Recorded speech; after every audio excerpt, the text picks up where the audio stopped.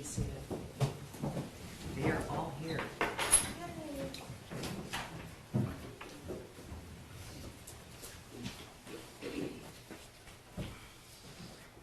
Your Honor, calling People v. Jennifer Crumbley, case number 2279990, FH.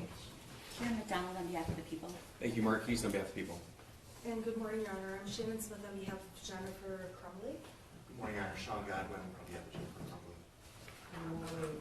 We did get a note from the jury this morning, just for your edification, that telling me that the media is describing who they are. Someone is a radiation, veterinary oncologist, or radiation oncologist or something, and has 2 children, or whatever it is. I think that they are have a belief that I have more control over the media than I do, but anyway, I plan to do nothing about it.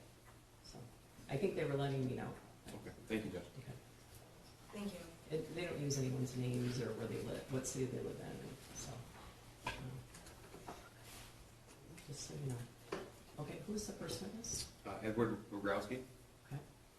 Are you And ready? Your Honor, we're not ready. And You're this not is, ready? No, we're ready, but before Mr. Wagrowski comes in, there are exhibits that I have previously objected to Okay. that Who is he? Who is he?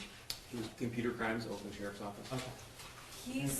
it's my understanding or belief that he's going to testify to some of the messages that were sent from the shooter to his friend, who we're not going to name B, and I previously filed a motion and asked that they were excluded. I understand the court's ruling and that they're included. Yeah, that was a year and a half ago, right? Yep, but since that time, I have received further documents that show information that is critical to the defense from the psychiatrist who evaluated the shooter, and it appears that we have an issue that the shooter will not waive privilege. Okay, you know what, let me ask you something. When we left yesterday, I asked whether there was any issues. I really do not like to use the jurors' time talking about these things. I'm aware of this issue. I'm frankly irritated because I feel like the court has been very timely in responding to the attorneys, and I don't, the scheduling order had a motion cutoff date in December, and I don't appreciate the during the trial homework assignments for the court. That being said, I'm aware of this issue. That's why I asked about it last night. I do plan to make a ruling on that. We've done some of our own research. I've gotten motions from those 2 psychologists, but I'm not going back a year and a half and changing my ruling that could have been appealed at that time. Well, I know that things have happened since then, but those things were subject to appeal. The motion to quash the denial was appealed. All kinds of things were appealed.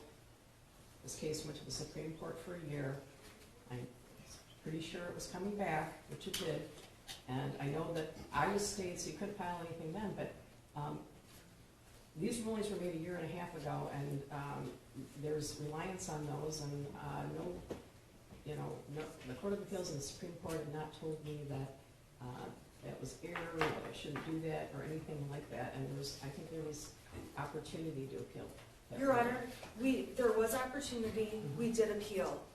We appealed to the Michigan Supreme Court. The court is absolutely right. Mm-hmm. The problem is, even after the motion cutoff, my office received records from jail psychiatrists that I need, that has important information.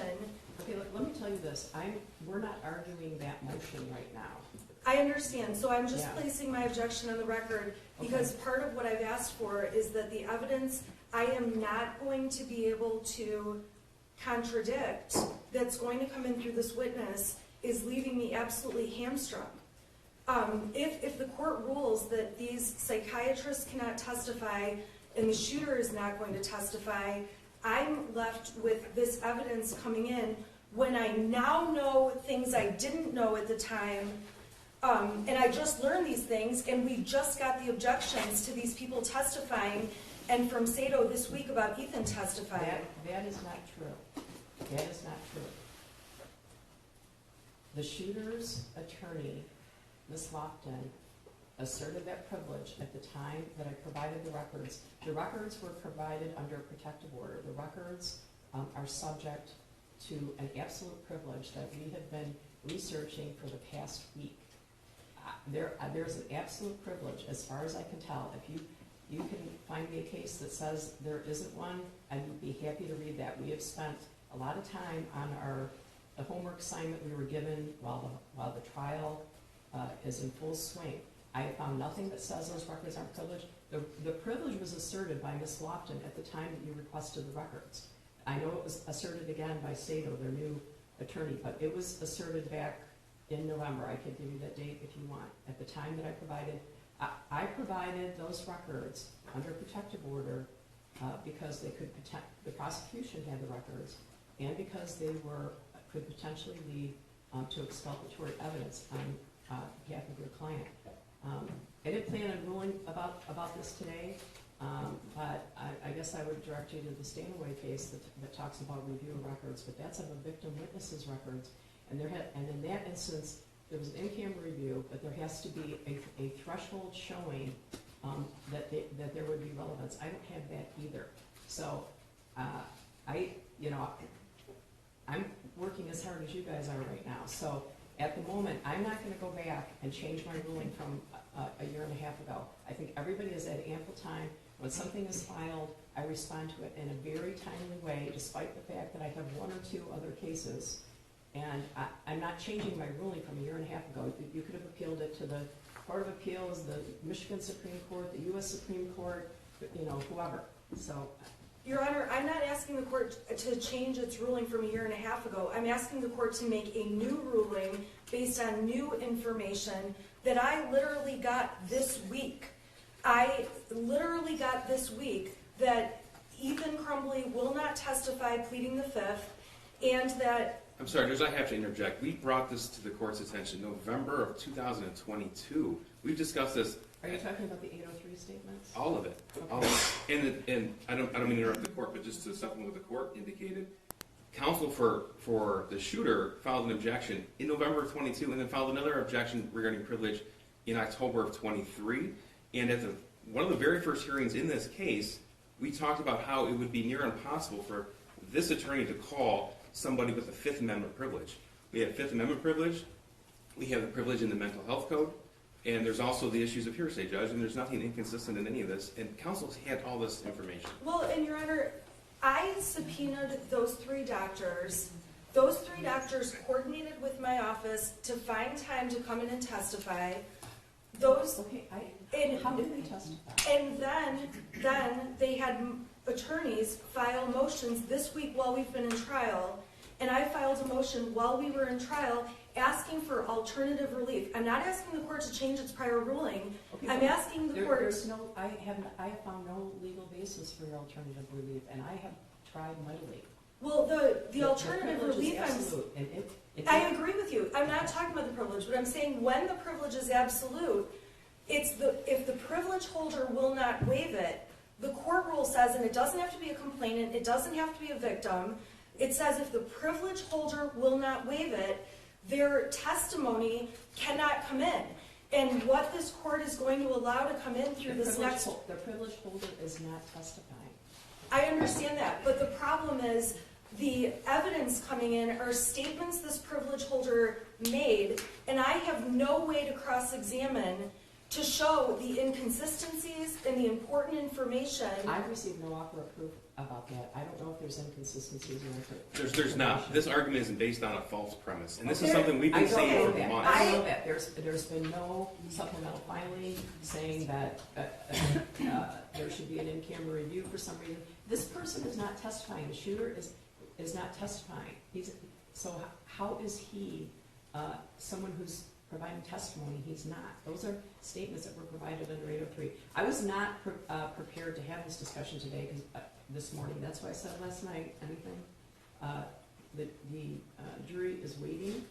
I would say that I also asked that in the Zoom we had last week.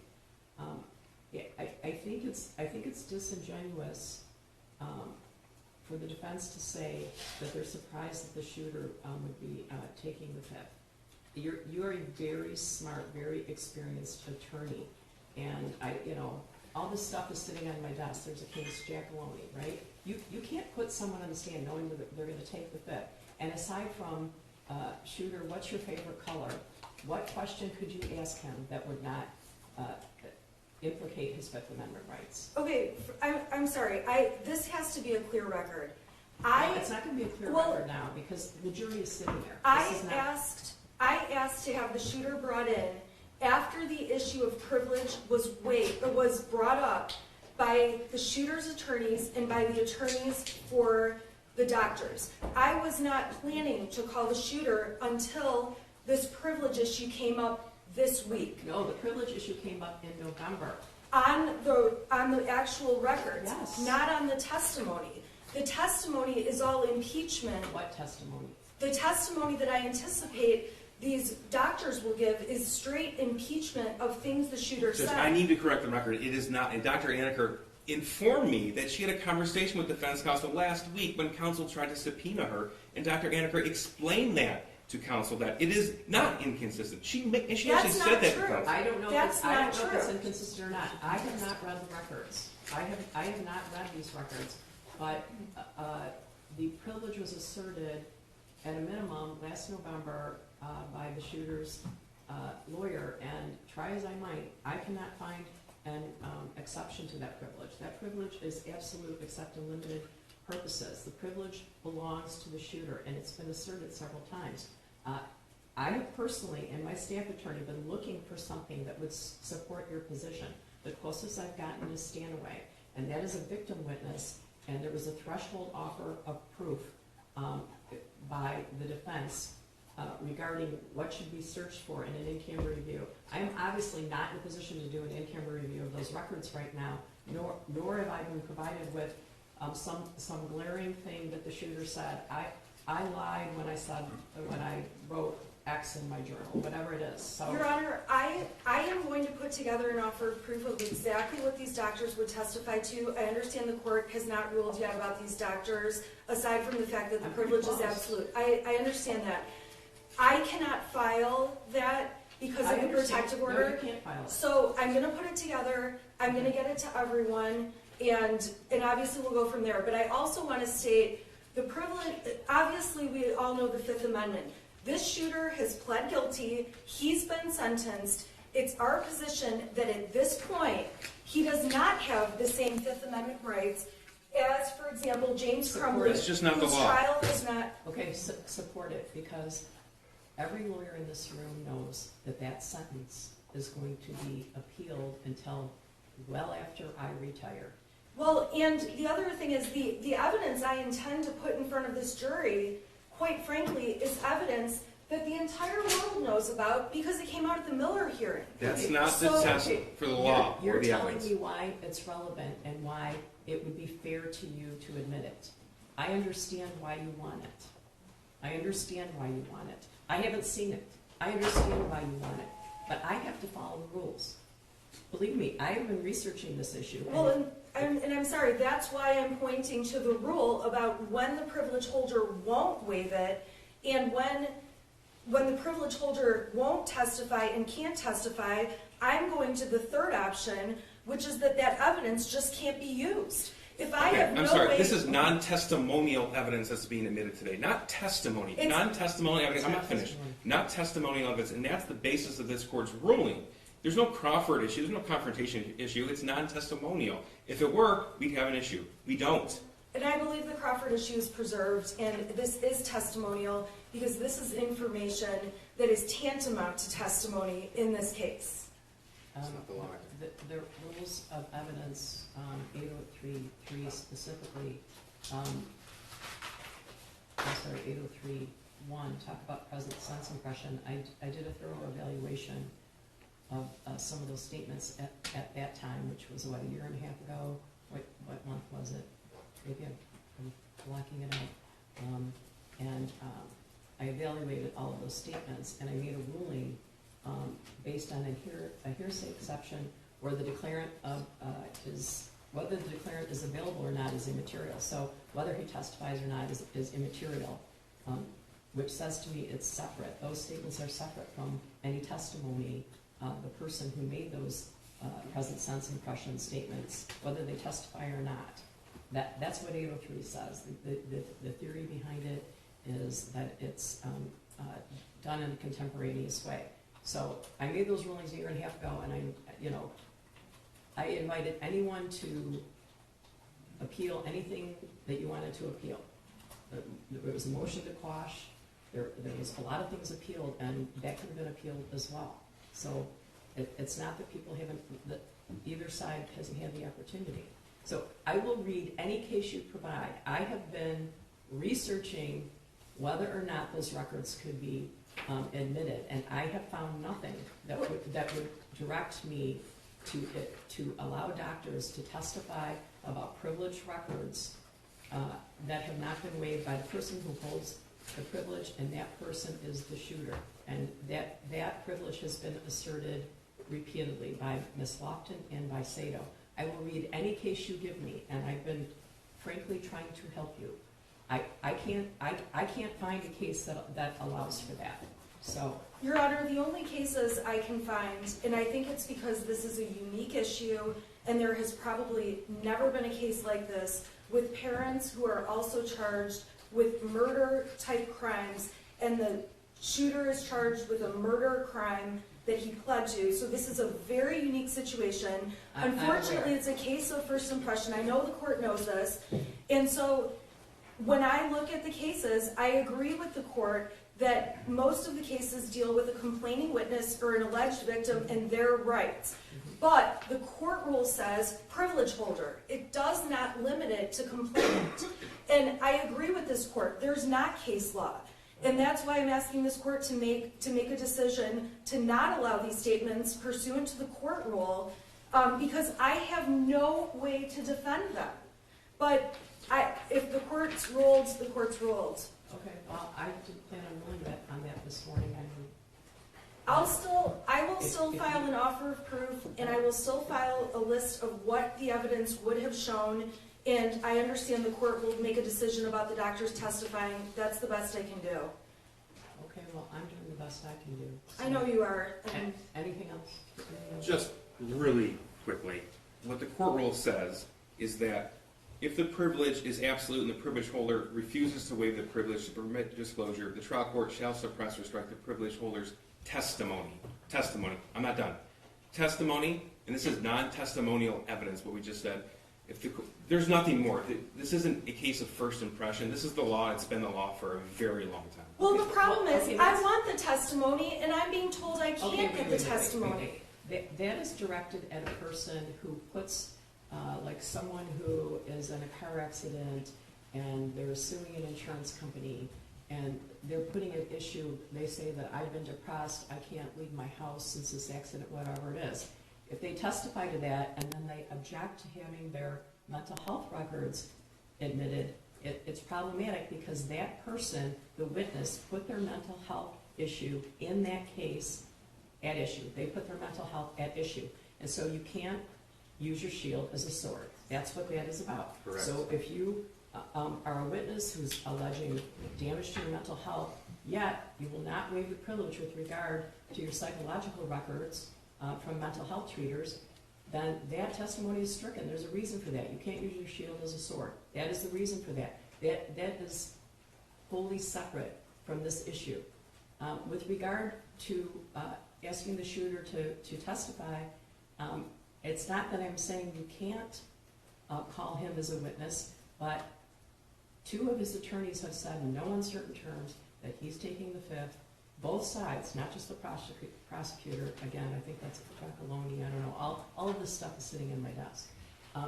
You are not allowed to put someone on the stand knowing that they're going to take the fifth.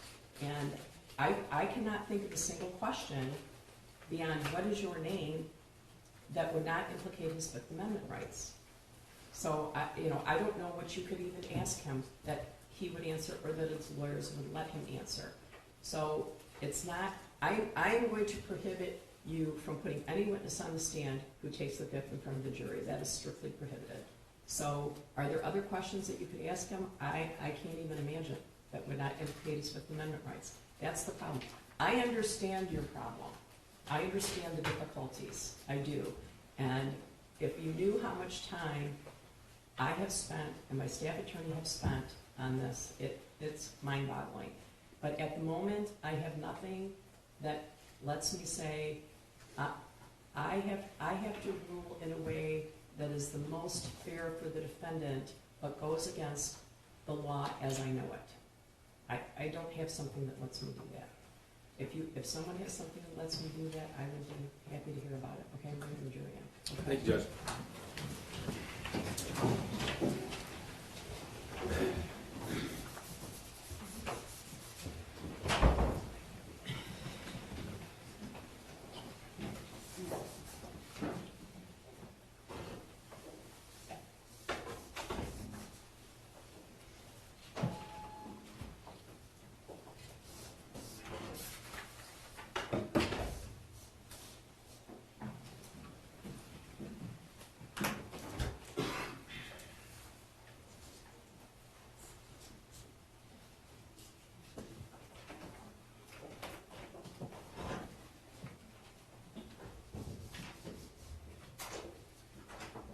All rise for the jury.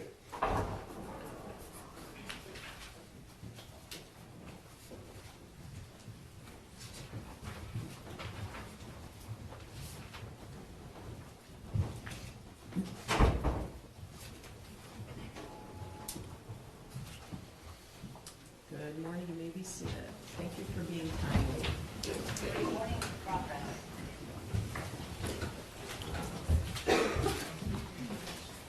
Who's the next witness? Ed Wagrowski.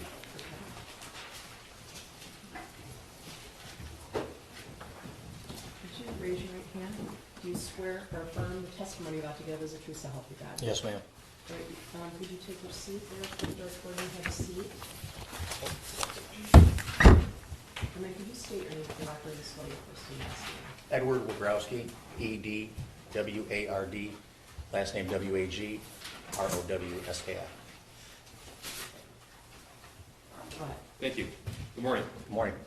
Sir, how are you employed? I am employed with the U.S. Secret Service, And how long have you been with the Secret Service? just a couple weeks. Now, prior to this current job, where did you work? The Oakland County Sheriff's Office, How long were you with the Sheriff's Office? 28 years. Okay, in those 28 years, where did you work? I started out in dispatch and went to corrections after that, the road patrol, and then eventually to computer crimes. Okay. And tell me, when you say computer crimes, what does that mean? Do anything that has to do with the computer, cell phones, forensic examinations of computers, DVR equipment, call detail records. Okay. How long were you in computer crimes? 10 years. In your time in computer crimes, did you receive specialized training with forensic analysis of electronic devices? Yes, sir. May I approach the witness? Sure. This is Exhibit 422. Sir, just confirm for us that that's your CV. This might be a threat to its admission. Oh, no, I'm sorry. No objection is admission, and Yes. also no Right. objection to his qualifications. CV, so you would stipulate his qualifications, you would stipulate that he's an expert in forensic examination of computers. Yes, yes, Judge. Forensic. Cellular cell phone forensics, historical cell site analysis. Yes, the defense stipulates to both of those, the CV and that he's qualified as an expert. Historic, say again, please. Cell site analysis and cell phone forensics. Historic cell site and cell phone, okay. You may consider him as an expert in the area of historic cell site analysis and cell phone analysis. Is that right? Yeah, okay. Yes, sir. Thank you. Well, sir, now we don't have to go through the entire CV, but let's just talk a little bit about your training as it pertains to cell phone downloads and forensic analysis. Okay. Okay, so is it fair to say that this field is evolving? Always. So you said you spent 10 years there? Yes, sir. What sort of things did you do in computer crimes 10 years ago? Well, things were a lot different. It was actually a lot easier to do forensics back then because with updates of how the phones operate, how Apple or whoever Android operating system, they just make it more difficult, and now we have to figure that out. What do you mean more difficult? With encryption, File-based encryption on a hard drive, so data that you hold personal can't just be taken off the phone and given out to whoever. So talk to me about what a detective in computer crimes, or first of all, what your current role as a Secret Service, what exactly do you do there? I'm a network intrusion forensic analyst. Okay, so would that be the same sort of duties you had in computer crimes? Yeah, the same thing that I did, cell phone analysis, computers, just with more network intrusion, like someone hacks into a bank or something like that. Okay, so walk me through, what is a typical day for a expert in the area of cell phone forensics? Typical day is you come into work, you just see what work needs to be done. The case, depending on the case, how important it might be to get that, to either examine those phones or contact the detective that brought that stuff in to see exactly what they're looking for on those devices. So you'd be somebody to receive the cell phone, seize an investigation, and then conduct an investigation into that device? Correct. Okay, so what does that entail? That entails, depending on the device, we have tools that are able to obtain the data from the phones, and then we then take that data, because it could be voluminous, thousands and thousands, hundreds of thousands of pages, and then put it into an easy readable format called Celebrate is the company, and they make a forensic analyzer reader, which makes it easy to look at. So that reader, that's one of the tools, forensic tools you mentioned? That's not the tool that we use, that's what we give out to investigators. The tool that we use is a little bit more than that reader tool, what the functionality that it gives us. But the reader tool makes it easier for the average investigator to look at. Okay, so help me understand this. So a phone is taken as part of the evidence, a search warrant is obtained for that phone, and then you're given the phone itself, is that right? Correct. Okay, so tell the jury, please, what do you do with the phone? Walk us through that step by step. Depending on the phone, again, if it's passcode protected, if it's not passcode protected, there's different steps that we have to do. We hook it up to the tool. In this case, it would have been Celebrate, again, as a company, and the tool is their Celebrate Premium platform, and that's able to obtain what's called a full file system, which is everything on the phone, everything you can get off of it, as long as there's not encryption on it. What's encryption? Encryption is, how do I describe it?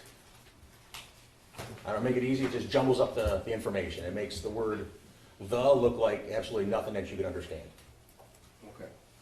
So, as an investigator in the area of digital information, you don't confine yourself just to a cell phone, would that be right? Oh, that's correct. Okay, so what other sources of information would you draw upon as an investigator? Someone's social media accounts, Facebook Messenger, Snapchat, all that stuff, anything you would download to your phone. And obviously the phones are cell phones, so you'd want to get the cell phone records from the carrier. Okay. Now, talk to us about how you obtain that information from other sources other than just the device itself. Via search warrant. Okay. And before a search warrant is sent, do you send something else? Yeah, there's something called a preservation letter. What that does is in order for us to get a search warrant, you have to have probable cause, or reason a judge to believe that the information you're looking for is going to be there. So while we're trying to gather that probable cause, we tell AT&T, don't destroy these records under any circumstances for 90 days until you hear back from us. Okay.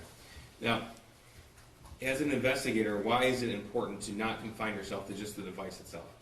When I say device, I'm talking about cell phone. So why would you not confine yourself just to that cell phone? Because sometimes the stuff isn't always stored on the phone. It could be stored on a server, and the computer system, like, again, Facebook, for example, or Instagram, that information isn't always stored directly on your device. It's stored on a server that your phone just accesses. Okay. So, is it your goal then as an investigator in computer forensics to gather as much information as possible? Always. And then when you gather the information, what do you do with it? Start talking to the OIC, as it's called, the officer in charge of the case. What are you guys looking for? What do you need? How can we help you, basically? Okay. Now, is every cell phone the same in how they store and transmit data? No, sir. Okay, tell me the differences. The difference is, like, to put it plainly, the more advanced the phone, Apple, for example, or a higher-end Android device like a Samsung, could have file-based encryption, where a lower-end phone doesn't necessarily have that file-based encryption. Do you know why that is? It's just whatever the manufacturer wants to put on the phone. To keep the cost down, to not have as many developers and all that stuff, you just keep the cost down by not having that as part of your platform. So if the user of a phone is spending more money for the device from a certain manufacturer, they can expect to have a higher level of encryption. Would that be right? Yeah, and features, yes. And features, okay. Yes. So then, is it possible to recover deleted content from a phone? Potentially. And why is it potential? Potentially, because again, you go back to that file-based encryption that I've said over and over, is if it's, once you delete something on your phone, it's not necessarily always deleted on the phone, it's just encrypted. You telling it to delete it just erases the path to get you that encrypted data, and so we can't find it. So it has nothing to do with the forensic tools at your disposal, it's regarding the manufacturer of the device itself? That's correct. Okay. Now, you talked about how some information can be stored on a server as opposed to a device. If something is deleted from a phone by the user, are you still able to recover it from the server? Potentially, yes. Okay, and tell me in what circumstances. For this situation in particular, I did some research. Facebook Messenger, for example, two people are having a conversation. I delete it on my phone. All I do is I tell my phone I don't want to see it anymore. Where Facebook, as the other person wants to see that conversation, won't delete it so that person can still read the conversation on their end of the phone. Okay, so let's say you and I have a Facebook Messenger chat with each other, and I delete that from my phone. If the investigator wanted to recover that information, it wouldn't be on my phone. Is that correct? Possibly, yes, correct. Okay, but then you could send a search warrant to Facebook, to the server, and obtain that information. Correct. Okay. Now, what if you and I both deleted it from our phones? What would happen then? According to what I've looked up and looked into Facebook's website, that it won't be available. Okay, so then it's deleted completely if both users of the chat delete it. Correct. Okay. Now, what about deleted text messages on the device itself? Tell me how that works. Yeah, it just comes back to possibly able to delete or retrieve deleted text messages on how they're stored in the phone, if the database is still available, or if the app's totally deleted from the phone, and all that data is stored in the phone, and I tell it to delete that app, then it could possibly be totally gone. So if you were to review, let's say, screenshots from one person's phone and then a forensic analysis of somebody else's phone, if the screenshots didn't match up with the forensic analysis, what would that tell you? That was possibly deleted. Okay. Now, during the course of this investigation, People versus Jennifer Crumbley, did you uncover evidence of deleted content from Jennifer Crumbley's phone? That's correct, yes. Okay, and we're going to get into that later.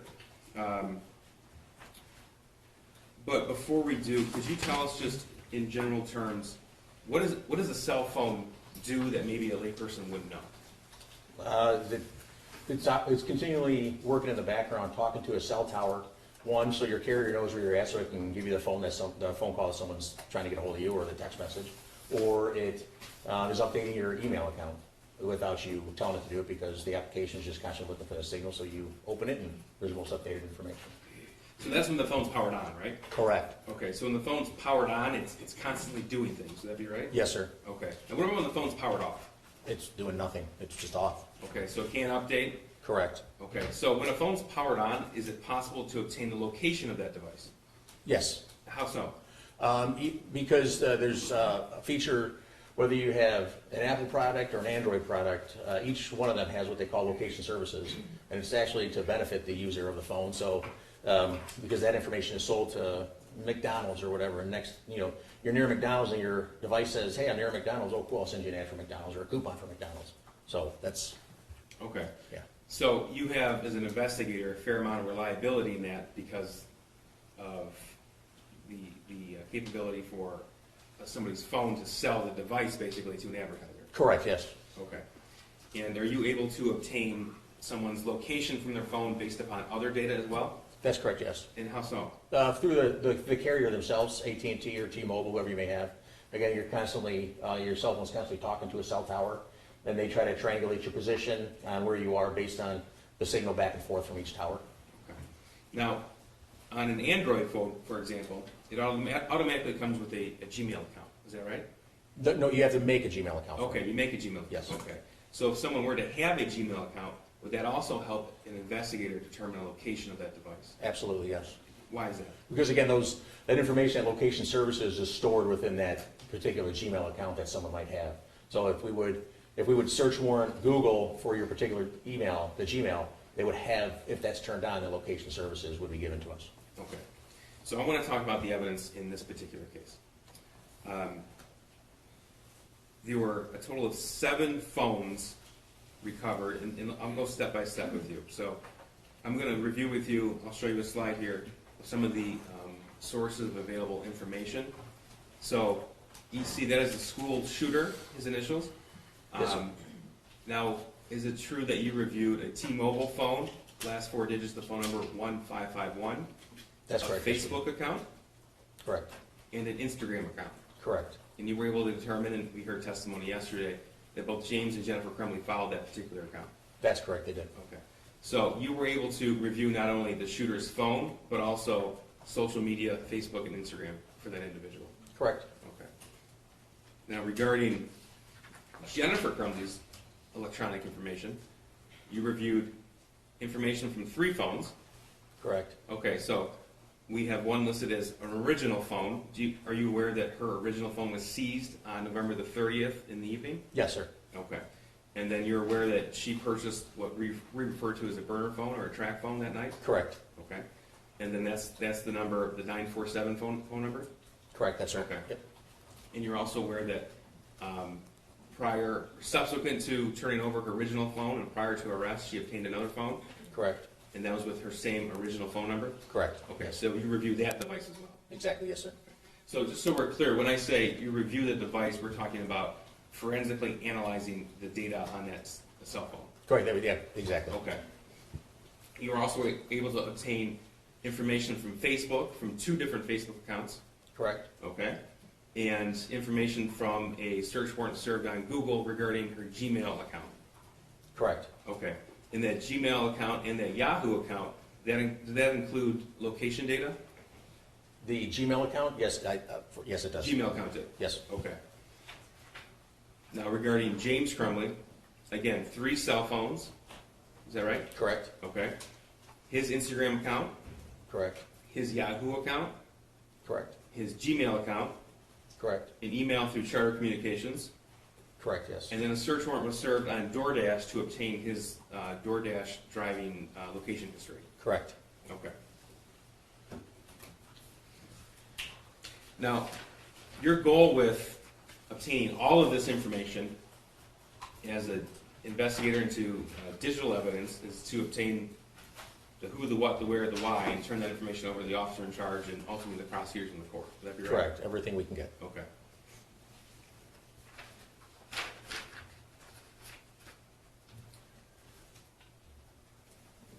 Okay, so I'm going to show you People's Exhibit 76. I don't believe we have an objection to any of the evidence coming through Officer or Investigator Wagrowski, do we? No, we have several objections, and I believe many of them have been placed on the record already, but let me open up 76. This is 76? We have no objection to 76. Okay, 76. And I'm sorry, with this witness, we're gonna have to go exhibit by That's all right. exhibit. That's all right. 76 is admitted. Okay, so what are we looking at? That is what it would look like, a printout from the Celebrate Reader or Celebrate Physical Analyzer program of someone's information that's obtained from their phone. And it's Jennifer Crumbley's, followed her son's Instagram account. Okay, so just to give us an idea of what we're looking at here, this is a snippet from a PDF export from that forensic tool they use. Correct, yes. Okay, so tell me how that digital information comes to you and how it ends up looking like this. The reports, the information that we have, you can put it in any number of formats. You can put it in a PDF like this is, in a Word document or Excel spreadsheet. And you just tell the software what you want it to show you and export the software, and this is what it produces. Okay.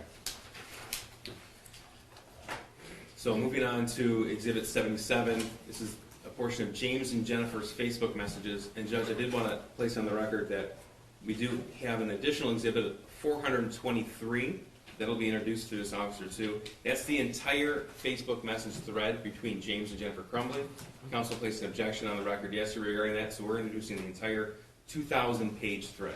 And Your Honor, I until I look at that 2,000-page thread, I object to it. My objection, I need to look through it. I might not object to it. Okay. My objection yesterday was about the exhibits the prosecution was showing, those individual exhibits. They deleted parts of those. Hold on. Nobody deleted anything. This is Well, then demonstrative aid. The exhibits are the same, and Okay. we're giving the whole thing. Okay. Okay, and You can, they're admitting an exhibit and showing the jury portions of it. They're permitted to do that, right? right. So, But I'm just saying, my question yesterday about the parts missing did not mean I'm asking for all thousands and thousands of texts to be introduced. Okay. So I'm gonna take a look at them and see if we do have an objection, and we may not. Okay. The other. You've had them for a while. What's that? You've had them for a while. Yeah, I Okay, have. January of 22. I guess the difficulty is that the prosecution does not want the jury to get the impression that they're in some way hiding something or not presenting something to them. So they're presenting the portions of that exhibit that they think are relevant for purposes of this witness's testimony. In the event that you want the entire exhibit in, the prosecution is saying we don't object to that. Right. So it's up to you. You can let us know. Right, and I believe the only problem is this court's made other rulings where things are discussed in those texts that are not a part of this. Okay. So when I reviewed their exhibits, as a whole. They're allowed to show different pieces of the exhibits, but that didn't mean I was suggesting we just admit the whole thing, because you've made other rulings about, Okay. All right. okay? Okay, they don't want the jury to think that they're not willing to provide the boxes and boxes of evidence I'm sure that there are in both of these cases. But I'll leave it to you. They want to ask this witness questions about specific portions of those 2,000 pages. They don't want to show the jury 2,000 pages and then ask questions about it. So. I completely understand that. I get that. The other thing I would ask the court is, until the exhibit is admitted, I would ask that the exhibits are not being published to the jury. Yeah. Because- That's Correct. fine. Yeah, Correct. that's fine. Okay, well. Correct. Agreed. Okay, thank you. Yeah. So, I'm sorry, we're on exhibit 78. This is 78. Okay, and Okay. let me just find my list really quick. Okay, so 75 is admitted. In 78, we have no objection to. Okay, yeah. Tell us what the exhibit is. 76 was admitted as well. Yeah, just try to put tell us what the exhibit is prior to, so that she knows which one. I have that 76 was admitted, 78 was admitted. The prosecution indicated they are skipping what was proposed 77. exhibit 77. Correct. Okay, so. Although we have no objection to 77. Okay, so you don't object to 76 or 78, so they're admitted. Okay. All right, go ahead. Thank you. Okay. Do you remember my question? No, sir, I apologize. I don't either. Okay. All right. So this is Exhibit 78. It's been admitted. This is from the James and Jennifer Facebook message thread. Okay. So before we get into the content, you talked for a little bit before about deleted content, specifically a Facebook Messenger thread between two people. Correct. Okay. Now, in the course of your investigation, you came to learn that Jennifer Crumbley had a Facebook account, That's correct. and that James Crumbley also had one. That's correct. Okay.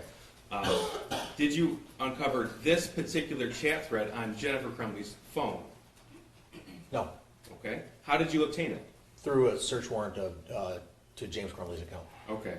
So, if there is an actual chat history, in this case a 2,000-page chat history between two people, but it's not found on a device, but it's found on the server, what does that indicate to you? That one person deleted it. Okay.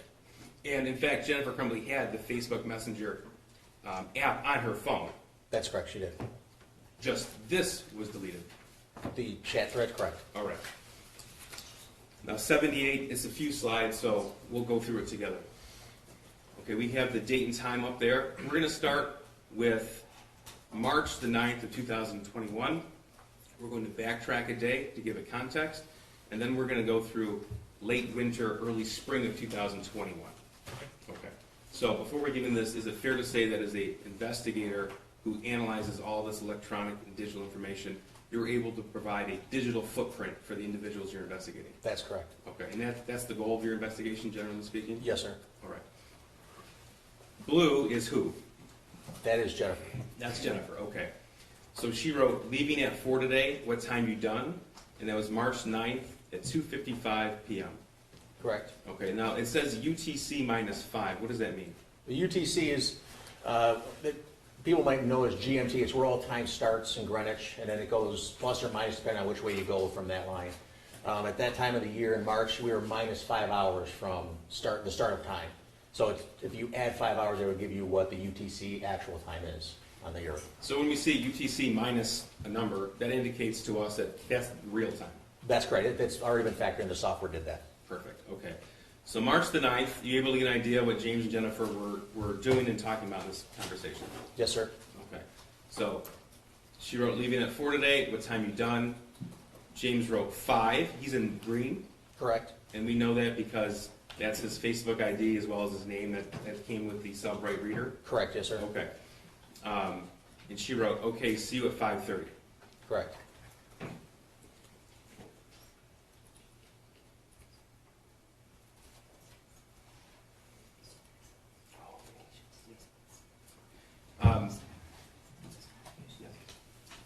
Sir, in all the information that you recovered, is it fair to say that James and Jennifer Crumbley communicated quite a bit through Facebook Messenger? Yes, sir, they did. And so the Facebook Messenger thread is substantially more so in volume and data than any text message thread you found between the two of them. That's correct. Okay. All right.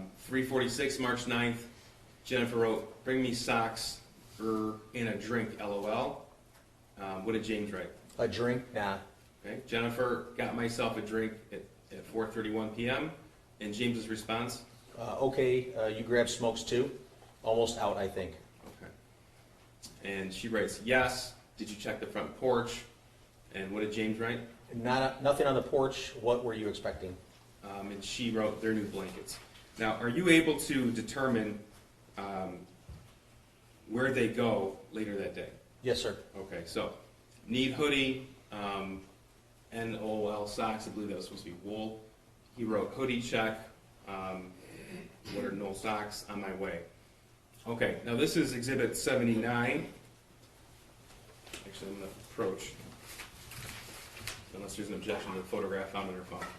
I have no objection, but again, I would ask. That's fine. That's fine. Before they, Yeah, I agree with you. Thank you. I agree with you.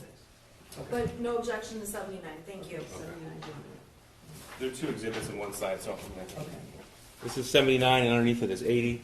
Have you seen those items before? Yes, sir. And how have you seen them? There were pictures on Jennifer's phone. Okay, so I'm going to move to admit 79, I believe stipulation, as well as 80. I'm sorry, can I have a moment, please? Sure. I have no objection to 79 or 80. That's correct. 79 is admitted and 80 is admitted.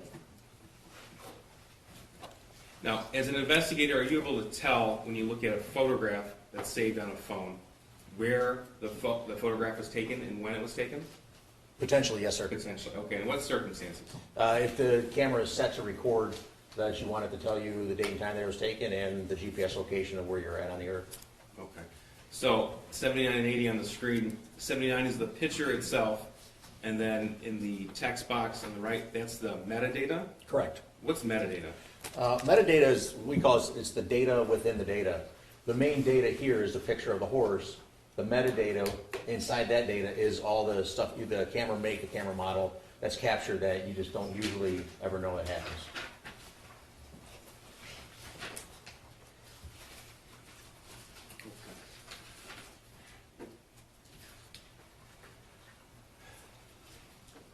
You know, I think before we get into your investigation into the phones itself, I want us to back up a little bit and talk about your involvement, how you got involved in this case.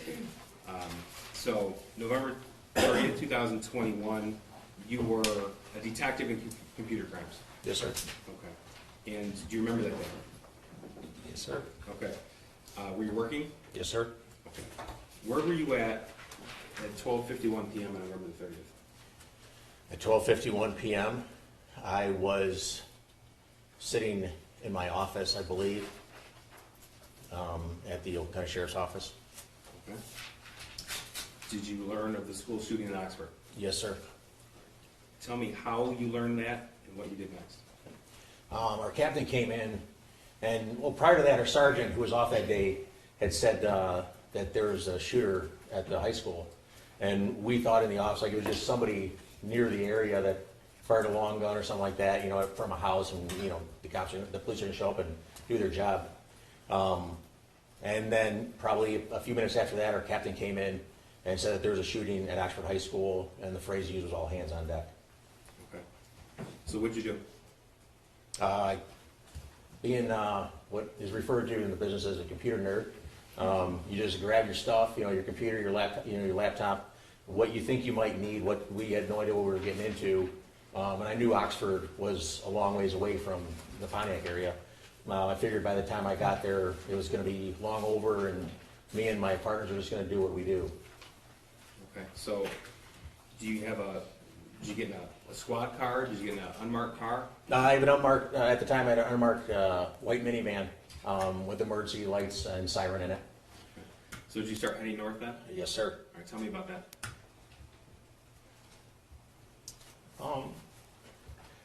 Well, at first it didn't seem real. I remember pulling out of the parking lot, and I looked to my left, and there was some patrol cars coming around the corner. There's the medical examiner's office down there. And I'm like, then it like really came real. Like, holy crap! Like they know about it. It was the state police. I'm like, they know about it. Like this is serious. It's bigger than I could ever have imagined. So I flipped my lights on at that point and just drove north. Okay. How fast were you going? As fast as the van will let me. How long did it take you to get there? I have no idea. It seemed like eternity, I can tell you that much. So, Oxford High School, it's a large school. It's one level, it's one story rather. Yes, sir. As far as area, it's got a pretty big footprint. Okay. So where did you go when you pulled up? When I was driving there, there's a lot of radio traffic, a lot. I remember I was actually at 24 and Lapeer Road, M24 Lapeer Road and Updike, and they called that S1 was in custody. And I was still, I know, a ways off from there. But that, we didn't know what was going on. We didn't know if there was a second shooter, a third shooter, a bomb planted somewhere. So, it just didn't stop. And I drove north on 24. It seemed like eternity. And with every half mile I drove, it seemed like there was another emergency vehicle falling in behind me. Yesterday was described as a caravan. Would that be accurate? Oh, it was definitely a caravan. There was one time we got into, I remember we were approaching a light, we were getting closer, and there was, the light had just turned red. So cross traffic was going to start, which obviously is a dangerous situation, being in a car. Actually, the white minivan that no one believes is a police car. And so as I approached, I got up into the intersection. I inched my way in there to stop traffic and hold the intersection. And I counted every vehicle that went past me. There were 18. Or SWAT trucks, ambulance, patrol cars from agencies that were nowhere even near our area. So tell me what you see when you pull up on the scene. Like I said, there's a lot of chatter on the radio. I wasn't familiar. I'm not familiar with the area of Oxford at the time. I had no idea where the school was. All I could hear was the staging area and Ray Road. And so I'm just thinking, I'm just going to drive north. I'm going to follow this caravan. We're going to go up there. And as soon as I see the Meyer, I'm going to stop there because I have no idea where the heck I'm going. I didn't bother putting in my GPS, of course. And I turn onto Ray Road, and all I see is I see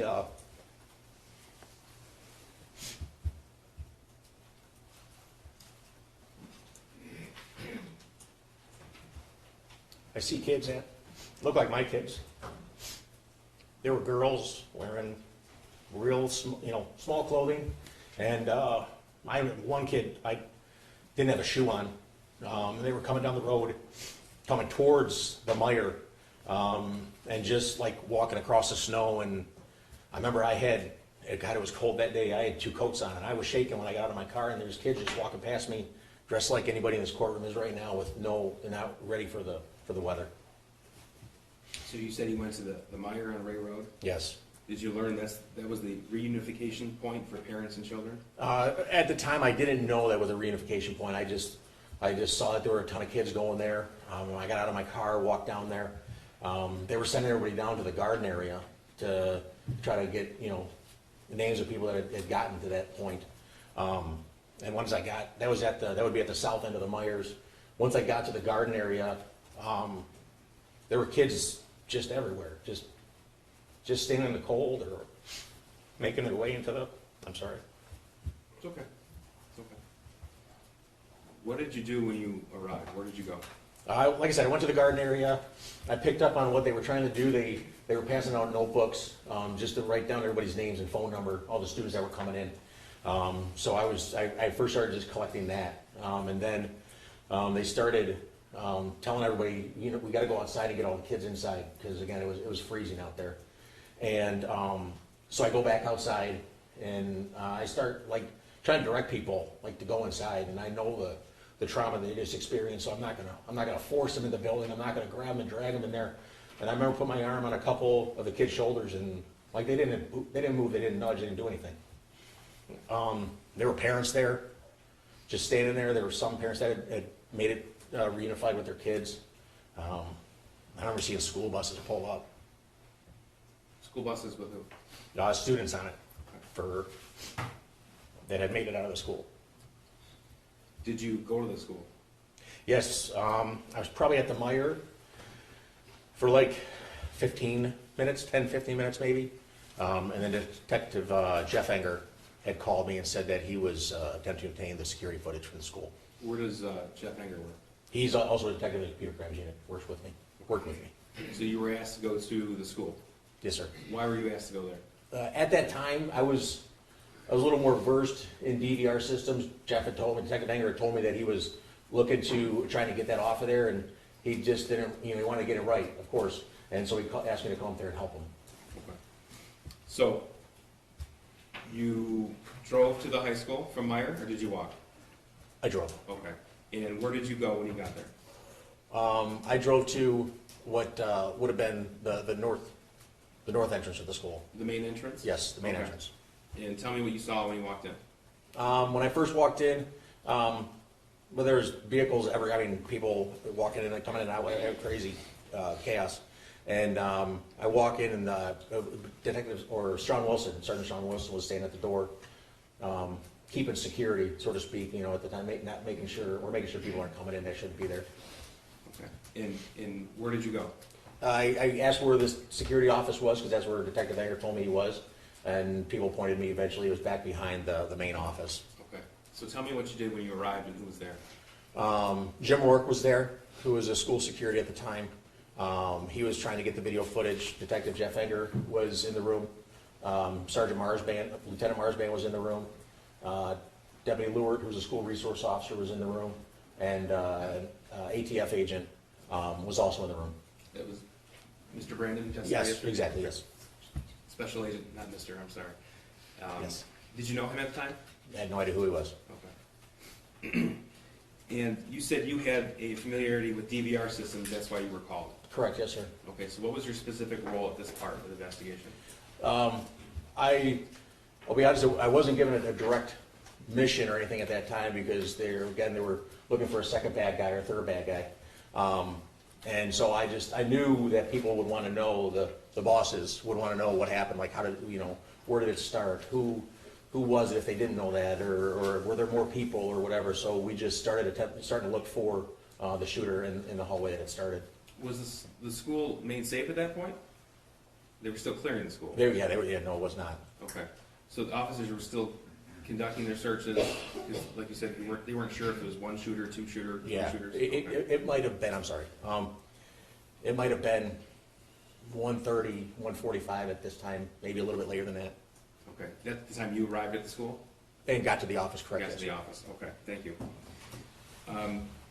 Did you learn how many surveillance cameras were active in Oxford High School on November the 30th of 21? Yes, there's well over 90 of them. Okay. And so it was your job at that point, or your role as you saw it, to identify who the shooter was? Correct. Okay, so how did you go about doing that? We started in the hallway, the 200 hallway where it all started, in the bathroom that the shooter came out. And we attempted to backtrack him going in there. I remember it took us like 15 minutes to try to figure out, because he had actually changed his clothes. We didn't know who the shooter was. We didn't know his name in the office at that time. He was in custody at the time, but we didn't know. And I remember someone in the office, someone saying, eventually giving us his name, and then saying that he was in the school counselor's office earlier that day. So we went back to that time of day when he was going in and out of the school counseling office to find out what he was actually wearing at that time. And we were able to follow him into the bathroom then. How long did that process take you? Well, because we didn't know what he was wearing, it took us 20 minutes to try to figure that out. Now, are you the person, so you backtrack to the point where the shooter walked into the bathroom that he emerged from to begin the shooting, is that right? Correct, yes, sir. Okay. So are you the person, the investigator, who actually put together the footage of the shooting itself? Yes, sir.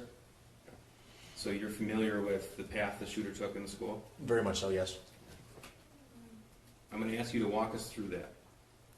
So he said, you told us that he went into a bathroom. That's the bathroom adjacent to room 258? Correct, yes. Okay, tell us what happens next.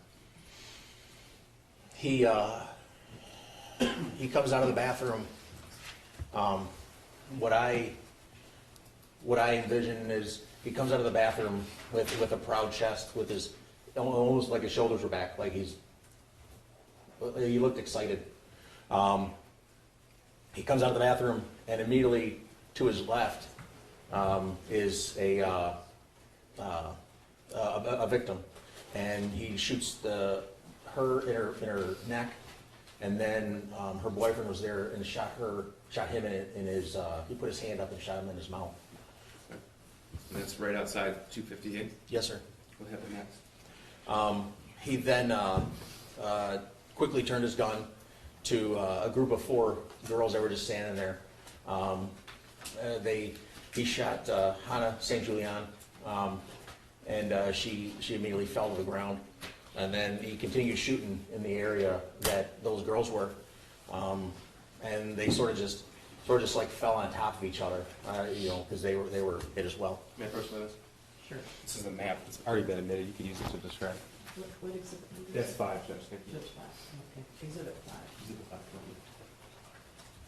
5. At this point, it's under a minute that all that shooting happened, and then so at that point, obviously, it must have really, again, kicked in, for lack of a better phrase, to the victims in the hallway, and they started running. Then the shooter, with just a one-arm grab, just started firing rounds down the hallway, with no regard for obviously anything, and bullets are flying, and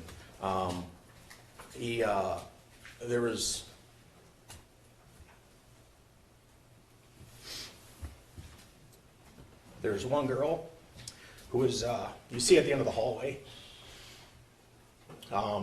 she just, as the shooting starts, she drops down into the fetal position in an attempt to protect herself. And the shooter runs up to her and just puts the gun right to her head. And that was Madison. And you see her fall over. He then goes around the hallway. And there's, at this time, all the kids have gotten out of the area, most of the kids. You see 2 girls. One stops at a classroom that obviously the victims inside have already locked the door, so you can't pull it open. You see her trying to tug on that door. And there's another girl with dark hair that comes running up behind her and like grabs her while the shooter is just shooting down the hallway. And then they just take off running further down the hallway.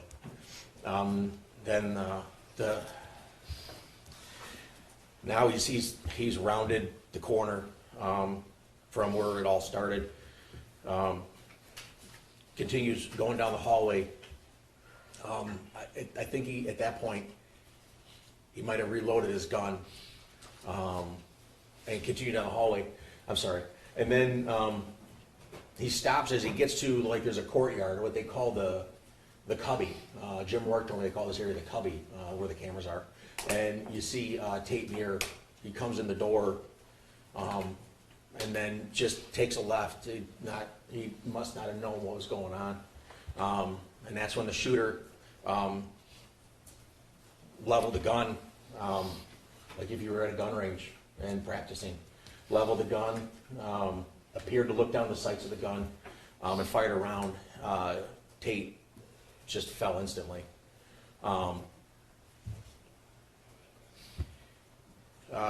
He continues on down the hallway, walks past Tate, doesn't care to acknowledge the fact that even happened. I'm sorry. prior to walking down the hallway, that's right, while Tate's body was laying there, you see the shooter with the gun still level fires another round, and it causes Tate's body to jerk. I don't know if it hit him in the hip or the backside or whatever. Tate's body jerks, and then the shooter walks past him. You see his feet at the top of the camera frame. There's not a camera that picks him up because if there's not enough movement, they don't start recording. But you see his feet stop in what I later found out to be a teacher's classroom, and he turns, and then he fires into that classroom. He continues on down the hallway, looking into classrooms and stuff like that. There was one, as he gets so far down the hallway, he had fired a couple rounds down the hallway.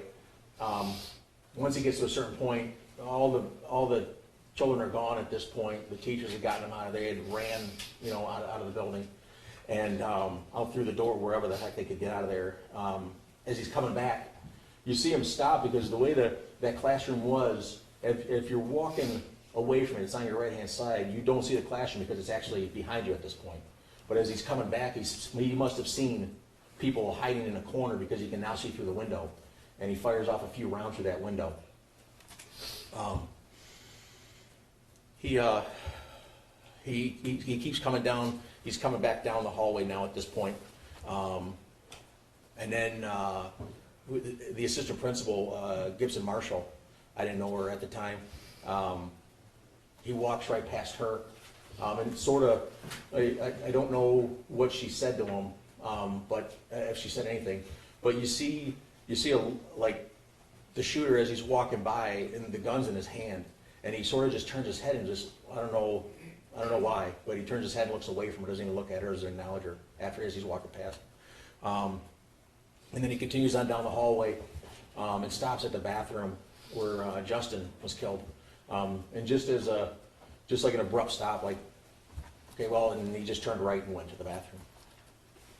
So, I didn't tell you I was going to ask you that. You obviously have this committed to memory. No. Yes. How many times have you seen this footage? Like I said before, I don't know, it's burned in my brain.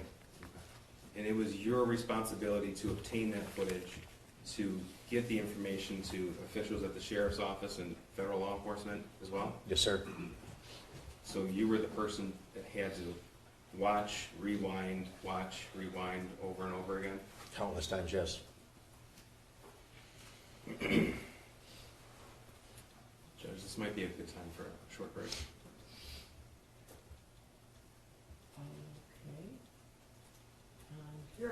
Your Honor, my client could use a second if we could, please. She's like, I'm trying to Okay, we could. okay, I understand. We Thank understand. you. I understand. Okay, so we're going to take a 10-minute break, so if you can be ready to come back here at the time. Your sergeant, I'm in the habit of demoting and promoting people while they're on the stand. Your sergeant? No, ma'am, I'm an analyst now. I'm a Analyst. civilian employee, I'm Oh, sorry. you're a civilian. I'm sorry, Okay. ma'am. You dismissed her. Okay. Yes, sir, ma'am. You are still a witness and still under oath, so you can't discuss your testimony with anyone during the break. Yes, ma'am. Okay? Yes, ma'am. All right, you can step down. All rise for the jury.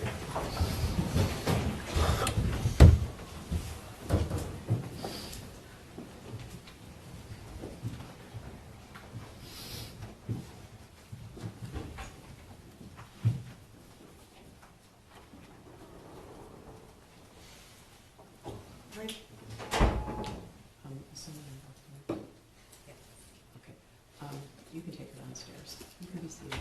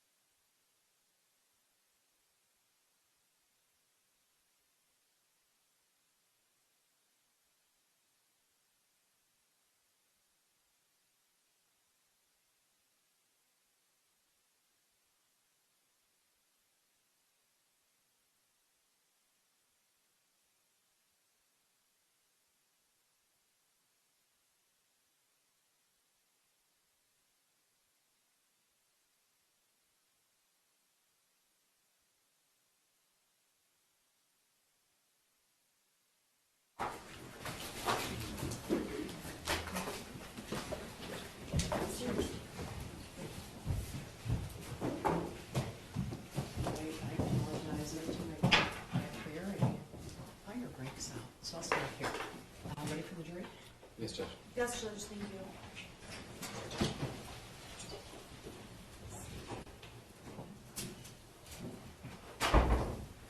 And you just leave the distance.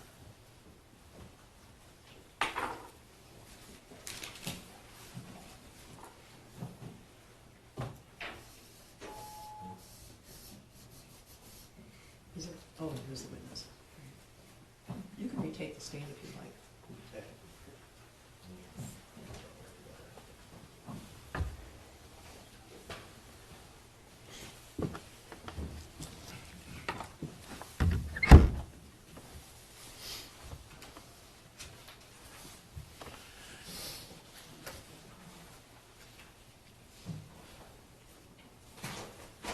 All rise for the jury.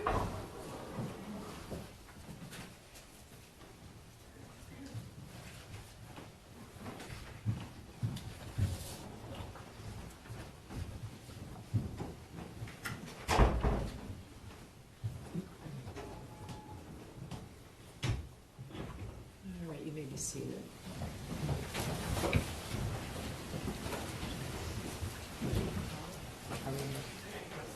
Just like slowly go. Yes, ma'am. Okay, go ahead. May I proceed, Judge? Sure. Thank you. Okay. Now, just one more question about November the 30th. When you arrived at the Meyer and Ray Road, were there just a few parents there or a lot of parents there? There were dozens of parents just standing there just waiting. Okay. Now, I want to direct your attention now to the late winter of 2021 and the early spring of 2021. Specifically, how you came to know about information regarding that time period in your review of the defendant's device. So I had already introduced this exhibit. 79 is the photograph, 80 is the metadata. Okay. And if you could tell us, did you recover evidence around this time frame that was of note to you of an investigator in this case? Yes. Okay. So like I said, we're going to start with March the 9th and move backwards from there. May I first witness? Sure. This is People's Proposed 81. Sir, I've just handed you a map. We were talking about metadata and how it can occasionally give an investigator an idea of where and when a photograph was taken. Correct. Okay, and if we look at the screen here on Exhibit 80, we have coordinates at the bottom of that metadata. Is that correct? That's correct. Okay, and so 81 I've just handed you, that's the coordinates plugged into a map? Yeah, in a good, yes, correct. People move to omit 81. No objection. 81's I'm a- sorry, 80, It's a Google map of metadata. yep, no objection. 81's omitted. So this is 81 on the screen here, and that tells you, in addition to the metadata, where the picture was taken, where that device was when the picture was taken. Correct. Okay, and again, this is March 9th of 2021. Correct. Okay.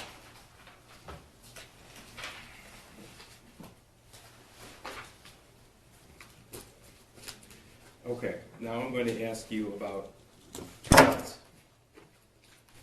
what Jennifer's son was texting Jennifer about on March 9, 2021.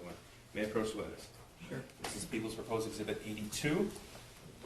Sir, those are text messages exported from Jennifer Crumbley's phone. Have you seen that in the past? Yes, sir, I have. Okay, and how did you come to see that? From the phone extraction. Okay, and you extracted information, you reviewed those messages? Correct, yes. People moved to omit 82. Any objection to 82? I'm sorry. Remember, 82 is a text message between Shooter and Jennifer, pages 105 to 106, dated March 9th, 2021. Yeah, I believe that the court, I've You previously lodged an thank you. objection that I've had it rolled on. Correct, it's preserved. 82 is omitted. thank you. Sir, I'm going to publish that to the jury. It's multiple slides, and then you can look at the screen. So this information is from Jennifer's original phone, is that right? Correct. Okay. And so People's 82, we have multiple slides here. The blue is the defendant's son, is that correct? Correct. Okay. And what is he writing at March 9, 2021 at 7:50 in the evening? He's asking if Jennifer could come home. There's someone in the house, I think. Okay. And what's the next text he writes? The third one says, someone walked into the bathroom and flushed the toilet and left the light on. Okay, that's March 9, 2021 at 7:50. Correct, yes, sir. Okay. And then March 9th, 7:50 and 52 seconds. What does he write? And I thought it was you, but when I came out, no one was home. And then he writes, there's no one in the house though. Correct. Dude, my door just slammed. That's at 8 p.m. Yes. Maybe it's just my paranoia. That's at 8:01 p.m. March the 9th. Yes. Okay. And then this is 8:01 p.m. text to his mother, the defendant, but when are you going to get home? And when was the next text response in the phone download that you recovered? The next response was the following day on March 10th, where she said, where's your dad? At 10 a.m., 10:21 a.m. May I approach the witness? Sure. This is People's Proposed Exhibit 83. Sir, take a look at that and tell me if you recognize the witness handed you. Yes, sir. And how do you recognize that? It's an extraction report in a PDF format of a call log from a cell phone. Okay, and that call log specifically was recovered on the shooter's phone. Correct. Okay, and this is from March of 9th, 2021 to March the 20th, 2021. That's on the last page. Yes, correct. Okay, thank you. People move to admit 83. And I have no objection to that. 83 is admitted. So the slide I'm going to show you, it's a snippet of that. We're going to go back to Exhibit 83 throughout your testimony. Okay. Specifically, because we're talking about March the 9th right now. March the 9th, 2021, the phone call to either his mom or dad to his father, James Crumbley. It was a missed call at 7:31 a.m. Is that right? That's correct, yes. And his mom called him at 8:38 p.m. March the 9th. I'm sorry, March the 10th. Correct, on the 10th. Okay, so the time those text messages were being sent to his mother, there were no phone calls or texts back in that relevant time period. Correct.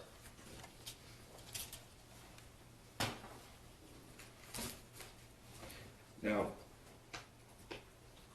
I'm going to back up a day to March the 8th to give this context. May I approach the minutes? Sure. This is People's Proposed Exhibit 84.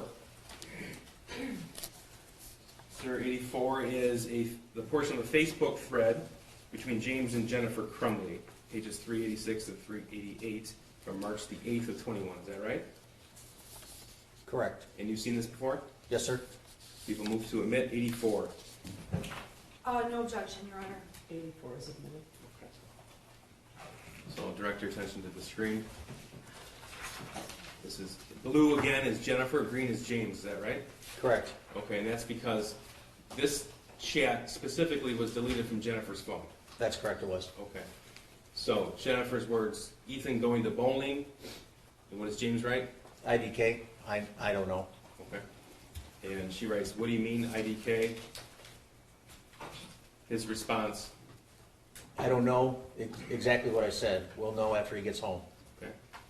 And Jennifer wrote, "Does he have his phone? Why isn't he home yet? He should be home by now." That's March 8th, 21 at 3:12 p.m. That's correct. Okay. Then she writes, "Freaking out." And James's response, He does not get home until 3:16. okay. And then Jennifer wrote, "I told you to pick him up because he's upset and I don't want him to do anything stupid, goddammit." Correct. That's March 8th, 21, 3:13 p.m. That's correct. Okay. And James writes, "Dude, chill, he is fine, I'm trying to fucking work." That's correct, you did. Okay. So for context, this is the day before those text messages were sent by the defendant's son to the defendant. Correct. Now I want to move on to March the 17th of 2021. May I approach the witness? Sure. This is People's Proposed 85. Sir, 85 is the Facebook thread between James and Jennifer Crumbley, pages 432 to 435 from March 17th. Do you recognize that? Yes, sir. And how do you recognize it? Again, it's a printout of a Facebook chat. Okay. And you've, of course, seen that before? Yes, sir. Because you were the one to pull the information? Correct, yes, sir. What number 85. 85. People moved to mid 85. Your Honor, I'm trying to pull it up right now. Okay, sure.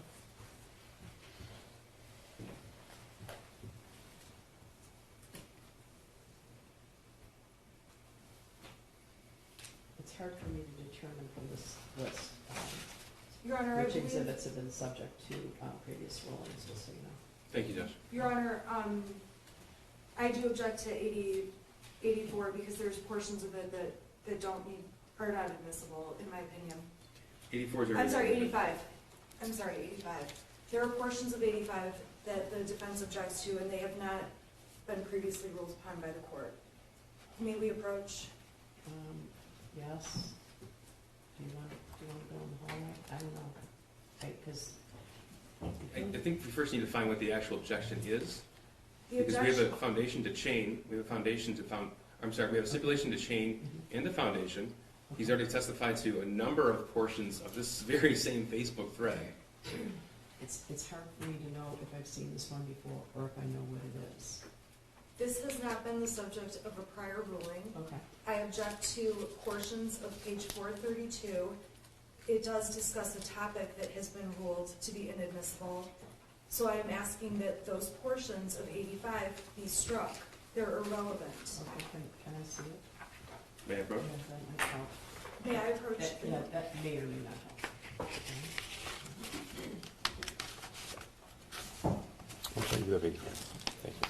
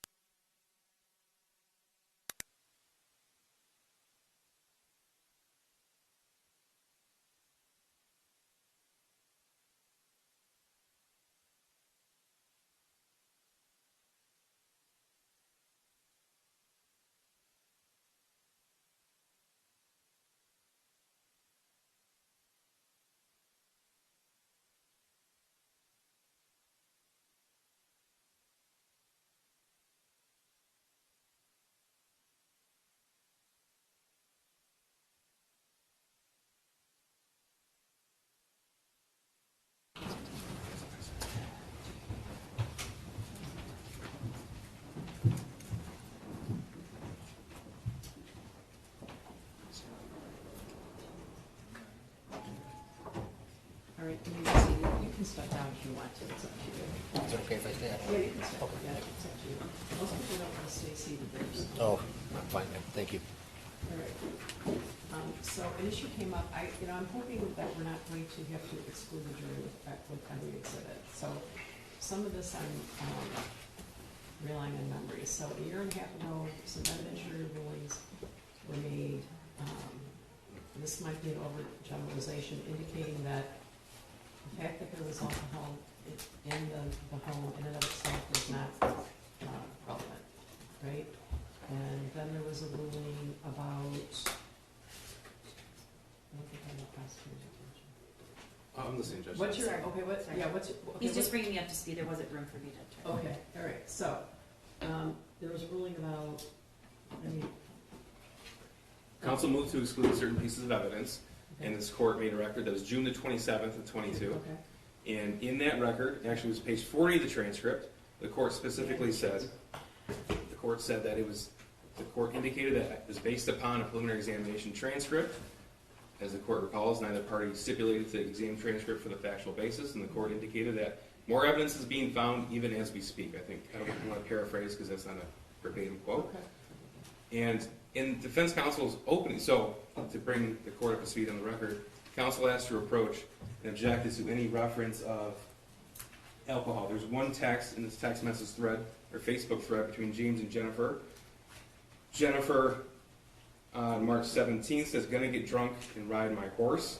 James responds, "Well, don't get drunk." They have a couple of more text messages in the midst of a conversation that is pertinent to our proofs. And that's because the next exhibit will be text messages from the school shooter to Jennifer Crumbley about seeing demons. And then there'll be evidence of a lack of phone calls, lack of text messages back. And to get back to the court's ruling, the court said no evidence of alcohol or substance use unless it does show some type of parental neglect. Okay. So these particular messages are the same time, the same date, where the defendant's son is experiencing or stating that he's experiencing hallucinating. So this is all relevant. And Your Honor, my point is, on Exhibit 85, there are texts that do not need to be included to make the point that Mr. and Mrs. Crumbley were at the barn and not with their son. We're objecting to the texts that include buying beer, being drunk on a horse. They are irrelevant. They are also irrelevant to someone being a hypervigilant parent. I would consider myself a hypervigilant parent, and I have some cocktails once in a while. That issue is not relevant.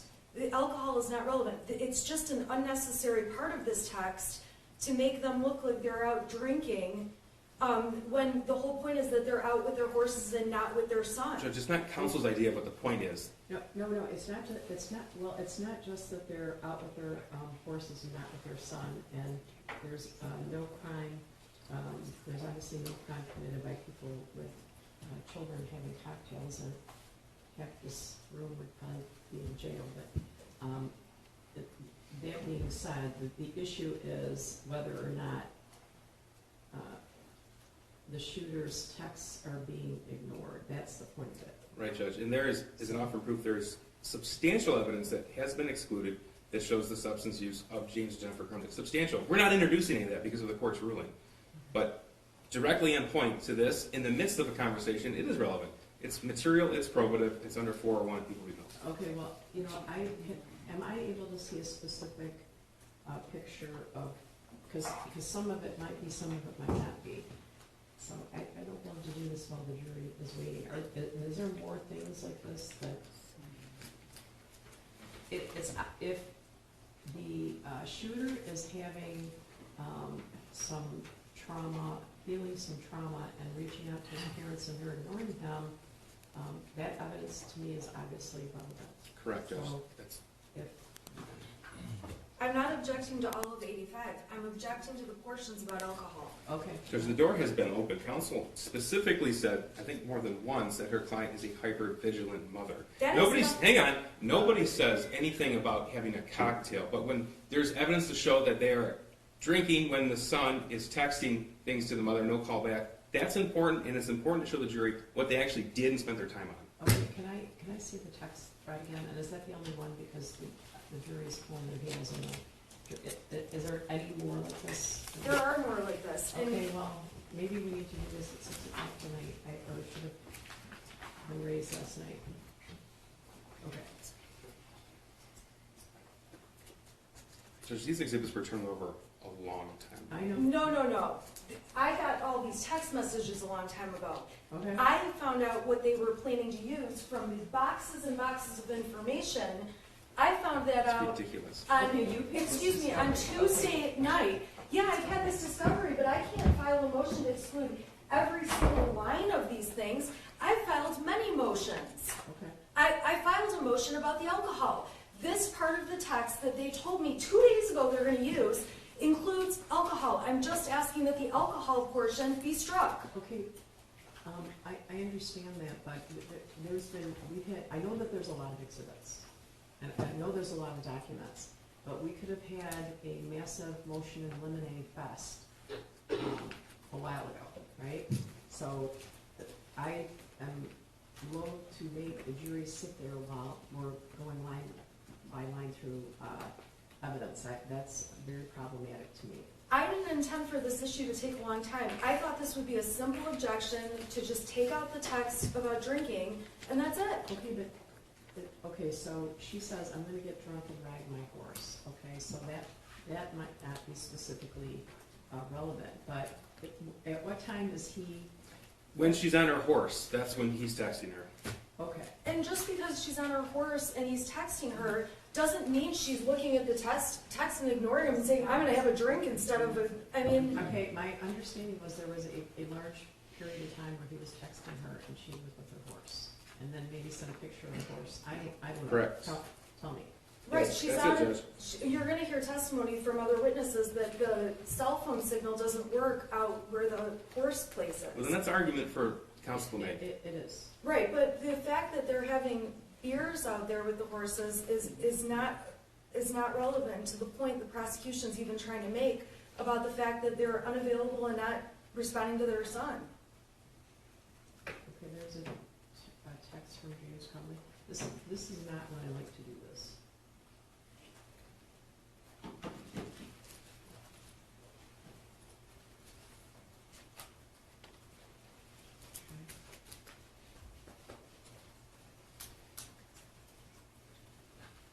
Okay, she says, gonna get drunk and ride my horse, that's at 1:30 in the afternoon. When do you say he's trying to contact her? That was a day during the week when she was at work. After work, she went to the barn, the text being around 5:50 p.m. When she's at the barn, we know that from pictures and metadata.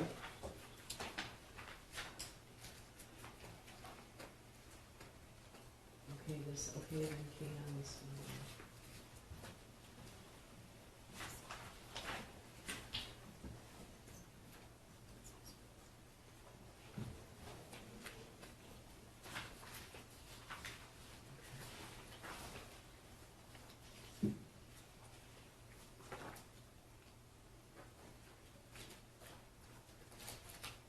And so the court is aware there are no other, we took all other reference out prior to trial of alcohol use in accordance with this court's order.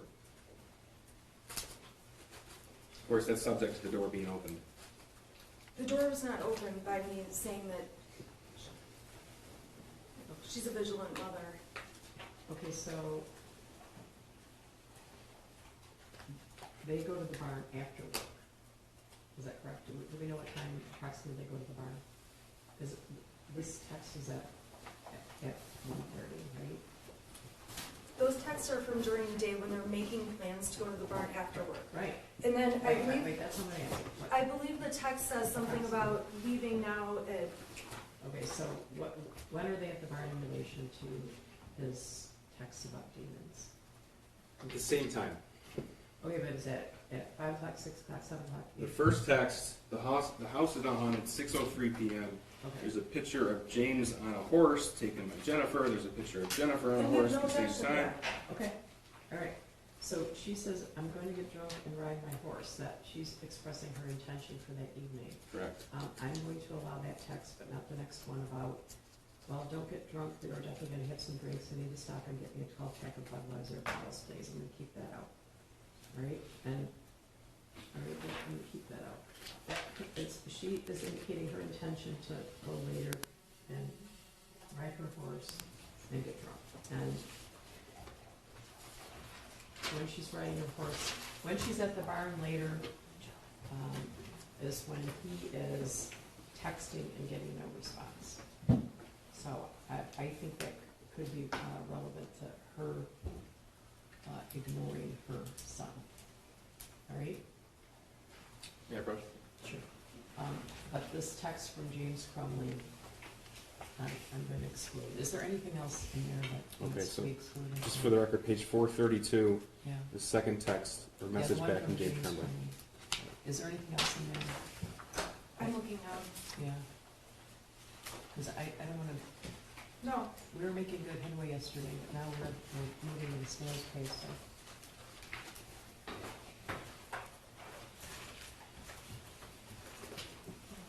well, Your Honor, there's also a text responding to the one about buying beers.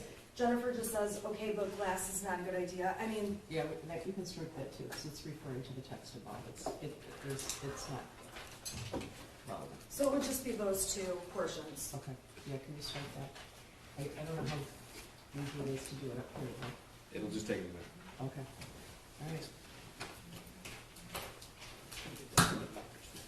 This one's? Are there any other issues such as this?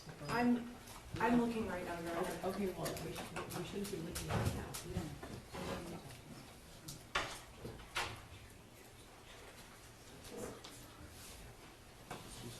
Your Honor, I mean, the next exhibit has been the subject of a prior ruling. Okay, I'm, good, that's a good way to do it. okay, exhibit 87, 88, 89, 90, 91, 92. We're trying on the fly Okay. to edit an exhibit Okay, go or an ahead. objection we just got, and now there's, like, Okay, I want to find out if there's any looming issues, because we do too. they're gonna because get their 10,000 steps here. We do too. Your Honor, I did not think this objection would be such a process. I simply was asking for like one little part of this to be struck, and Okay, objections during trial are common. This is Okay. just a very simple. all right, but is there anything else coming up that would require the jury to step out? There's photos. Well, I don't know what objections to such are. I have objections to many photos that are gonna be brought in through a different witness, but what are they planning to use? Because I have 450 right now. If I know what's coming, I can tell the court. Okay, well, there's a list of exhibits, and there's, coming after that, after the text messages are pictures.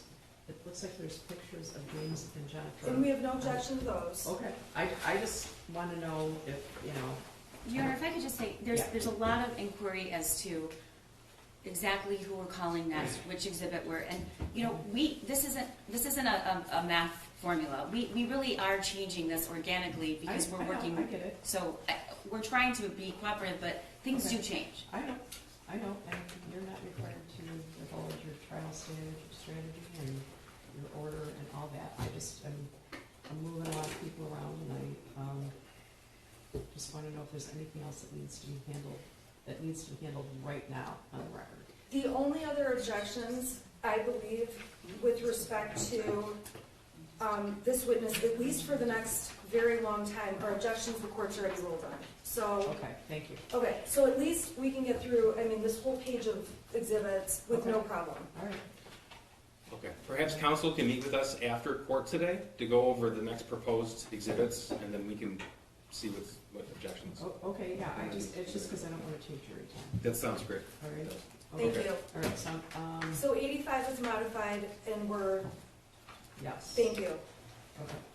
Are we ready for the jury? I think so. Okay. We're ready.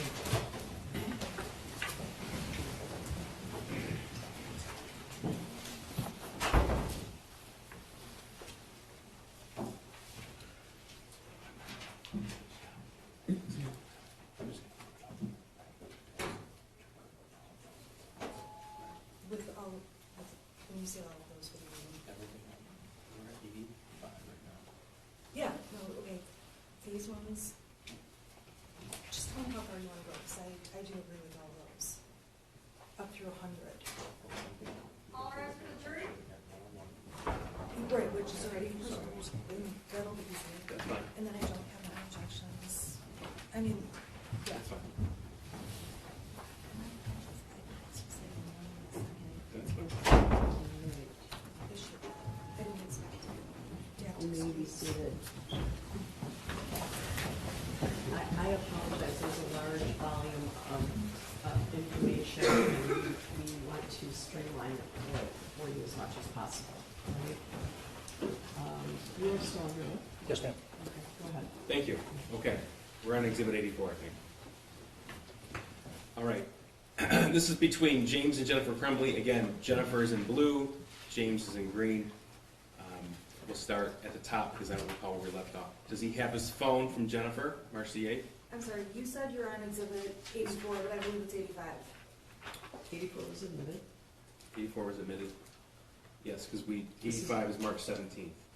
The 84 was on March 8th. Okay, so you're on 80, I'm on 84, okay, but mine 84 is, is on March 8th, and this one is on March.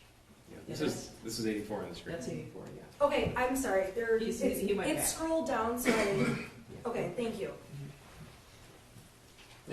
James responds with, yes, but he won't answer while he is walking. I will let you know the minute he walks in. Okay. Jennifer's response, I'm serious freaking out. Is he home yet? And then, okay, now we're moving on to 85. So, James and Jennifer Facebook messages. This is from March 17th of 2021. And you've seen this before. Yes, sir. And this is admitted pursuant the order that we just had on the record, correct, Judge? Thank you. Okay, March 17, 2021, 1:23 p.m. Jennifer writes, cool, leaving at 4 today. Fuck this place. James's response is what? LOL, you have your stuff for the barn? Okay. And then Jennifer's response, yes, gonna get drunk and ride my horse. That's March 17, 2020, 1:30 p.m. Correct. There's a response back. And then what does James say? James says, okay, then cans, you have the debit card. And Jennifer's response, I know, hate my job. Can you bring out last, please? And he says yes. Correct? Correct, yes, I'm sorry. Okay.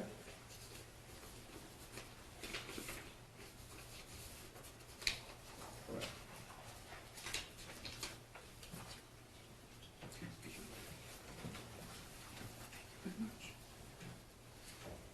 Okay. Now, on that same day, did you find any text messages from Jennifer's son to her of a concerning nature? This is March 17, 2021. Yes, sir. Okay. This is People's Proposed 86. I don't believe we have an objection to this.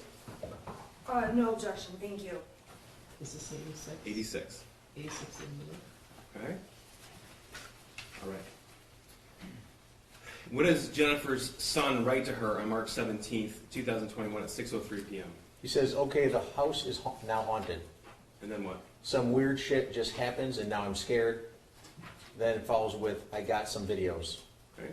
Okay, Your Honor, I apologize. This was previously the subject of a motion.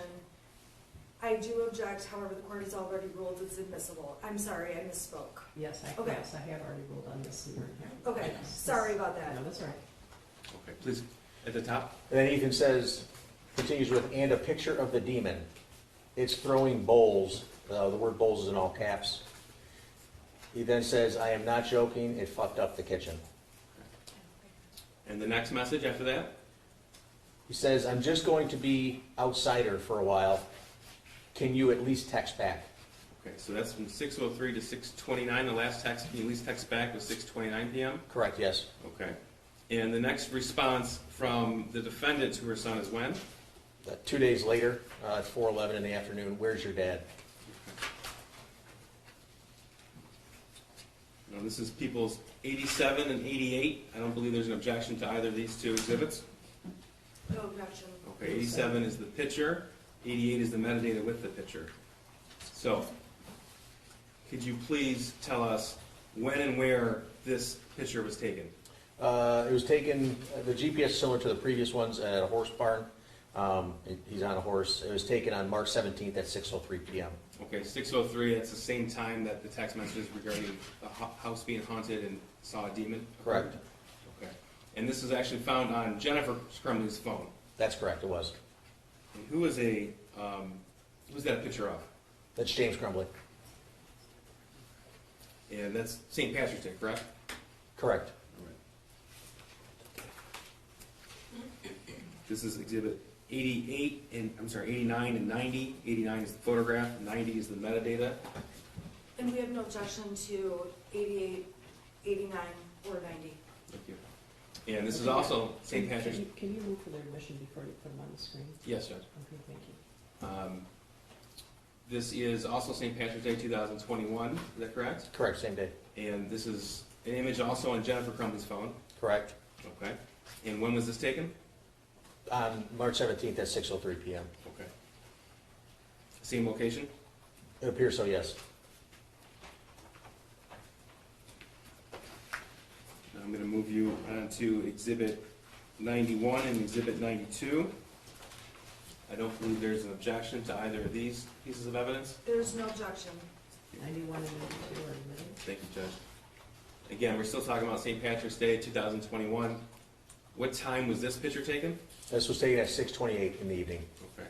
And again, is that time and date significant to you as an investigator in this case? Yes, it is. Why? It was the time of the shooter was sending the text messages. Okay. And this is also on Jennifer Crumbley's phone, Correct. 91 and 92.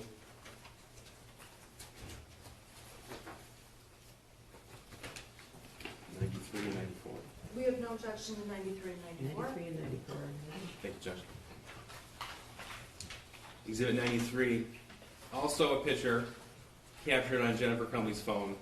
This is also St. Patrick's Day, 2021, and this is at 6:30 p.m. Correct. Okay. Same location as the other photographs you It just appears so, mentioned? yes, sir. Okay.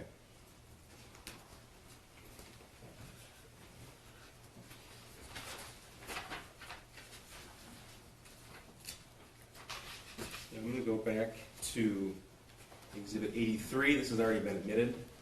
This is the phone log found on the shooter's phone. So the time we're speaking of, those text messages where he sent his mother indication that he was seeing bowls fly off the shelf and the demon, that was between 6:03 p.m. and 6:29 p.m. Is that right? That's correct. Okay. So we already saw that there was not a text back from Jennifer Crumbley, but tell us about the phone logs. What do these show? It shows a phone call from Jennifer Crumbley at 7:24 p.m. Okay. So that's about an hour and a half after he texted about the house being haunted. That's correct. And that was a 19-second call? Correct. Okay. Now I'm going to move on to March the 19th, 2021. This is a Facebook conversation between James and Jennifer regarding their son that day. This is People's 95. I don't believe we have an objection to this. No, there is no objection. 95 is admitted. Thank you. Okay. Again, Jennifer in blue, James in green. Correct. Okay. She said, "Is he awake?" And what did James respond? James responds with, yeah.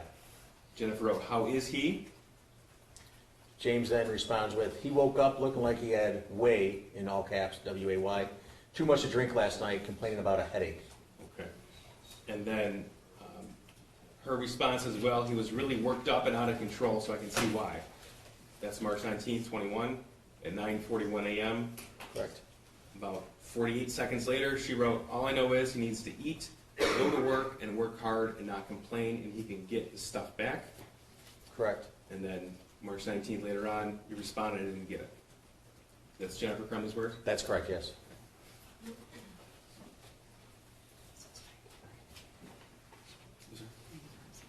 Yes. Just you did have mark 95 down for admission, correct? Yes, it's Thank you. Okay. Now, the next day, March the 20th, did you find text messages from the school shooter to his mother, the defendant, of a concerning nature from that day? Yes. This is Exhibit 96. I believe this was subject to a previous ruling. Any objection, aside from what was already admitted? No. 96 is admitted. Thank you. We're still on 95 on the slide. James wrote, Jesus, yes, he said, referring to their son, let me ask you a question, why am I in your guys' room, LOL? And Jennifer's response is what? OMG, oh my God.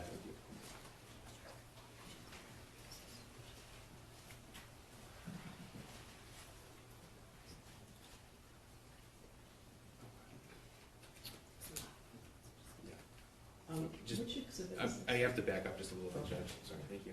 So just to make sure everybody's on the same page, this is Exhibit 95, this is from March 19th, 2021, we've already gone through these. At 9:41 a.m. when Jennifer wrote he was really worked up and out of control. In the same text message conversation, there's no breaks in this exhibit. And the conversation continued, James wrote what? I totally thought you were giving him a Xanax last night, ... And Jennifer's response was, Does he seem better? and then, No melatonin. and James wrote what? I know. And Jennifer wrote, But he hasn't had one before, so I should have only given him half. and then James' response is, he is doing his school, says his head hurts, he took Tylenol, Correct. okay? And Jennifer's response was, is he okay to work? That's at March 19th at 11 a.m. Correct. And James's response, Was, yeah. and that's also, it's 11:13 a.m.? Correct. Okay. And then Jennifer wrote 11:38 a.m. on March 19th. Does he remember what he did? Correct. Okay, and what was James's response? James responds with, Dude, I am working on a demo right now. I have not talked to him, and he is doing school. And then her response is? Okay then, geesh. Okay, thank you. Now, this is 96 that we just admitted. This is from March the 20th of 2021. And again, did you find text messages from the school shooter to the defendant of a concerning nature? Correct. Okay, in the blue, that's all the school shooter's words? Correct. Okay, what did he write to her? He starts with, I finished picking up the room. That was at 2:38 on the 20th. 2:33? 2:33, I'm sorry, Okay. yes. He then says, I cleaned until the clothes started flying off the shelf. And then what? This stuff only happens when I'm home alone. Okay, it's March 20th, 2021 at 2:34 p.m. Correct. And this is the same date and time? Yes, it is. And what did he write? I picked the clothes back up, though. Okay, that's March 20th at 2:34. Correct. And when was the next response to that? By Jennifer was on the 22nd of March at 8:17 p.m. Okay, so I'm going back to Exhibit 83, which is the phone log found, recovered off of the school shooter's phone, specific to these days. Okay, so we just went through March the 20th, and those messages were sent about 2:30 in the afternoon, if you recall, is that right? Yes, sir? Okay, and were there any phone calls in that time period? No, there was not. Okay. In fact, the next call was 6:37 p.m. on March the 20th. Correct.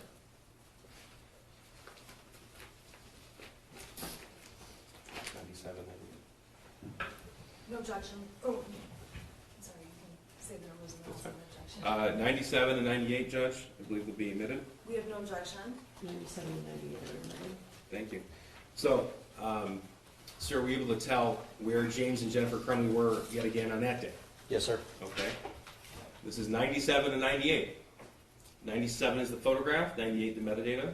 This is March 20th, 2021 at 1:51 p.m. Correct. Okay, and if you recall, the text messages from the school shooter were sent to his mother about 2:30 in the afternoon. Correct. Okay, so tell us where Jennifer and James Crumbley were at this date and time. They're riding the horses again.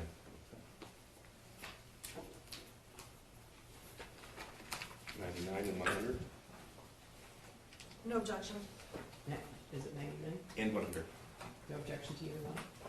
No objection to either one. 99 and 100 are admitted. Thank you, Jeff. Okay, now this was taken off of the last picture.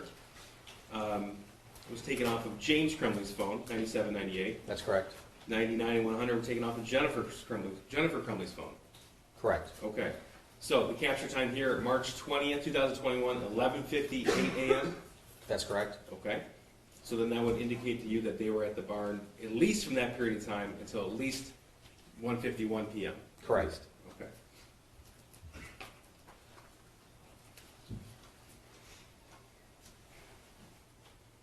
Sir, during the course of your investigation, did you come to learn that the school shooter had only one friend? Yes, And did you also learn that that individual was abruptly taken from the state of Michigan about a month before the shooting occurred? yes, he was. And did you review the text message thread between the school shooter and that other individual? Yes, You've looked at the entirety of the phone of the school shooter as well as James and Jennifer Crumbley's phone, is that right? that's correct. If you could give us an idea, the volume of the data found in the text message thread between the school shooter and his friend. There was over 20,000 text messages just between the two people. I've done exams on phones where the combined number of text messages isn't that much. So what's the relative size and data between that particular text message thread and any other thread between the school shooter and anybody else? I think the most text between any other person might have been near 500, an individual person.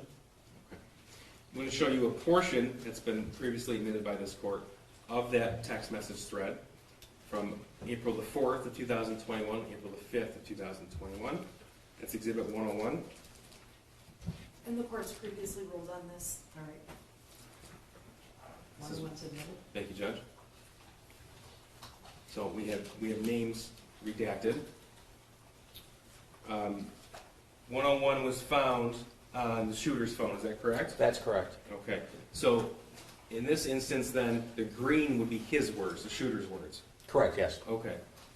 Tell us what he wrote to his friend on April the 4th of 21. The shooter wrote, like, I hear people talking to me and see someone in the distance, and then corrected the spelling of the word distance. It's April 4th at 11:56 p.m. Correct. Okay. Yeah. What else? The shooter said, I actually asked my dad to take me to the doctor yesterday, but he just gave me some pills and told me to, quote, suck it up. And then what? He then says, like, it's at the point that I'm asking to go to the doctor. Then he says, my mom laughed when I told her. So that's April 4th, 2021, 11:57 p.m. His words, my mom laughed when I told her. That's correct.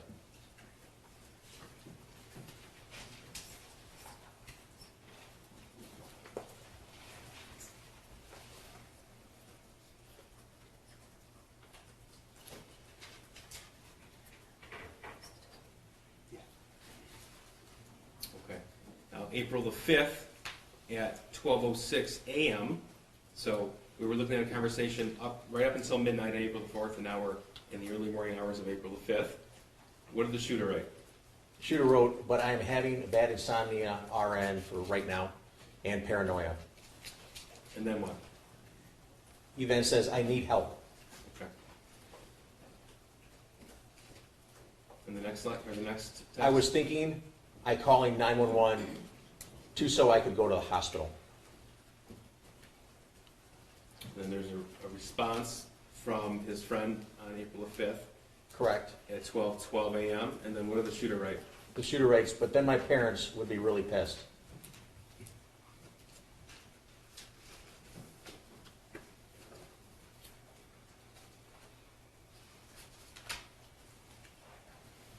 Now, April the 5th, 2021 at 12:38 a.m. What did the shooter write?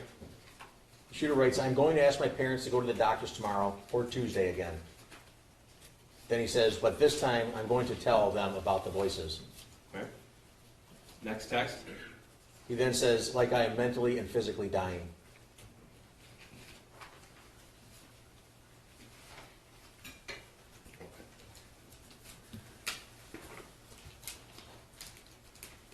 Before we get to Exhibit 102,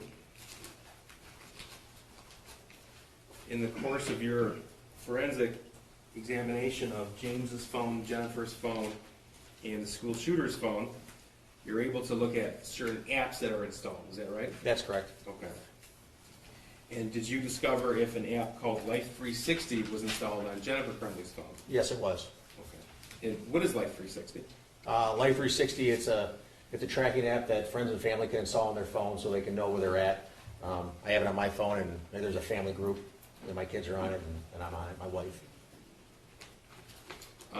Did you find that app on James Crumbley's phone? Yes, it was. And through that app, you can see where someone's at and where they've been. Is that right? That's correct. And you looked through the school shooter's phone as well, the defendant's son. Correct. Was that app installed on his phone? No, it wasn't. So it was just installed on James's phone and Jennifer's phone. Correct, it was. And that was on April the 5th of 2021. I believe that's when it was installed, yes. Okay. And it's the same day as these text messages, like I'm mentally and physically dying and asking to go to the doctor. Correct. Exhibits 102 and 103. I'm sorry, are these, this is 102 and 103? We have no objection, sorry. 102 and 103 are admitted. I'm sorry, did you say that the date of the installation was April 5th? Is that what you said? Yes, ma'am. So on the screen here, we can see the timestamp purchase date, April 5th, 2021. That's on Jennifer Crumbley's phone, correct? Correct, yes. Okay. And exhibit 103, on James Crumbley's phone, we have April the 5th, 2021 as well. Correct.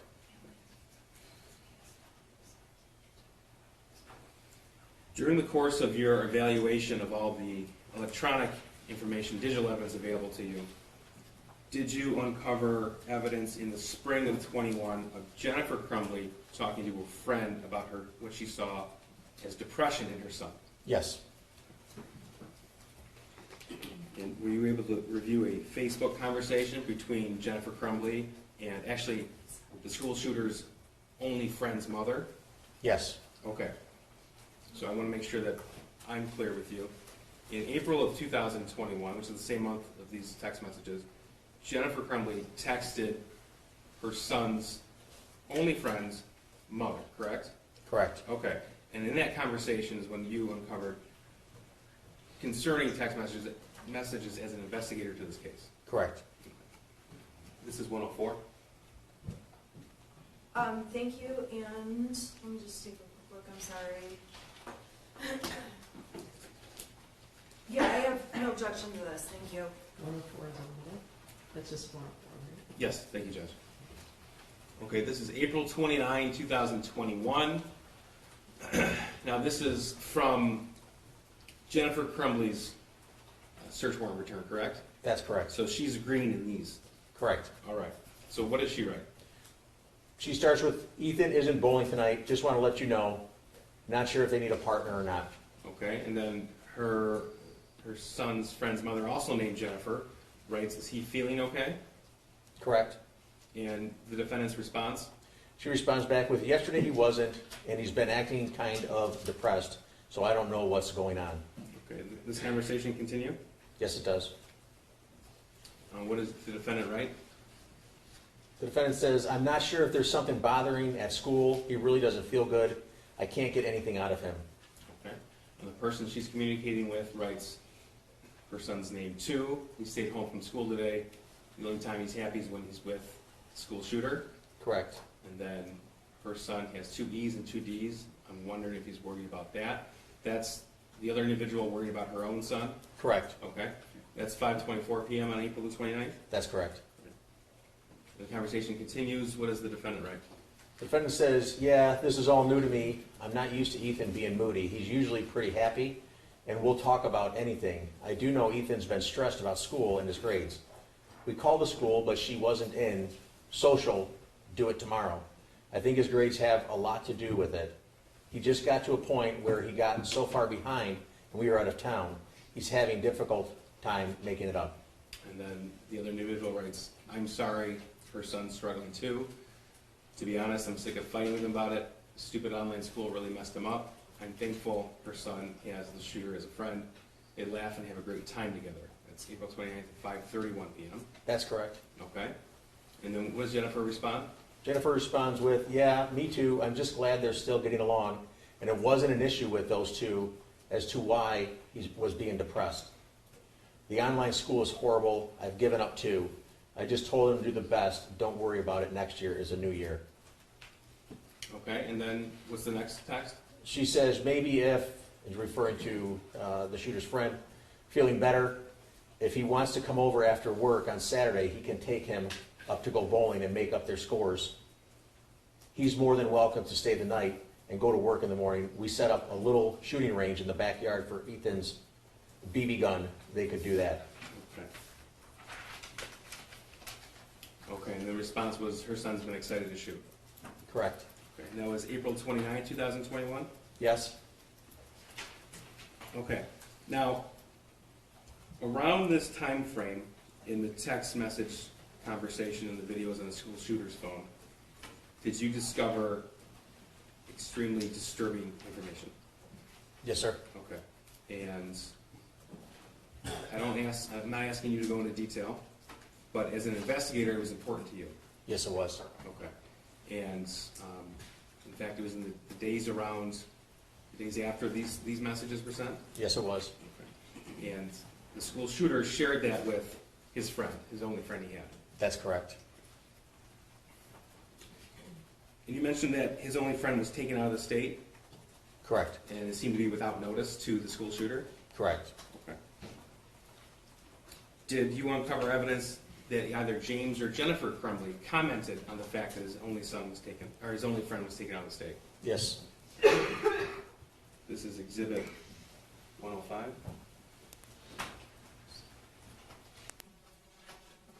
Yes, I have no objection to 105, thank you.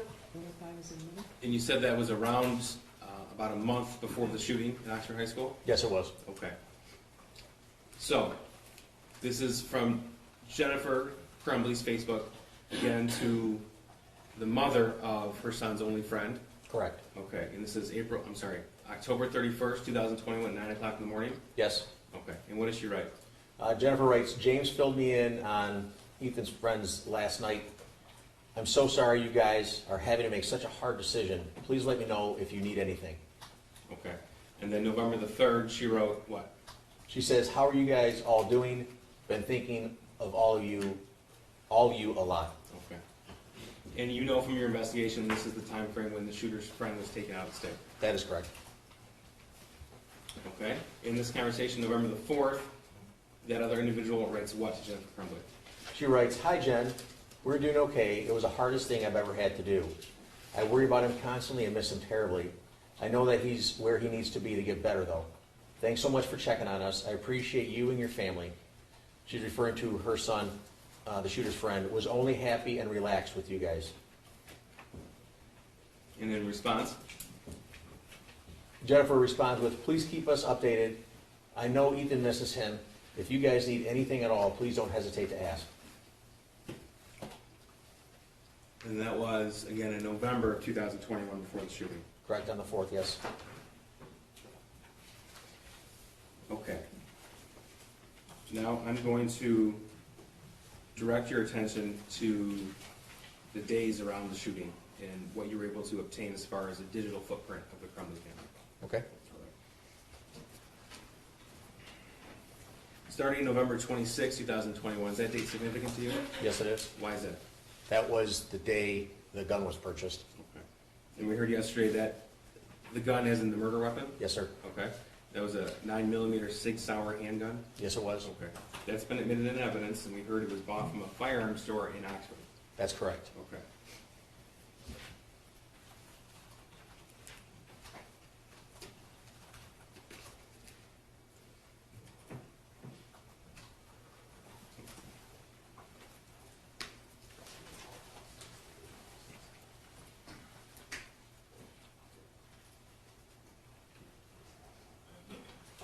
This is 106?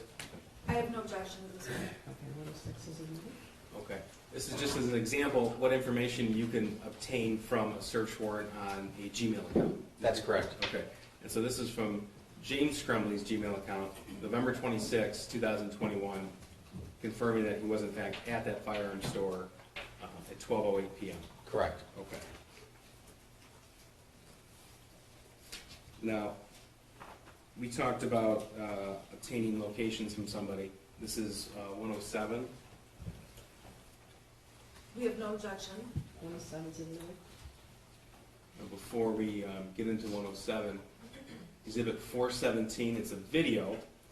Sir, in your analysis of the shooter's phone and Jennifer Crumbley's phone, social media accounts, you were able to obtain videos taken by the school shooter with that handgun, the murder weapon? That's correct. Okay. So 417, people move to admit and publish to the jury. It's a video taken from November 26, 2021. And Your Honor, I'm sorry, I have to just take a look really quick, because Okay. we just jumped ahead like a couple. Yeah, it's 417. Yeah, let me just take a quick look, I'm sorry. No, it's already, there's a lot of.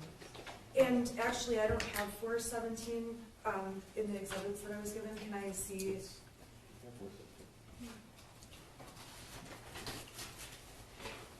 It wasn't on my hard drive that it was given. Okay, Your Honor, I have no way to play this, and I don't have this. All these Can I exhibits, just have? I don't know it's a what- very short video. It's not on our. I just need to see what the video is. Can we just unplug the computer and can you just show it to me really quick?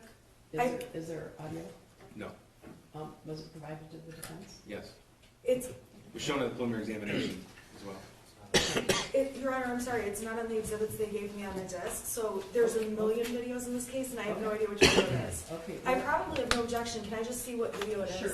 Well, I guess I thought for a moment when he said it was played at the preliminary examination, it might refresh your recollection about what it was. But if you can take a quick look, that'd be great. I don't have a flash drive player on here, so can we just turn the screen off for 1 second and just take a quick look? Yeah. And I apologize, I No, it's okay. There's a lot of stuff. I don't want to release the jury because their lunch is not made. I haven't made your lunch. Oh, yeah, sorry. Yeah, sorry. I'm having lobster. Okay, and so this is 417, 417. okay. Can you just show me?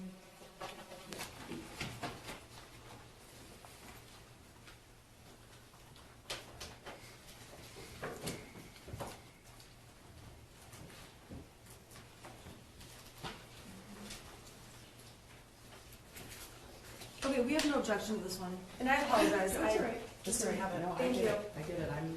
Yeah, it's a lot of stuff. Okay, so 417 is admitted.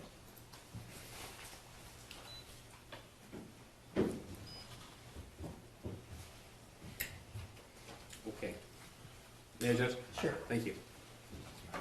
This is what you obtained from the shooter's phone, and it was captured 6:39 p.m. on November the 26th, 2021? That's correct. Okay.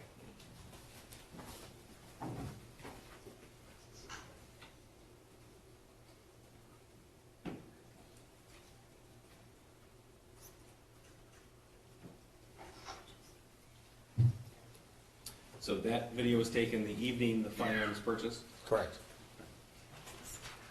and that is in fact the murder weapon, the 6-hour 9mm? Yes, sir.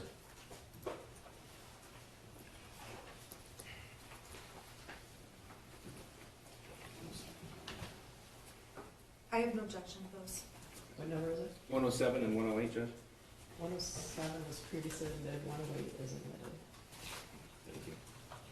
Okay, now, Agent Brandon testified yesterday to much about the evidence regarding the firearm, so I'm going to move you ahead to November 27th, which is the next day, the day after the 6-hour was purchased. Okay. All right. So, all right, 107. This is evidence obtained from James Crumbley's Gmail account, is that right? That's correct. Okay, so you were able to tell what James Crumbley was doing from 8 a.m. to 8:59 p.m. on November 27th, 2021. Correct. Okay, and tell us what was he doing? He was delivering DoorDash. So these dots, these data points, are what? What do they signify? Those are the GPS locations that were provided when the location services was turned on from Google. So we know he was out of the house basically the whole day. Correct. Okay. Now, 108, we have Jennifer Crumbley's Gmail data points, and from what time period? That's from 2:29 p.m. to 3:32 p.m. Okay, and this is Exhibit 108. It shows she's out of the house from about 2:30 to 3:30. Is that right? That's correct. Okay, thank you. Now, the next day is Sunday, November the 28th, 2021.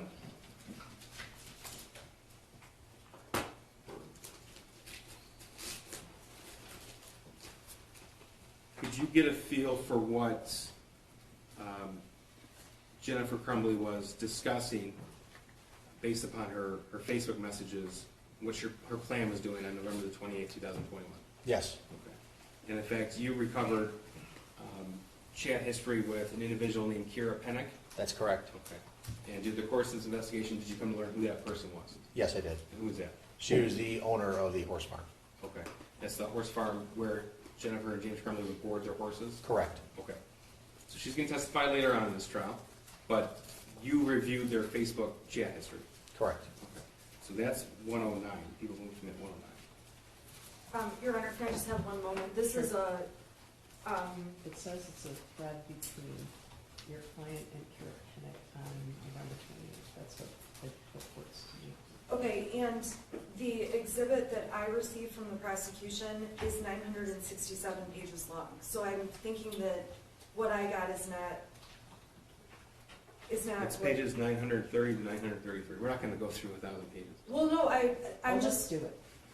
okay, I'm sorry. So what pages are they admitting as things? 930 to 933. Okay, 9:30 to, okay, give me just a moment. I'm Okay. sorry. I got the whole file, like, It's on the exhibit list. What Yeah, pages? the exhibit list indicates, this exhibit list is what I got on Tuesday. I'm not sure when it was shared with the defense, if it was the same day or not, but it says pages 930 to 933 are the only ones they're seeking to highlight. I know, I'm just scrolling. Okay, It's go ahead. just taking me a little bit to scroll Okay. through.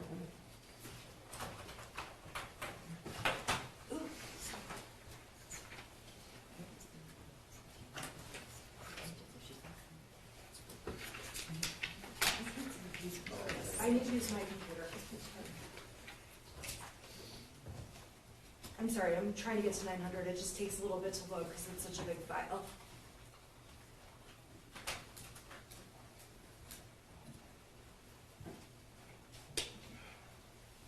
Okay, so it's pages 901 to, 930 to 933. Exactly what was written on the exhibit list. and I'm trying to get to the pages. The file they gave me is much larger than 3 pages. Okay. The exhibit On list, every other exhibit, they have narrowed it down, and this one is much bigger. I just need a moment. okay, you're good. The exhibit list says the pages, that they're. I know, but I can't pull it up fast enough because my computer's, I'm trying to go as fast as I can. Okay.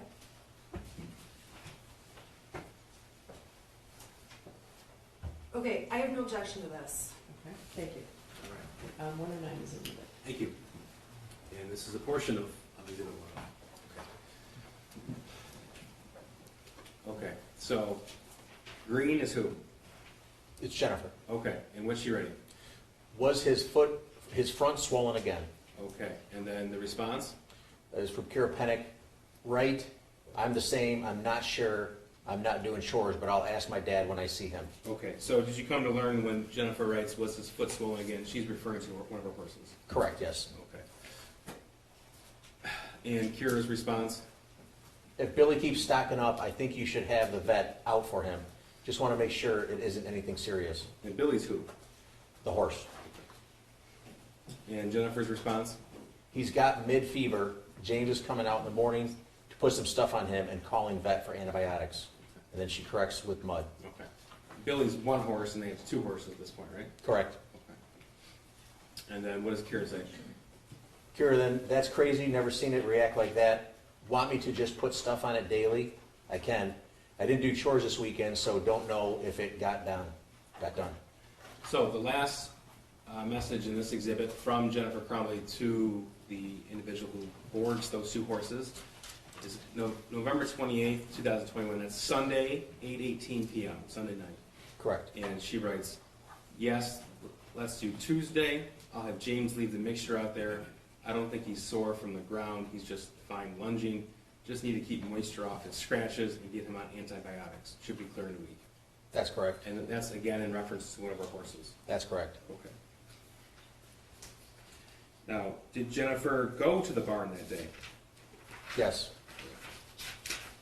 When you say that day, you mean your 28th? Yes, thank you, Judge. This is 110, 111. No objection to those. 110 and 111 are admitted. Thank you. 110, this is from her Gmail search warrant return. We can tell that she's at the barn at noon on November 28th. That's correct. Okay, and she's back at home, this is exhibit 111, at about 2 o'clock. Correct. All right. Now, moving on to Monday, November the 29th. That's the day before the shooting, right? That's correct. Okay. Now, what's the first thing that you see of importance to you as a forensic investigator from the day before the shooting that occurred on one of her devices? It was a web history search, or a web search. Okay. This is exhibit 113. We have no objection. I just want to make sure, I'm sorry, 112 was admitted. No, 112 was not omitted. That's Yeah, 112 is not admitted. Correct. Yes. Okay, so 113, we have no objection, thank you. 113 is admitted. Thank you. Okay, 113. This is a snippet from a Cellbrite extraction report of Jennifer Crumbley's web history. That's correct. Okay. So, tell us please, what was she researching November 29, 2021 at 3:05 in the morning? In the second column, you can see where it says research clinical depression treatment options. It was Yahoo search that was used. Okay. And in the third column, you can see exactly that.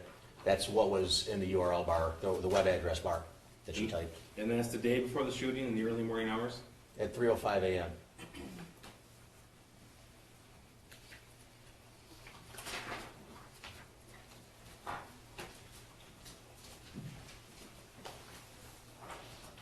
All right, now let's talk about the Facebook conversation between James and Jennifer from later that day, Monday the 29th. This is 114. I have no objection. 114 is admitted. Thank you.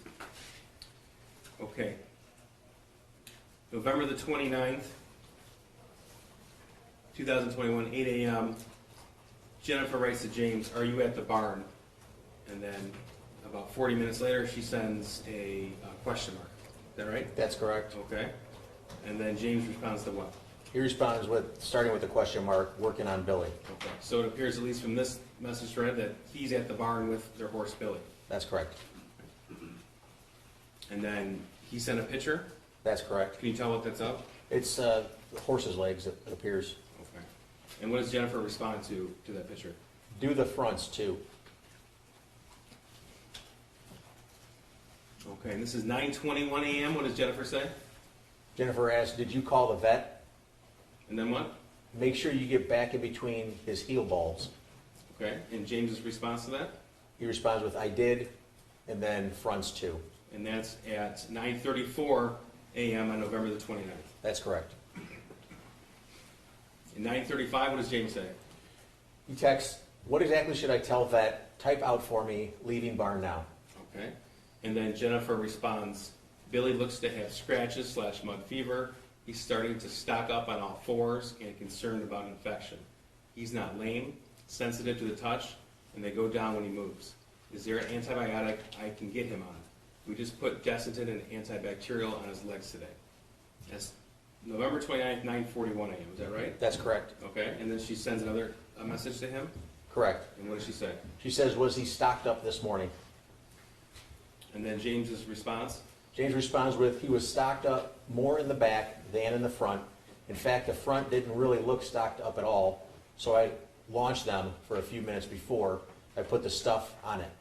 And it took the swelling down a little bit, but I got the cream all over, in between his heel bulbs and stuff like that. I'll call the vet here in a minute. Okay. Now, sir, it's been a little tedious going through all of the messages regarding the horses. Give us an idea, because you're the one who actually extracted that information from Facebook and reviewed it. How often will they show concern over their horses? Quite often. Okay. Okay, and Jennifer's response, this is the same conversation, November 29th at 9:58 a.m. She responds with, it made sense, LOL. Okay, and then James responds more about the horse, is that right? That's correct. Okay. And Jennifer responds to that message? Yes, she did. And that's at 10:15 a.m. Correct. Okay.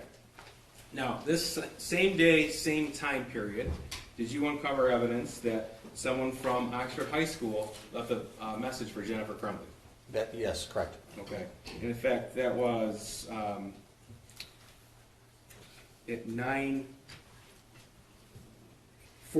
a.m. That's correct. Okay, so that was in the midst of the Facebook conversation between James and Jennifer about their horse. Correct. Okay.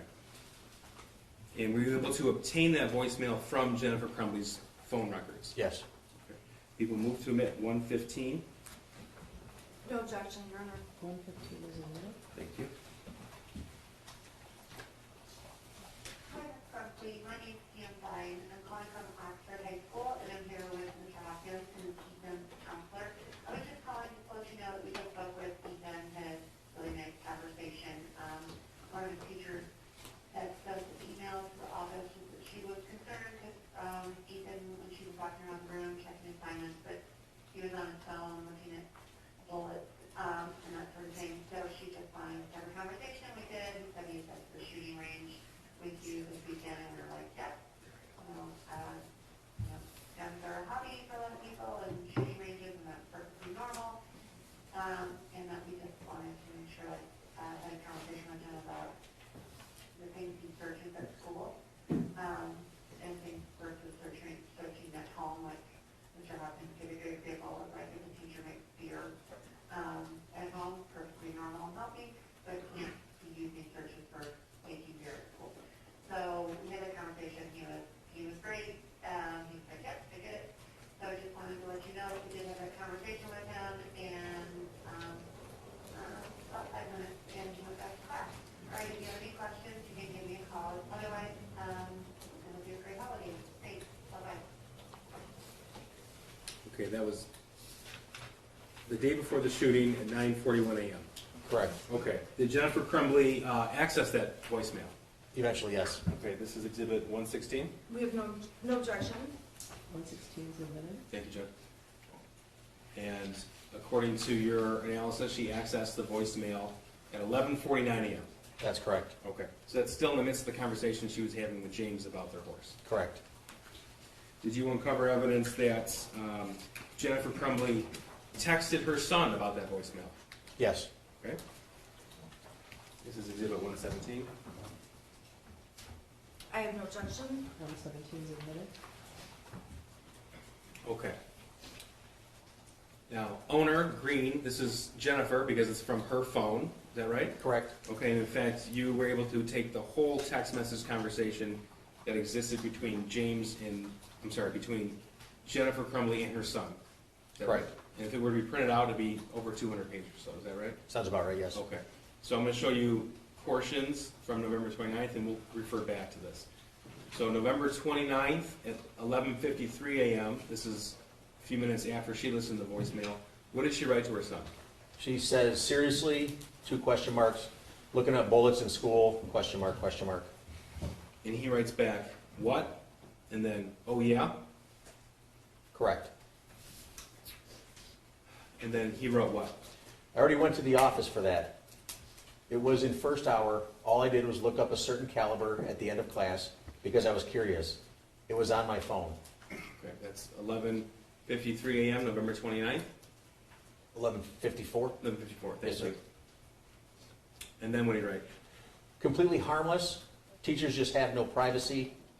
They said I'm all good. Okay. And then the next message? The shooter continues, I understood why.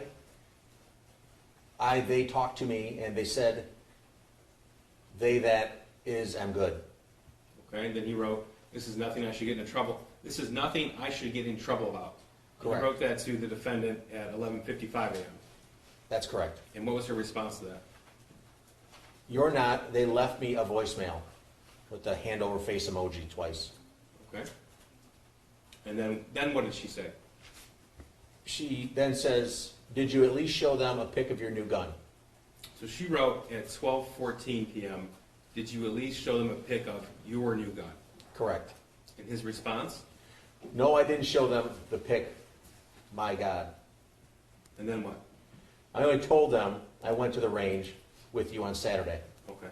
It was, I only told them I went to the range with you on Saturday. Correct. Okay.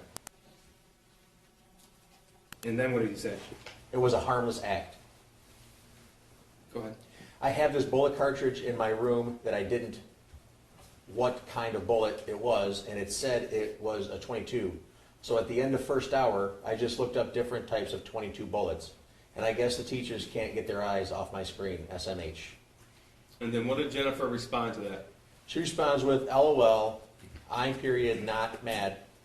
You're not, you have to learn, not period, to period, get caught, period.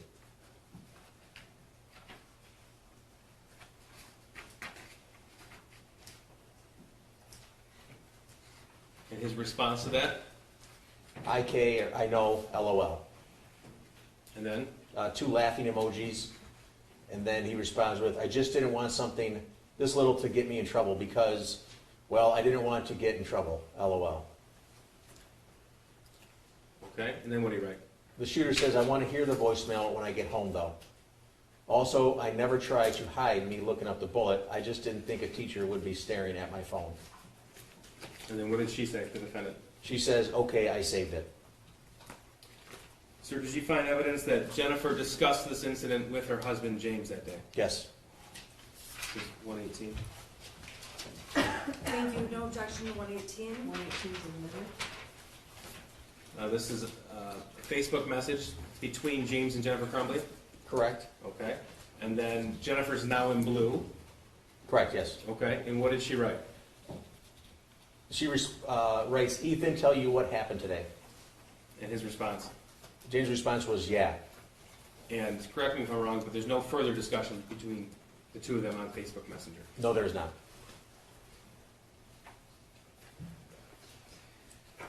Now, sir, I want to take you back to the day of the shooting, November the 30th, 2021. And what we'll do is go step by step with what you were able to discern from your available sources of information. Okay. All right. Exhibit 119. Well, first of all, we already talked about how you were the individual who went through all the surveillance video. Correct. And it was your responsibility to put together that timeline. Correct. Okay. And did you also put together the timeline when the school shooter was dropped off at school? Yes, Okay. And he was dropped off at 7:46 a.m. on November the 30th? that's correct. Okay. Any objection to this? No objection. 119 is in the middle.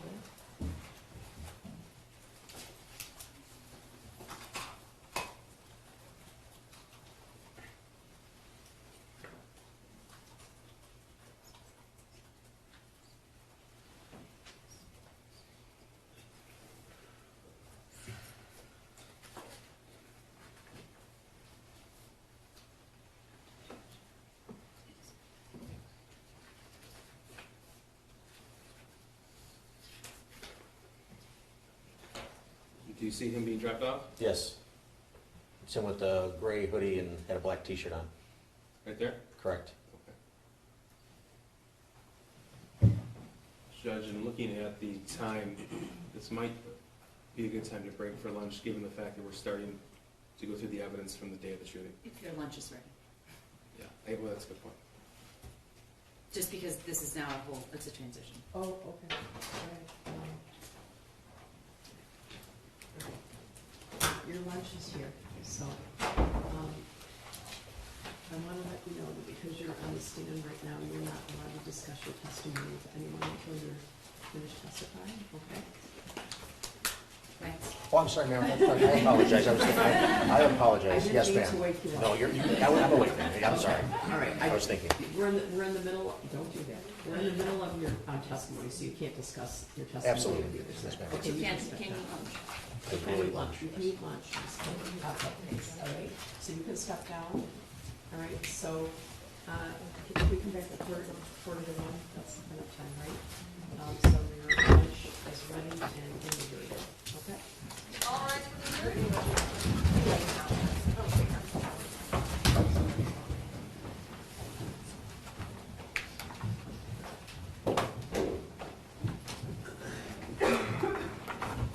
I thought you were dismissing them first, ma'am. I'm sorry. No, it's all right, it's all right.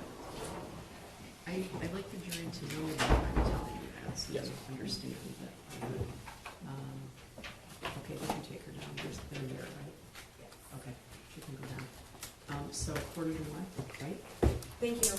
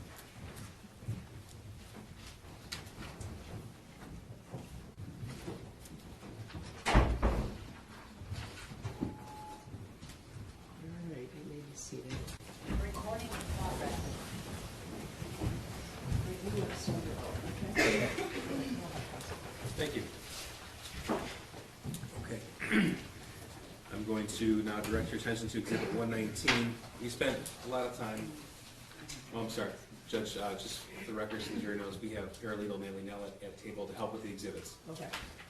Because once again, he does not trust me with liquor. This is true. This is true.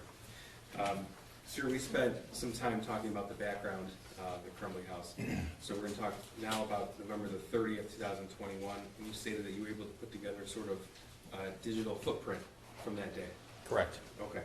So Exhibit 119, which has been admitted, this is the Oxford High School surveillance video from when the defendant's son was dropped off. Is that right? Yes, sir. Okay.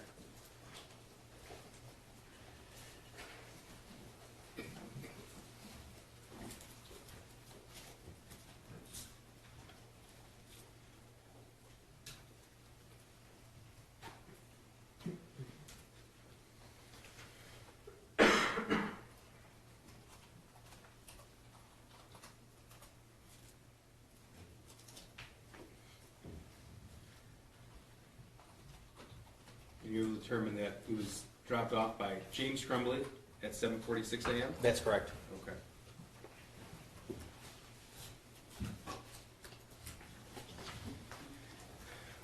We will determine the time that Jennifer Crumbley got to her place of employment that day. A little after 9 in the morning.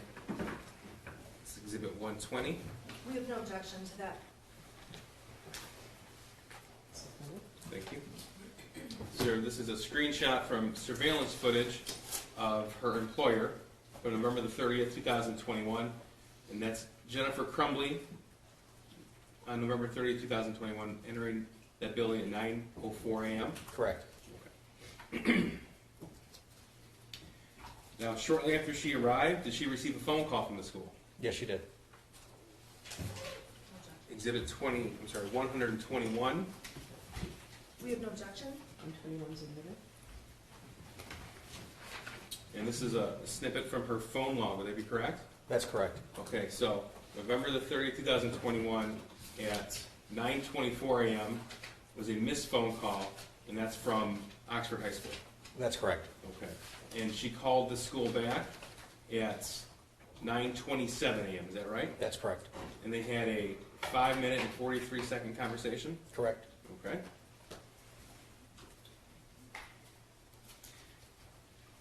Now, did she receive a text shortly after that phone call? Yes.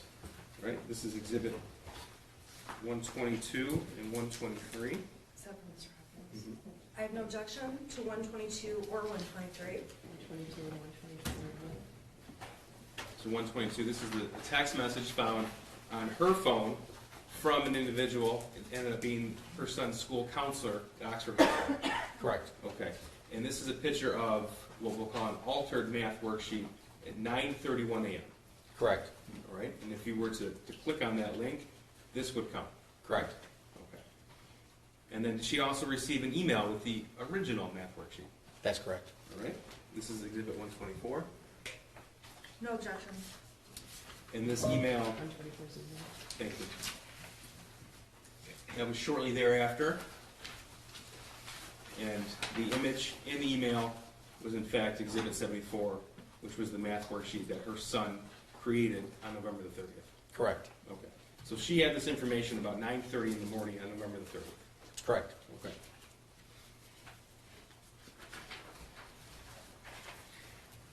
Did Jennifer contact James right after that? Yes, she did. Exhibit 125. No objection. 125's admitted. So, this is the Facebook message chat, the one that was deleted from Jennifer's phone. Blue is Jennifer Crumbley, is that correct? That is correct. And green will be James Crumbley. That's correct. Okay. So, at 9:33 a.m., what did Jennifer write to James? Call now with now in all caps, emergency. And then she texted again, less than 2 minutes later, emergency. Okay. And she sent these two pictures, both the original and the altered worksheet to James? That's correct. And this is at 9:38 a.m.? Correct. What was James's response at 9:44? James responded with, my God, WTF. What is that? WTF, what the fuck? Okay. Excuse me. Then responds, vet not here yet. It's McElmurray for Kira's horse, still waiting on vet. And we already talked about that they were concerned over one of their horses' medical issues. Correct. Okay. And what was Jennifer's response at 9:50? She responded, he said he was distraught about last night. And James's response to that?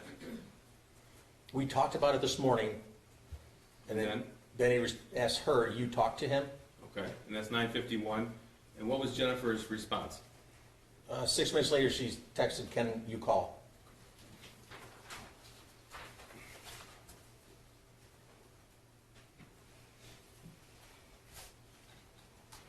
Did Jennifer leave her work and head to the school? Yes, she did. Okay.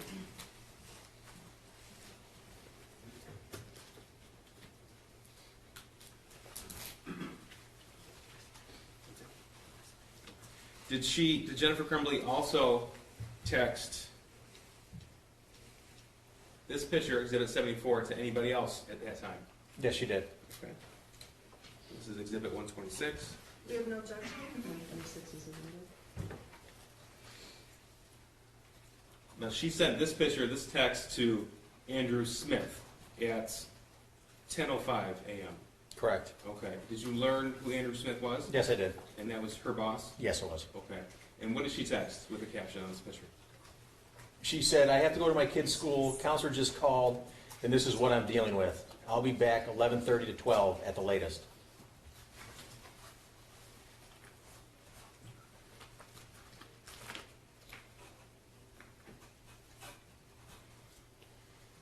And did she leave her employment? Yes, she did. Okay. This is 127. No objection. 127 is admitted. Okay, this is her leaving at 10:06. Yes.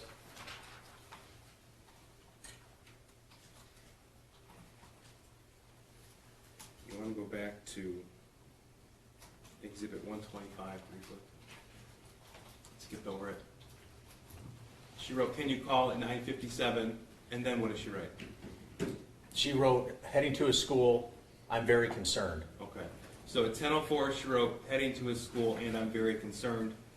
At 10:05, she sent that picture right here to Mr. Smith. Correct. At 10:06, she walked out the door to the building. Correct. Okay. Did James and Jennifer Crumbley have a phone conversation at this point? Yes, they did. Okay, this is 128.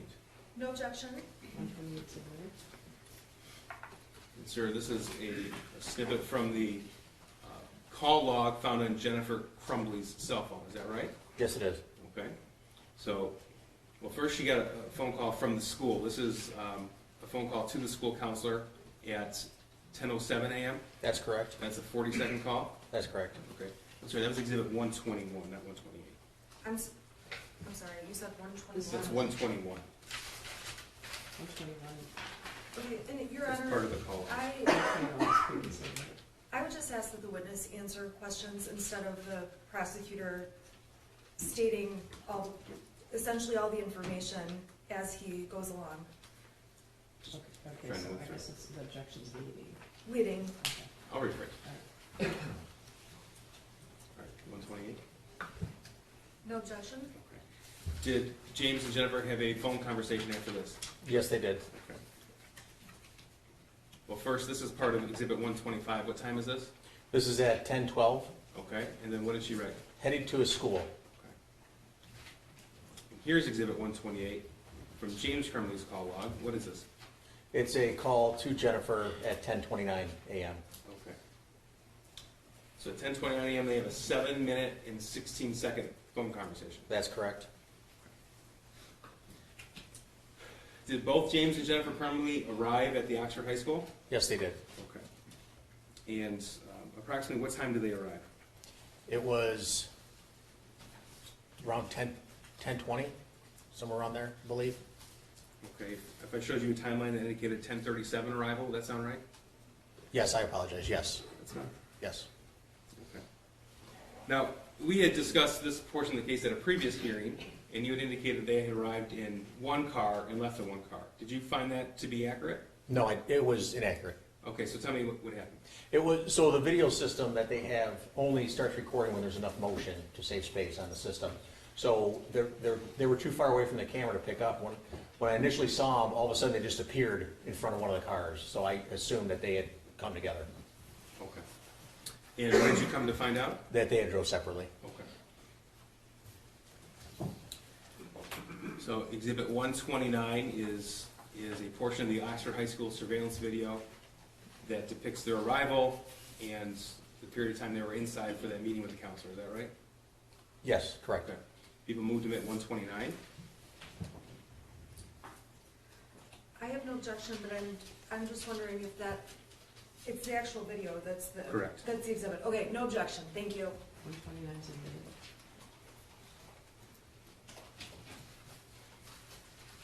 So there's a timestamp at the bottom. I want to make sure we see this. 10:36 a.m. and this is November 30th, 2021. That's correct. Okay.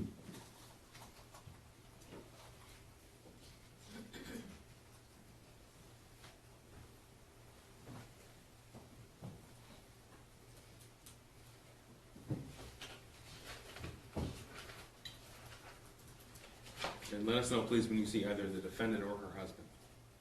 The one vehicle's already backed in, and then there they are, walking up. They as the defendant and her husband Yes, in the magnified area? correct, yes.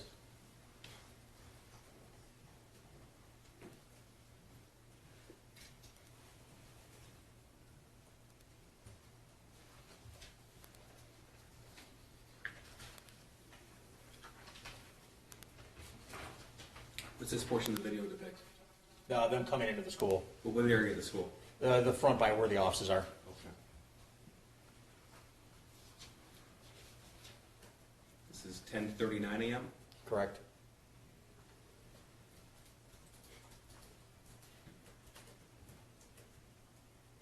What portion of the school is this? Looks like the front office of the school.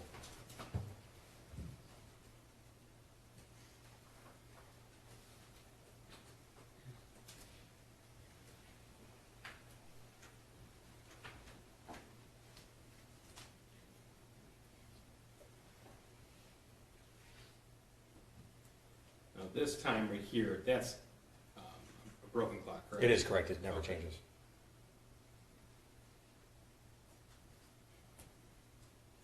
So this is 10:40 a.m.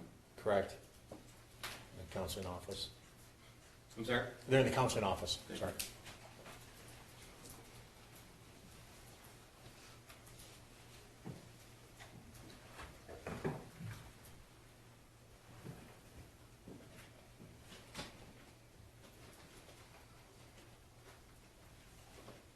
Did you come to learn who this person was, who greeted them? Yes, Who's that? Sean Hopkins, Okay. He's the counselor at the Oxford High School? that's correct. Or one of the counselors, I should One of say. the counselors, yes. And the time skips a little bit. This is now 10:52 a.m. What do you see in this portion? That's the shooter coming out of the Mr. Hopkins' office. With the red backpack? Correct, So they walked in at 10:41 and the shooter walked out at 10:52? correct.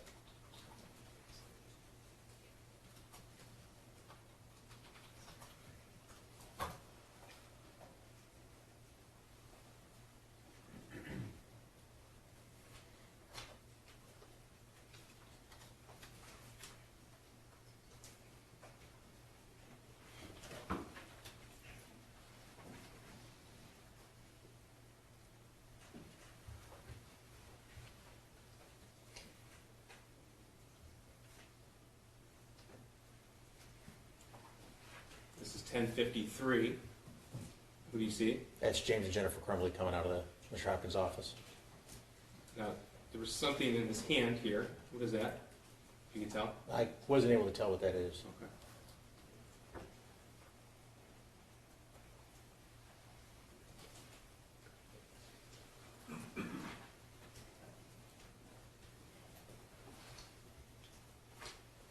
Okay, Jennifer Crumbley has a piece of paper in her hand. Yes, she does. Did she have that walking into the counselor's office? No, she did not. And then right there, she handed that piece of paper to James Crumbley? Correct.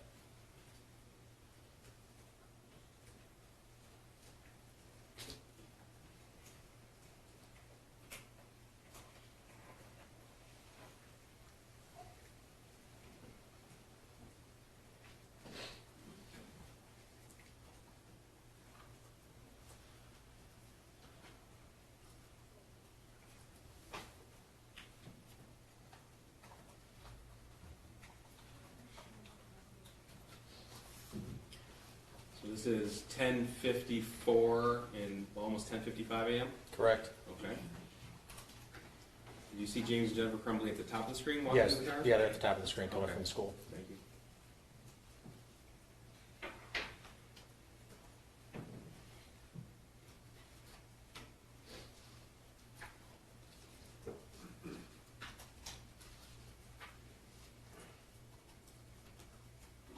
What are we seeing in this scene right here? The one of their vehicles is leaving right there, the black one.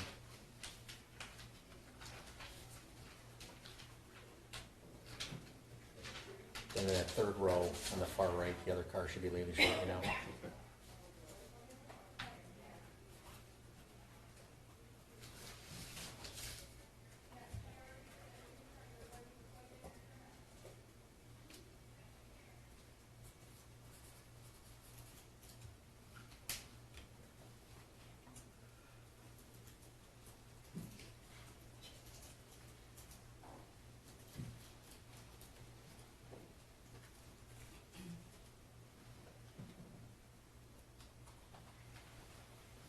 Okay. This is one of the Crumbley vehicles? Yes, it is. All right, and this is 10:57, about 10:58? Correct. Okay.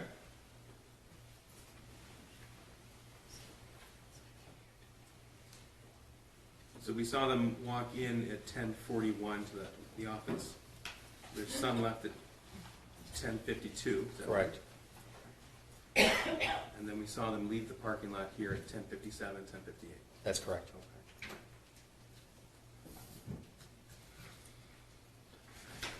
So how long total, if you know, were they in the counselor's office? It was about 12 minutes.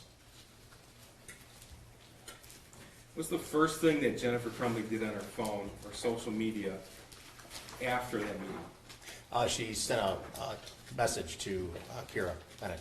Okay. This is 1:30? We have no objection? So this is a screenshot, Correct. is that right? Okay. And these were taken from Kira Pennick's phone. That's correct. Okay. So the icon there, the picture on the horse, this is Jennifer Crumbley's words, correct? Yes, that's correct. Okay. And what does she write at 10:58 a.m.? Kay, I'll bring some out later. Just had to get my son's school, go to my son's school, and meet his counselor. Shit day. And then Kira's response? Oh man, everything okay? Do you still want to do lesson tonight? And then what did Jennifer respond to that? Yeah, I still plan on doing the lesson. Everything's okay. He's just having a hard time after losing Tank, his friend going away to a treatment facility, and who knows what else. But he was caught drawing this on his math assignment today. And then this is Exhibit 74, the math drawing that she was sent. Correct. And then what did Jennifer write in this post, in this message?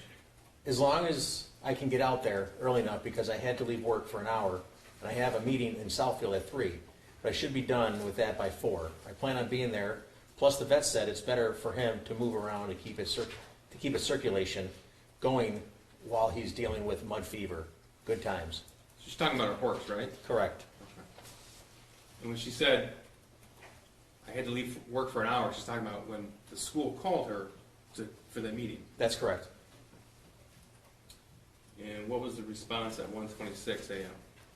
She's. Oh, I'm sorry, if you can read that. It's Kira responded with, "OMG, oh my God, he needs some horse therapy. I bet he." And it cuts off. Okay, that's fine. The rest of these will be in through Kira later on. What's the first thing that James does when he leaves the meeting? Starts door dashing. This is 131. No objection? 131. So what are we looking at right here? That was a response from a search warrant served to DoorDash. Okay. So we have not just the 30th, but we also have the 29th. I'm going to direct you to the first DoorDash pickup, November 30th, 21 at 11 a.m. Is that right? Correct, that's when he checks in. Okay. So that was about 4 minutes or so, 3 minutes after he left the parking lot? That's correct. And Jennifer's text to Kira was about 2 minutes after she left That's the parking correct. lot? Did Jennifer go back to work? Yes, she did. All right. Here's 132. I'm sorry, we're just trying to read fast. No objection. 132, Thank you. And this is what? Her re-entering her place of employment 11:24 a.m. Okay. And that's November 30th? Correct.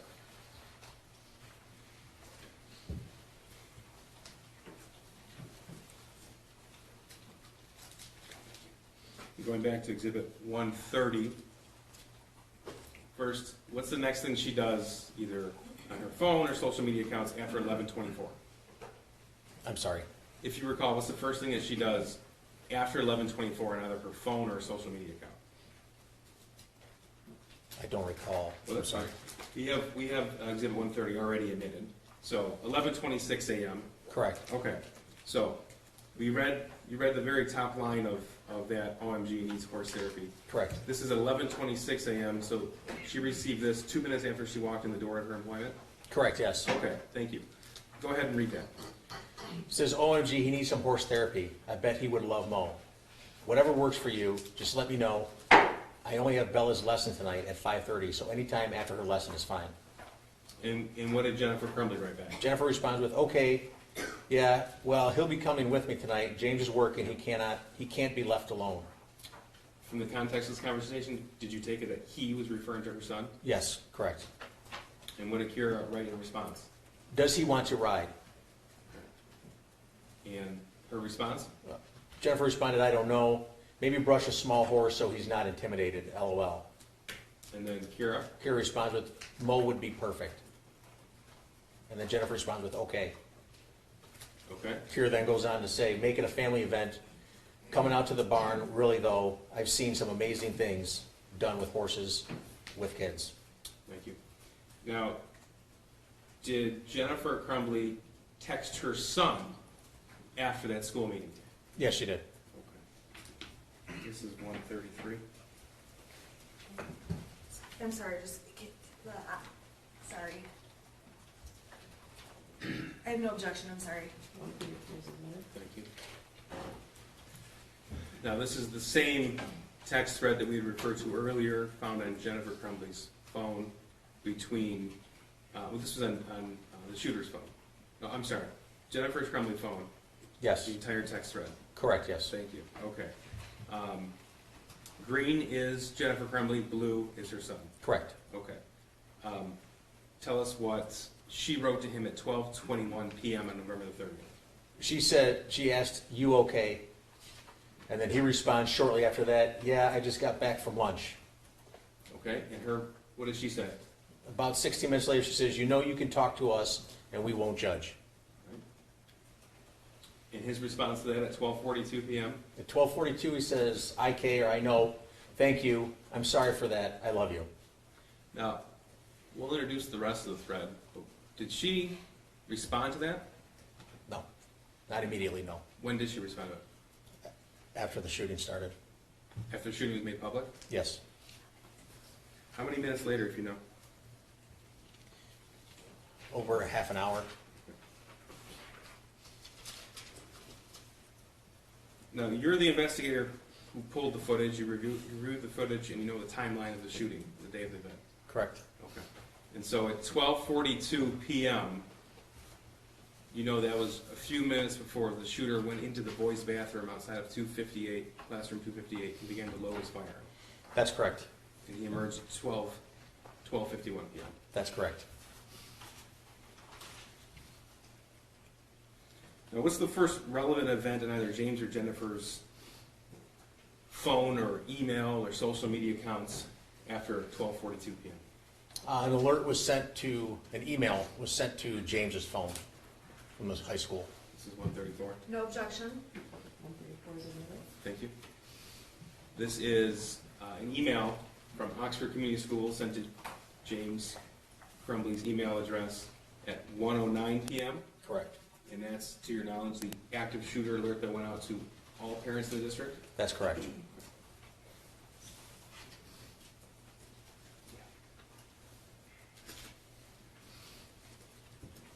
Now, when James received this, he was still making DoorDash deliveries?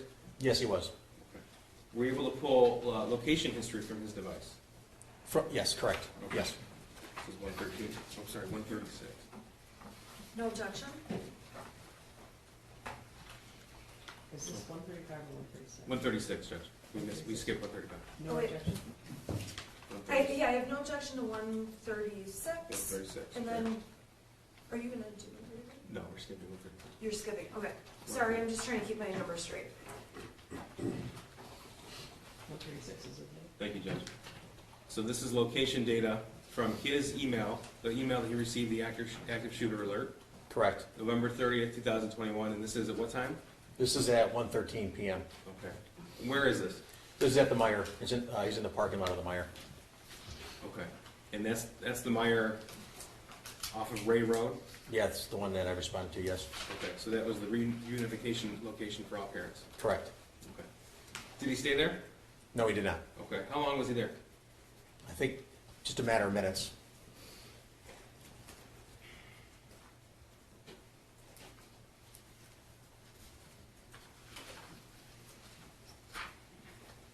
Did he call Jennifer? Yes, he did. This is exhibit 137. No objection? 137 is admitted. This is a portion of the phone call from James Crumbley's cell phone download. November 30, 2021 at 1:15 p.m. He called Jennifer Crumbley. That's correct. Okay. And that was how long phone call? Just less than a minute. Okay. And based upon your analysis of his GPS locations, where was he at when he made the phone call? He was still in the Meyer lot, I believe. Still in the mark. Okay.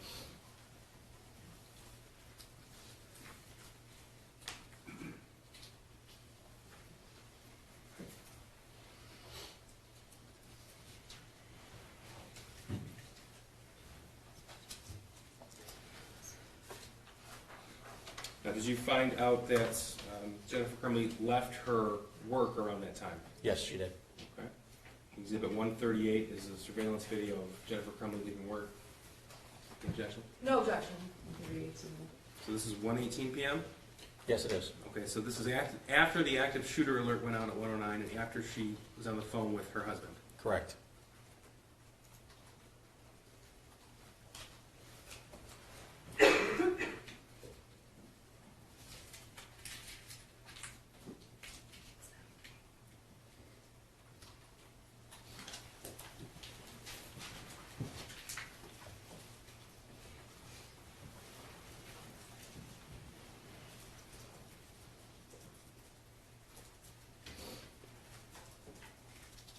Thank you. Sir, did it appear from your analysis that Jennifer and James Crumbley spoke on the phone after she left work? Yes, she did. 1:39. I apologize, just really quick. 138 was the video we just saw. 139, we have no objection to. 139 is admitted? And, okay, both were admitted, right? Yes. Okay, thank you. It's the call log off of James Crumbley's phone. November 30th, 2021, 1:19 p.m. And how long did they speak for? They spoke for a little over 10 minutes, Okay, when I say they, I should be clear. James and Jennifer. Thank you. Okay. Could you tell that while she was on the phone with James Crumbley, did she send any messages? Yes, she did. Okay. Do you recall who she sent a message to? I believe it was Andy Smith she sent a message to. Do you know who else she sent a message to? I don't recall. I know Did she there's no- message her son? Yes, she did. I apologize. Yes, yes. Okay. So this is 140. This is location data. No objection? 140 is admitted? Thank you. 140. This is GPS location data for James Crumbley. This is 1:20 p.m. Correct. Okay, November the 30th, and this is at their home at 112 East in Oxford? Hunting Street, yes. Okay, so just to back up, just to make sure we're clear, James Crumbley received the active alert email at 1:09. Correct. He called Jennifer Crumbley at 1:15 while he was at the Meyer parking lot, Correct. and he leaves the Meyer parking lot and he's home at least 1:20 p.m. Correct. Okay, and they had a 10-minute phone call that began at 1:19 p.m. That indicates to you that they're still on the phone? Yes. Okay. This is 141. No objection? 141 is admitted? Okay, so about this time of the day, could you tell if Jennifer was on the move? Yes, she was. Okay, so this is what time? This is at 1:20 p.m. Okay, and this is at her location of her employment, correct? Yeah, Telegraph at Square Lake, Okay. south of here.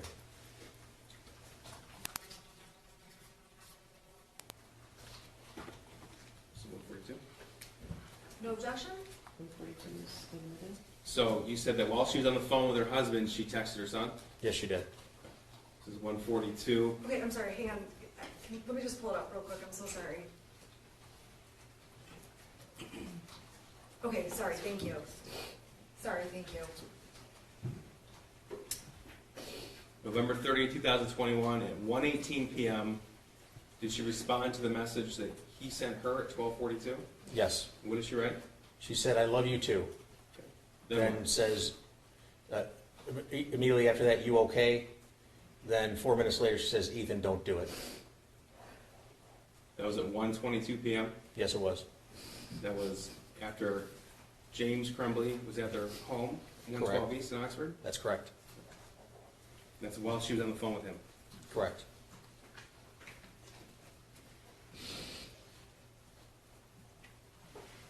You said she sent a message to her boss, Mr. Smith. Yes, she did.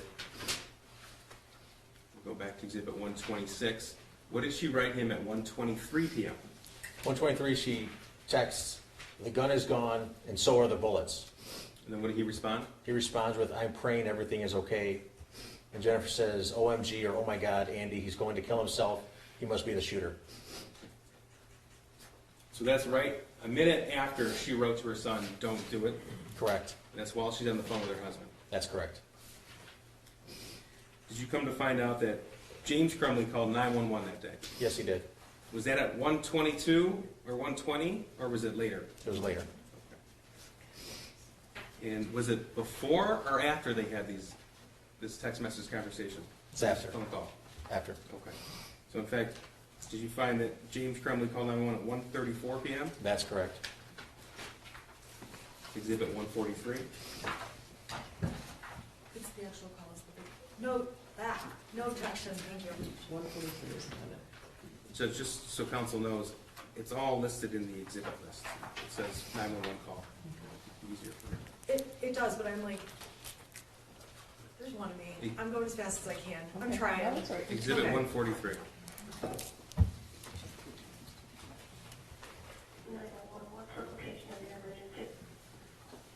Okay, I'm not really sure. I'm at my house. There's an active shooter situation going on at the high school. My son goes to high school. I have a missing gun at my house. I need an officer to come to my house right away, please. Okay, I'm not gonna be able to send anybody to your house right now, so they're on the active shooter situation right now. I understand that there's a missing gun here. I have a missing gun and my son is at the school. And we had to go meet with the counselor this morning because of something that he wrote on a parent paper. And then I went down and I saw a bunch of cops somewhere, and I made sure that I wanted to get to the hospital, so that was going to the high school, and then someone told me that there was an active shooter, and then I went home to find out. And I think my son took the gun. I don't know with him. I don't know what's going on. He's really freaking out. My son's name is Ethan Crumbley. C-R-U-M-B-L-E-Y. All right, sir, I'm gonna put you on hold for just one second, okay? I have to talk to Chris McCoon and see if I can do anything for you, okay? Thank you. Okay, Mr. Crumbley? All right, I'm gonna get your name and phone number, and I'm gonna get from the Senate that's out there dealing with the situation. He's gonna contact you, okay? What's your first name? My first name is James. That's what I said, Crumbley? Okay. And what's that phone number for you? 248-760-6483. Okay, do you know what your son was doing when he left the house this morning? He had on a pair of sweatpants and like a gray shirt, a gray like sweatshirt. Okay. All right, so he's gonna give you a call, okay? I can't give you a time frame because of they're right in the middle of all of this. I can't give you a time frame, but we're gonna give you a call as soon as it's possible, okay? Okay. All right, thank you. Bye-bye.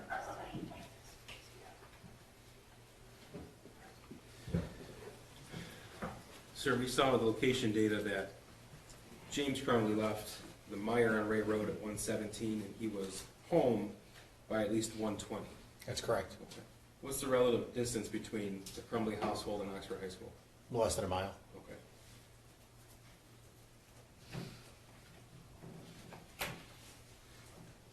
Now, after this phone call was made, did you learn that James and Jennifer arrived at the Oakland County Sheriff's Office substation in Oxford? Yes, I did.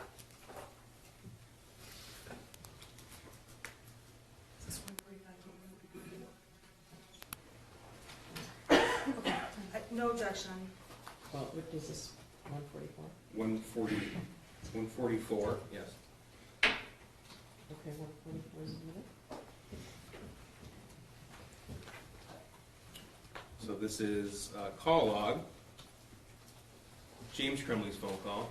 Correct. Are you aware whose number that is, number 17? Yeah, actually, it's one of the sergeants in Special Investigations, Sergeant Joe Bryan. Okay, so this is after the shooter is taken into custody. Correct. Okay, so you know that he was taken into custody right about 1 p.m. on November the 30th? Yes, he was. Okay, and this is 1:50 p.m. Correct. Okay, so Sergeant Bryan learned who the shooter's parents are, and he made a phone call to James Crumbley? Correct. And shortly after this, did James and Jennifer Crumbley both go to the substation to meet with police? Yes, they did. No objection. 146. No objection to 145 or 146. 145 and 146 are admitted. Just quickly, this is the verify. They were in fact at the Sheriff's Office in 148, both James and Jennifer Crumbley. Is that right? Correct, I'm sorry, yes.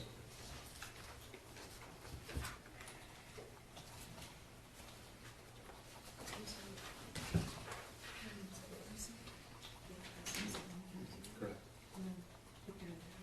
158. Oh, what, thank you. Okay, so they're at the Sheriff's Office at 1:58. Did you come to learn when they went back home? It was about a half an hour after, or less. This is 1:48. Okay, no objection. So you're able to, 146 and 147? I'm sorry, 147 and 148. Thank Okay, you. they're both admitted. So on Jennifer's phone, you can tell that she's at home by 2:30 Correct. on November the 30th? Okay, and same with James? That's correct. Okay. So this is after they went to the Sheriff's Office and their son was in custody and then they went back home? Correct. Okay.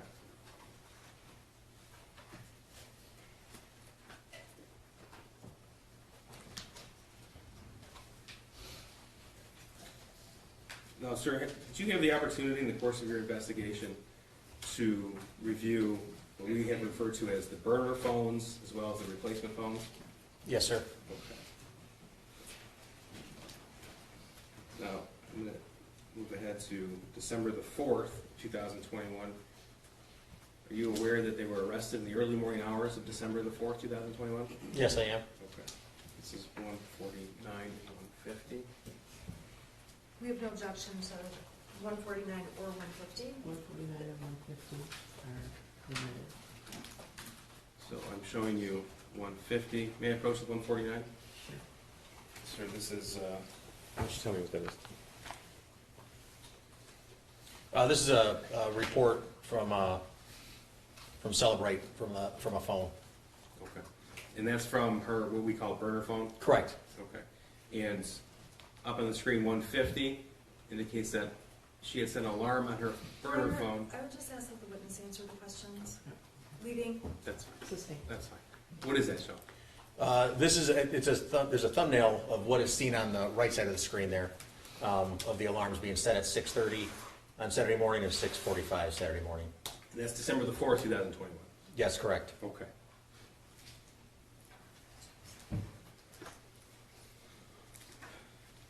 Now, did you find evidence on the replacement phone, which is the phone that was ported with their original numbers, that they had attempted a two-factor authentication for social media accounts? Yes, they did. Okay. Now, we had talked at the very beginning of your testimony about deleted content and your ability to recover deleted content. Do you remember Correct. Yep. that? Okay. Were you able to uncover some deleted content in this particular case? Yes. And we've talked about the Facebook message chat between James and Jennifer Crumbley, Correct. and you've already indicated that that chat was deleted from Jennifer Crumbley's phone. That's correct.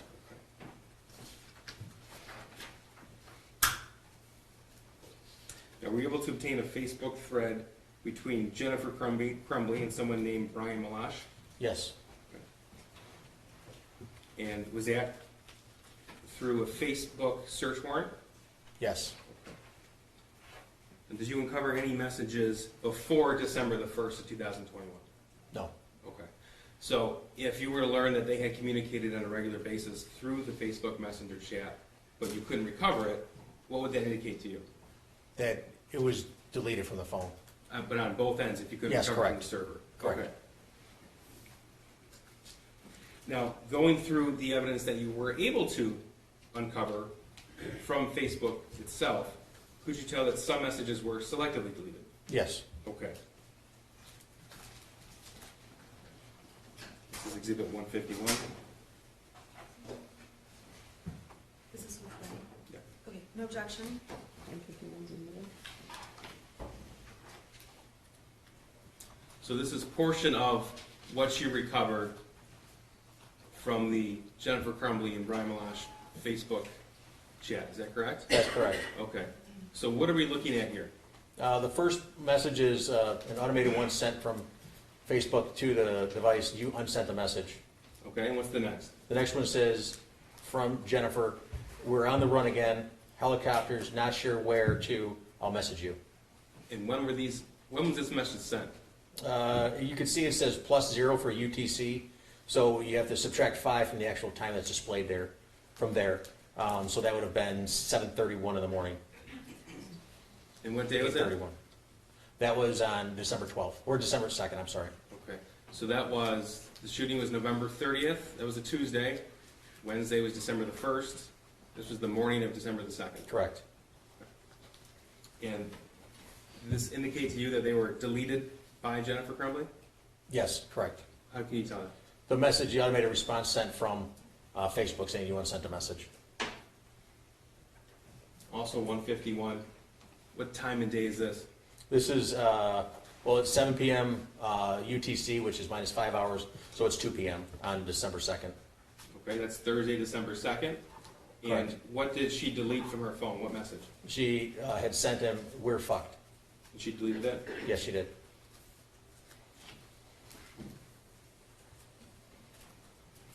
Go back to Exhibit 126. Were you able to tell that Jennifer Crumbley deleted some messages she sent to Andrew Smith? That's correct, yes. And how were you able to tell that? Because of the screenshots that were obtained from Andrew Smith don't match what was obtained from her Okay. device. It's Exhibit 151. No objection. Okay, so before we get to 151, which is the extraction, 151 is already in. yes, thank you, John. Before we show that on the screen, 126 here, these are the screenshots found from Andrew Smith's actual phone. That's correct. Okay, so at 10:05 a.m., this is Jennifer writing this and sending this picture, correct? Correct. Okay. And then we just gone through this. At 1:23, she wrote, "The gun is gone and so are the bullets." Correct. Okay. And then, what did she write after that? I'm praying everything is okay. That's what Andrew Smith wrote? That's what Andrew said, yeah. Then she responds, OMG, oh my God, Andy is going to kill himself. He must be the shooter. And then what? I need a lawyer at the substation with police. Ethan did it. Okay. And then, what did she write him at 3:39 p.m. the next day? Or later that day? Later that day, I need my job. Please don't judge me for what my son did. And that was just a few hours after the shooting started, correct? Correct. Okay. And then what did he write in response and what time? At 5:47 p.m., he responded with, I can't even begin to understand what you're going through. I'm praying for you. I asked Carolyn to text you some attorney recommendations. And then she responds with, they're taking my cell phone. Take my cell phone, okay. Here's 151, and the top message is what? The one where she says, I need my job. Please don't judge me for what my son did. Okay, so that's on these screenshots, so we know that wasn't deleted.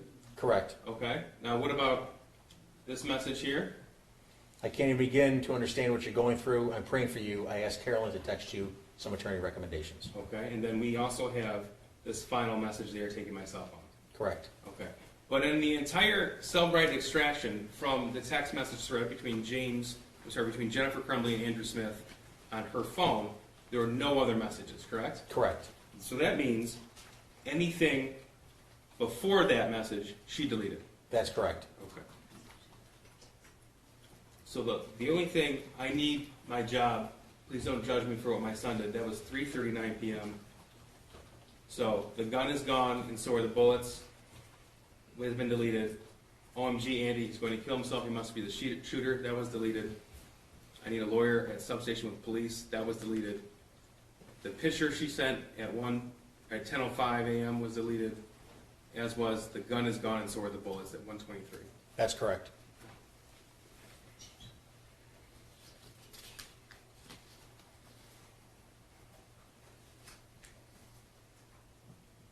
So I'm going to turn now to the Facebook messages between Kira Pennick and Jennifer Crumbley, specifically comparing what was found on Jennifer's phone with what was found from the Facebook search warrant from that particular chat. Okay. All right. 153 and 154. Did we do something with 152? We have no objection Oh, to admitting. This was 152, Judge. We admitted this one. Okay, you don't have any objection. But 152 is in there. No objection, right, okay. And then I'm sorry, what was, 153, 154. no objection, Okay. sorry, To 153 and 154? correct. 153 and 154. Thank you, Judge.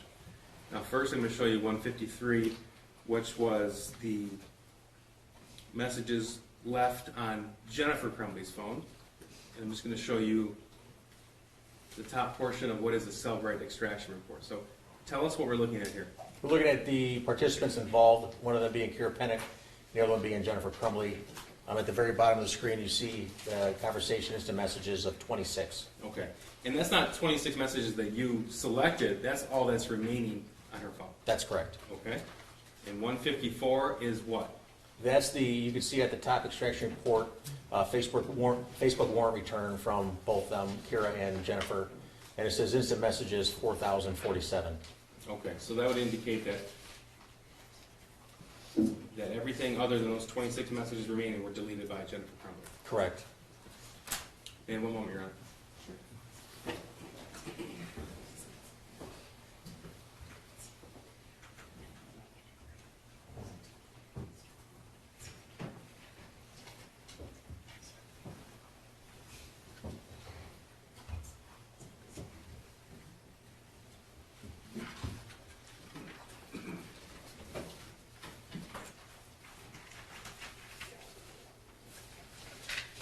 Nothing further, sir.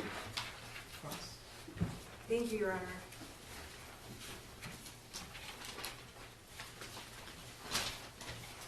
Good afternoon. Good afternoon. I want to go back to, I want to just start, you've been obviously involved in this case since the 30th of November 2021, correct? Correct. And since that time, you have collected and looked at an abundance of evidence related to the Crumbleys, the shooter, the shooting, everything, correct? Correct.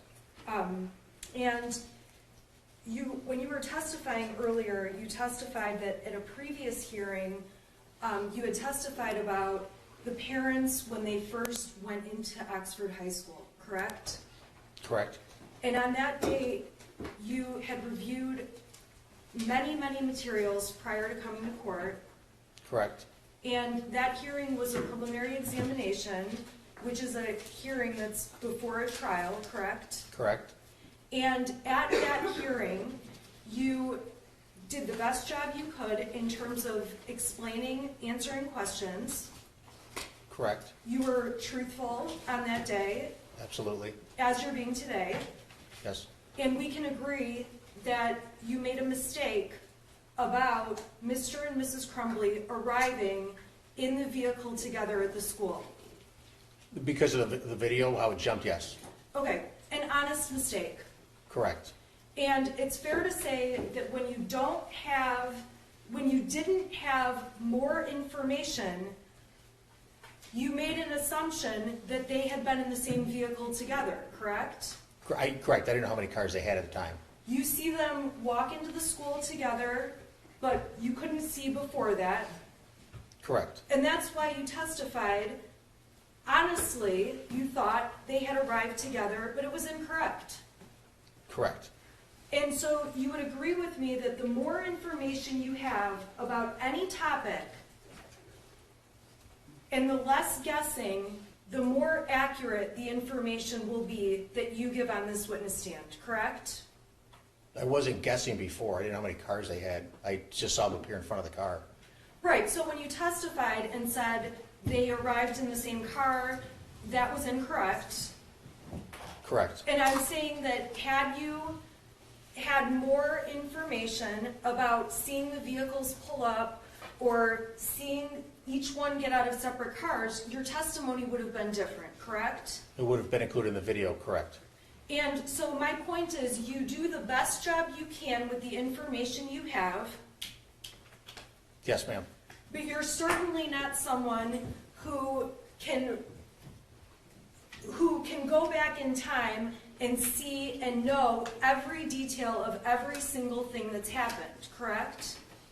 Not every single thing. You could put together a good timeline with all the information that you gather, yes. And it's fair to say for this jury, you have put together as detailed of a timeline as you can about all of the events before November 30th through 11/30th and beyond 11/30th, correct? That's correct. And when you are doing that, you are taking data from cell phones and other investigators, from surveillance, from all these different materials that are a part of the investigation in this case. Correct. And it's possible that at times when you answer a question, you may not be accurate, but you're not sitting here intentionally trying to lie, correct? It's absolutely correct. Okay. I'm going to go back through the investigation that you did. It's fair to say, and I think you testified, you started obviously on November 30th of 2021, correct? When the investigation started? Yes. Yes. Okay. And can you give the jury an idea of how much time it takes to get certain evidence, or kind of what it looked like going forward from 11/30 when you received various pieces of information? So on 11/30th, let's talk about what you saw that day. You obviously saw the surveillance camera from the school, correct? Yes, correct. Okay, on that day, did you have the surveillance camera from Jennifer's office? That came afterwards. Okay, that came down the road. Yes. At that time, did you have the text messages between Jennifer Crumbley and James Crumbley? That came out, no, that would have been afterwards. Okay, when did that come? It would have been within a week, 2 weeks of that. We would have had to, like I explained, the process of getting the data from a phone. Depending on how much data there is, it could take a while, and then to sift through all of it. So it could be anywhere from a couple days to a couple weeks to get everything that you're looking for. And in terms of the investigation, there were materials you had on the 30th, obviously. Correct. There were materials you received in the days following the 30th, correct? Correct. And there were some materials that law enforcement didn't have for weeks and months that became a part of this investigation. Is that a fair statement? That's correct. And as more and more information became available, you would turn it over to the prosecutor's office? Correct. And then you would assume that they would turn the evidence over to the defense for it to be used in court by all parties and the judge. Yeah, I knew my job. I don't know what they're, yeah. They have to give that up. Yes, I understand that. Okay, so at the time on the 30th, it's fair to say all of the evidence that you have in this investigation, I'm sorry, not on the 30th. The 30th was the day of the shooting, and Mrs. Crumbley was arrested overnight between December 3rd and December 4th, correct? Correct. And it would be fair to say that between November 30th and December 3rd, your office and team and all law enforcement were working as hard as they could to collect information and collect evidence, correct? Correct. While you were working as fast as you could, there were a number of materials that you did not see until after Jennifer Crumbley was arrested. Well, just because of the sheer volume of information that we were pulling together at the time, yeah, it took a while to go through it. And when you're looking at all of the information about Jennifer Crumbley in this investigation, much of what you're doing is looking back in time in hindsight. In hindsight, we're trying to put a story together, a series of events or a digital footprint of what had happened. We're trying to put that together. And as you're trying to put that together, you're doing the best you can to make the timeline and the evidence make sense, correct? Correct. But in terms of what happened in the months before the shooting, the day of the shooting, and the days after the shooting, you obviously were not with the Crumbleys 24/7, correct?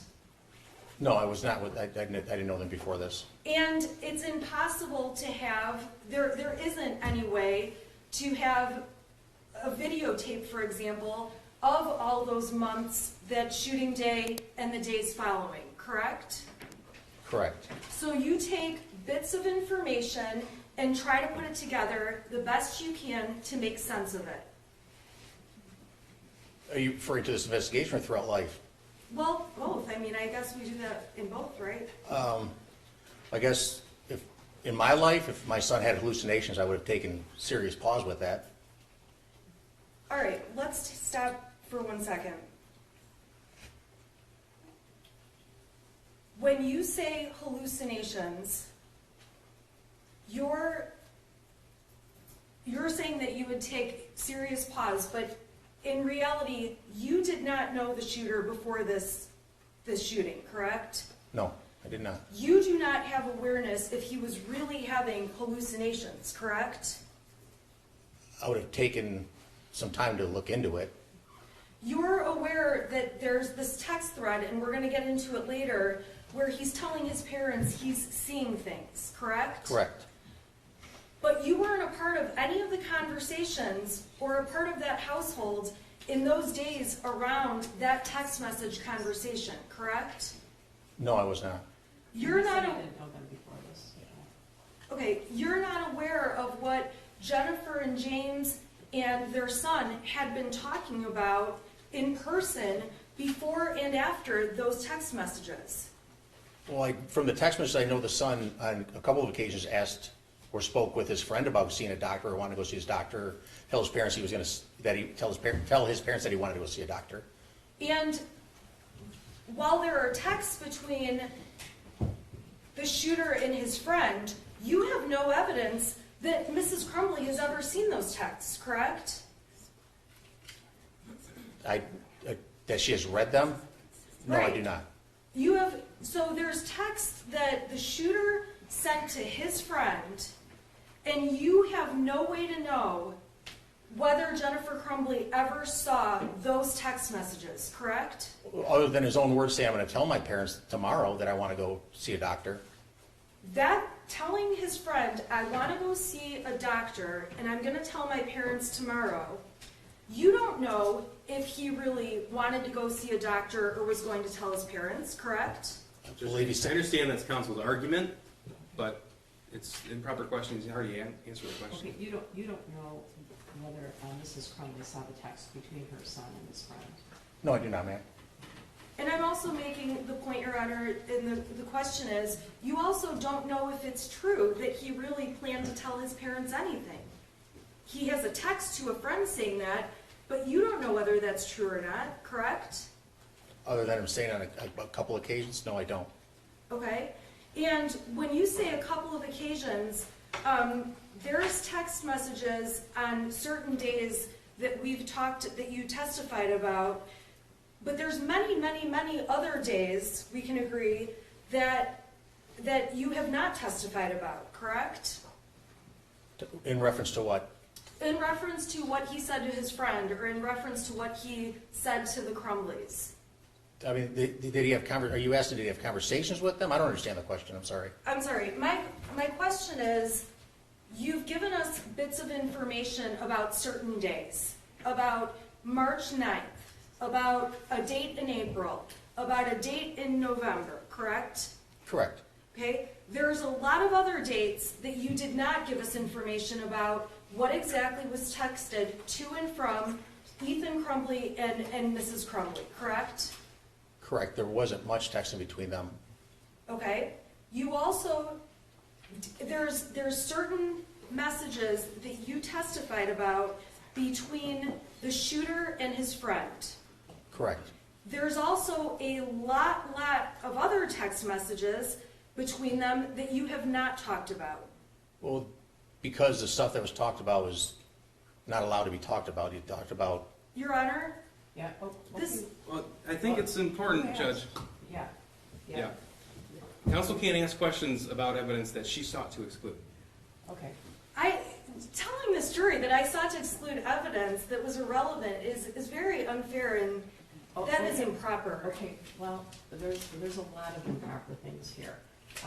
No one's hiding any evidence from the jury, okay? So I don't want any implication that this witness is hiding what evidence from someone. So, Thank you, Judge. so don't ask about the messages if you don't want to know. So. Okay.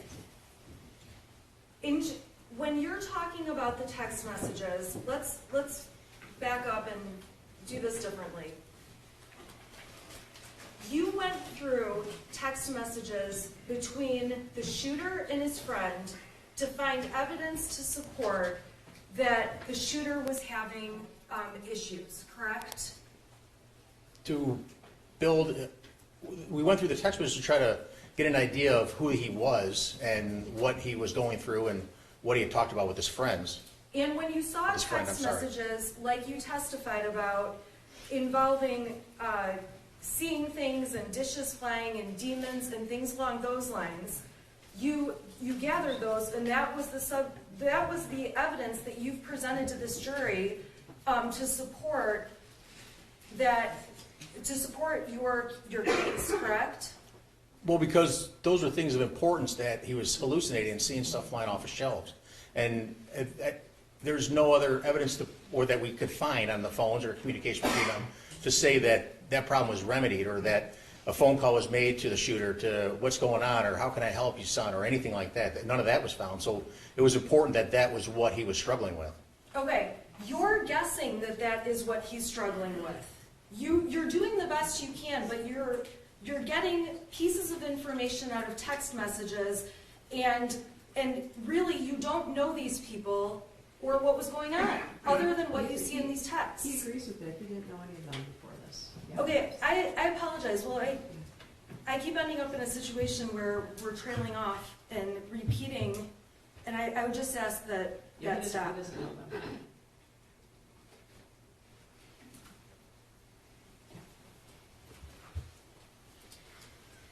When Mr. and Mrs. Crumbley were at their home and law enforcement came to their house, it's accurate that the cell phones from the parents were taken by law enforcement.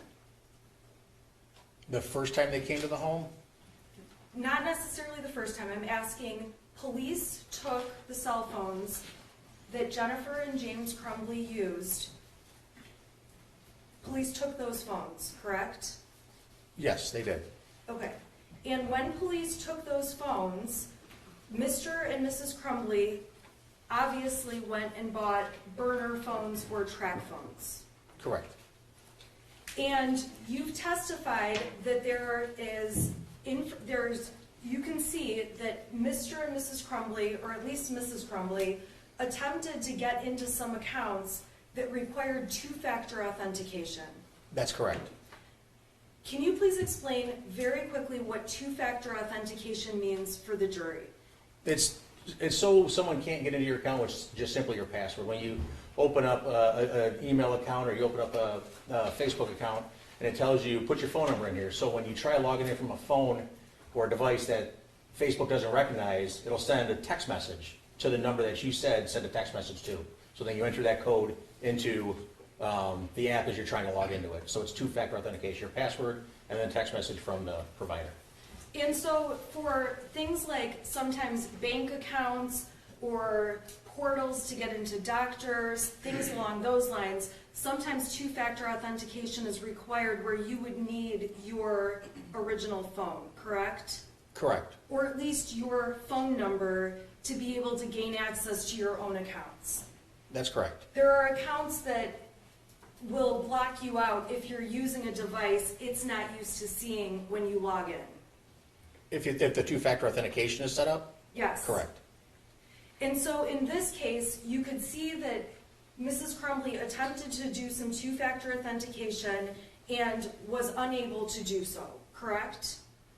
I don't know if she was unable to do so. I know there's a text message that was received from Instagram with a two-factor. I don't know what happened with after that. Okay, so after buying the track phones, the burner phones, it's fair to say that Mrs. Crumbley and Mr. Crumbley went to their phone carrier and purchased new phones that have their regular phone numbers on them, correct? Was that after the burner phones, is that what you're saying? Yes. Yes, they did. Okay, so when we're talking about the Crumbleys having 6 cell phones between them, the 6 cell phones include their original phones that were given to police, correct? That's correct. It includes these 2 track phones that have different phone numbers where you can't do the two-factor authentication, correct? That's correct. And it includes the 2 phones that were purchased after that so that they could have their phone numbers back on devices and then access accounts. That's correct. And from the phones, when you seize them, there is evidence that Jennifer Crumbley attempted to deactivate and delete a number of social media applications, correct? There was talk about it in text messages, you need to delete this account or whatever. I don't know if you have something in particular that you're, a certain account that you're asking? There are text messages within the exhibits the prosecution has admitted, and I can put them up, that show Mrs. Crumbley and Mr. Crumbley were trying to deactivate Facebook accounts and Instagram, correct? I know there were text messages telling people texting them telling them to do that, yes. Okay, and people were, part of the reason people in those text messages were telling them to do that is because after the shooting there were threats and, there were a lot of threats against Mr. and Mrs. Crumbley. Judge, respectfully, I don't believe this officer can testify as to the reason why people said that. He can testify that there was attempts to delete and things were deleted, but the reason for the motivation, he can't testify. Well, you can't testify about the motivation, but did you see anything? Did you see threatening messages to them? I don't recall seeing any no ma'am, I don't. Okay. Do you recall that when, in the text messages that Jennifer Crumbley sent out, she told Ms. Brian Maloche, she told Kira Pennick, she told multiple people that she was being threatened? Are you telling me that or I'm asking me? asking you. I don't recall. If you have something to show me, I don't recall that off the top of my head. Okay.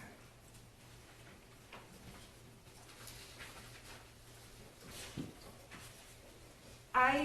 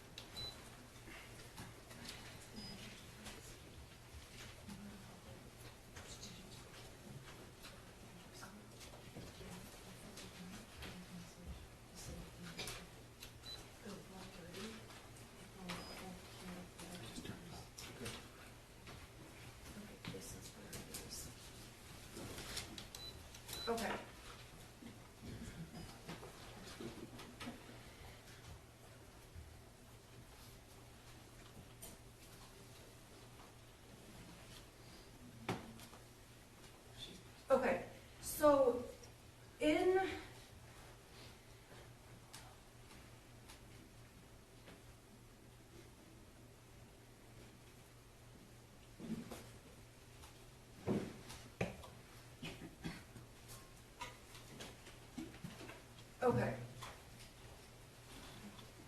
I'm gonna put on the screen exhibit number 130, which was admitted in your prior testimony. Is it? Yeah, just look- sorry. Okay. Now, within the text message thread between Jennifer Crumbley and Kira Pennick, this is a screenshot that was in that text thread, correct? This is from Kira Pennick's, a screenshot of hers? Is that what this is? This is in Exhibit 130 that's been admitted. These are screenshots with Kira Pennick.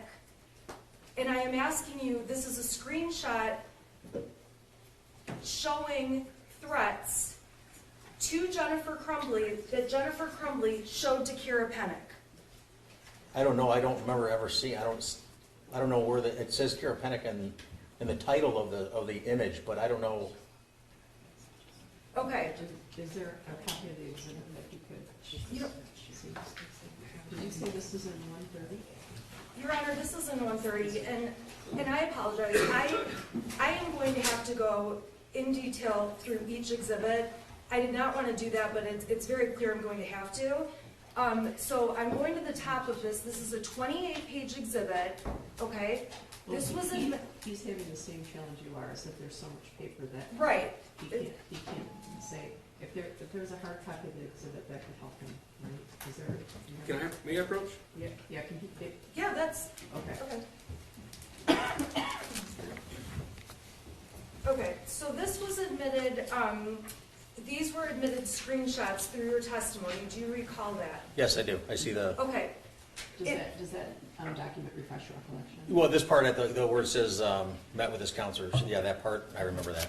Okay, and in the thread, we see what you testified about in terms of Jennifer Crumbley sending over a copy of the math assignment. Correct, I see that, yes. Okay, we see the testimony you gave about Ethan being upset, having lost his friend, and going away, and his dog. Correct. Okay, going further down, this is before the shooting started. Okay, so I'm on page 4 of that exhibit, going into page 5. This is all before the shooting, correct? Correct. Okay, and in this part, they're talking, Jennifer has told Kira Pennick, as you testified, about the math worksheet. Yes. She's told Kira Pennick about, I had to go to the counselor's office to have a meeting with them. Correct. Kira's talking about what horse Ethan could possibly be with that day that might make him feel better. Correct. And as the text thread goes down further, Kira and Jennifer, it's fair to say, remained in contact through the time of the shooting and after the shooting. Correct. Okay? And on November 30th, Kira Pennick is asking, she says, I heard there was a shooting at Oxford High School. Is Ethan okay? Correct? Correct. Okay? Saying, if you need anything, let me know. Correct. And after the time of the shooting, at 4:42, Jennifer Crumbley is texting with Kira Pennick again, Correct. talking about how she needs to sell her horses. Correct. This is when she knows that the shooting has happened, and she's, well, she says, my head is spinning right now, correct? That's what, yes, correct. Okay? She's talking to Kira Pennick about selling the house back and forth, Correct. okay? And Kira is talking about how she'll take care of the horses for Jennifer, Correct. okay? And Jennifer says, I don't have my cell phone right now. She tells her I'm on this track phone Correct. because the police have her real phone, Correct. okay? And then Kira tells her about how there's stuff on Facebook, people are figuring out what's going on, correct? Correct. And Jennifer indicates, I'm off Facebook, I'm still in shock. Correct. Okay? And Kira offers to send Jennifer, can you receive pictures? I'll screenshot it, correct? Yes. And then Kira goes on to send Jennifer screenshots of something a mutual friend posted that was about the shooting, correct? That's correct. And their discussions are about, it says right in the exhibit, I cannot believe people on Facebook. I'm so sorry you're having to deal with this stuff, correct? Correct. Okay. She asks a question about the medication, and Jennifer indicates we're at a hotel in Lapeer and that the news is live at her house, correct? Correct. Kira's response, at least in the text messages, is please stay safe, correct? Correct. And Jennifer sends her over what appears to be a screenshot from a social media app, maybe Facebook or I'm not exactly sure, but you can see that Jennifer sent a screenshot where she has received nasty messages to her. Judge, I'm just going to object to the form of the question. Mr. Wagrowski can certainly read all of this, but calling it a threat or nasty, that's not for him to answer. That's for the jury to determine. Well, yeah, they can characterize it. They can read it. But definitely they're not nice. Okay, can you please tell the jury what these messages say? Larry Barton. I'm sorry, you want me to read them? What Sure. it says on there? It says rotten jail next to him. Okay, Brandon Hegwood. What a shame on you. Kaylee Camacho. Fuck your ugly ass kid, I hope. Adam Tank. What a fucking coward, Ethan. Jennifer Crumbley texts to Kira, I can't go home. Correct. And Kira texts back that she's concerned for Jennifer's, when she says you guys, I'm concerned for you guys, and is expressing concern, correct? That, yes, to stay away from the horses, correct? Yes. Okay. She also says she's worried about your horses or hurting you while you're here, correct? Correct. Okay. It's fair to say that Jennifer and James are afraid of the public's reaction to what their son did. Again, Judge, form of the question. Yeah, I don't understand that. Well, let me back up. I'm sorry, I can rephrase, if that's okay. Okay, so we know the news has been around the Crumbley's home. Correct. Okay, so following the shooting, there was media all over their street, correct? I wasn't there. I don't know. I wasn't there. I can't tell you if there was media there or not. Okay, it would surprise you if there was? It wouldn't surprise me, no. Okay. There were some nasty messages coming into Mrs. Crumbley. From the screen, are you referring to, yes, I'm sorry, yes. Okay. And Jennifer is saying she doesn't want to put anyone else at risk. And that specifically is on page 15 of the exhibit you're looking at.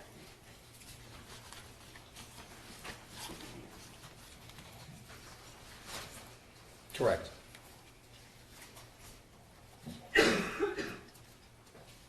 Kira is telling her about, or is commenting people are ridiculous, also talking about buying horses, other random comments in there. Is that a fair statement? There's some miscellaneous, I don't know. She also said be honest about things too. Yep, Kira's saying to her, the best thing you can do is be honest about things. Correct. Okay? Jennifer's not saying, I don't plan to be honest, right? She didn't respond with that, no. Okay, Jennifer's not saying, I've got a big plan to lie, help me put this together. It's not in here, no. Okay, we have no evidence to suggest that Jennifer's telling Kira to lie about anything for her. Correct. Okay, so when Kira's saying be honest, she's saying be honest, but you have no reason to believe that Jennifer's attempting to be dishonest at this point. based on that message? At this point, no, Yeah. but they And were then- taken into custody for a couple days after they were told to turn themselves in. I'm sorry? They were taken into custody a couple days after they were supposed to be taken into custody. Okay, we're gonna get there, we'll get there. Jennifer Crumbley is representing, that she's trying to work out lawyer fees, figuring out, about being questioned, if she's gonna be brought in, amounts she can pay, things like that, correct? Correct. Okay, and Jennifer is telling her, I am bawling right now, my son ruined so many lives today. That's correct. And he did ruin so many lives that day. Yes, he did.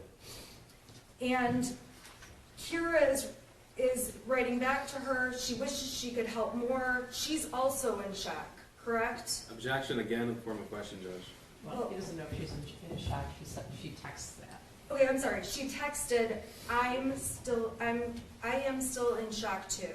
That's what she texted, correct. And Kira encourages Jennifer, take it one day at a time, and again, just be honest about everything. It should help you through this. Correct.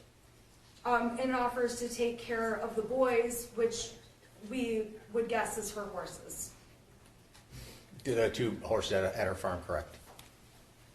Jennifer is thanking her for not judging her, unlike the whole world, correct? Yes, correct. Okay, meaning that we can assume Jennifer feels the whole world is judging her. Again, objection to the form of the question. Yeah, well, he doesn't know, he knows what the text says, he doesn't know how she feels, but that's what she said.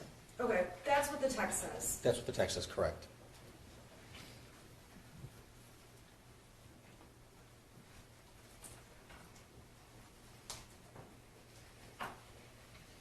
Kira says that she's not going to essentially judge Jennifer. It doesn't remotely make her think it's their fault, correct? That's what Kira texted, yes, correct. And then Kira says, it sounds like Ethan was a troubled kid. Correct. It's unfortunate this happened. That's correct. Okay. And Jennifer is texting her back, I wish we had some warnings. Something. That's what Jennifer texted back to her, correct? Yeah, the hallucinations, back to that, could have been warnings or seeing demons. Okay. And again, you didn't know these people, you don't know the context, you don't know what they discussed. We've already covered that earlier in your testimony, right? I do not know them before this prior. Okay. Correct. So you've talked about the hallucinations many times, the jury gets it. There's a text about hallucinations. We all agree, those are there, okay? To you, those would have been alarming. You would have acted differently based on getting that text. Absolutely, I would have. Okay. Jennifer Crumbley is texting her friend Kira in this text thread. That's what we're going over right now. Okay. And her texts are saying, I wish we had warnings. Correct? Correct, that's what she put, yes. Okay? And Jennifer Crumbley wrote, he's a good kid, they made a terrible decision. And there may be typos, but it says, he's a good kid, they made a terrible decision, correct? That's what she typed, yes. Okay. Kira responds back, there probably were warnings, but nobody saw them. Hindsight is always 20/20.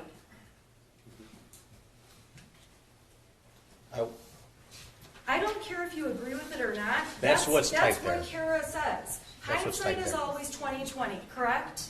That's what's typed there, yes. Then Kira goes on and says, people at the barn are concerned. I'm sorry, I'll go slower, okay? A lot of people have found out Ethan's all over Facebook.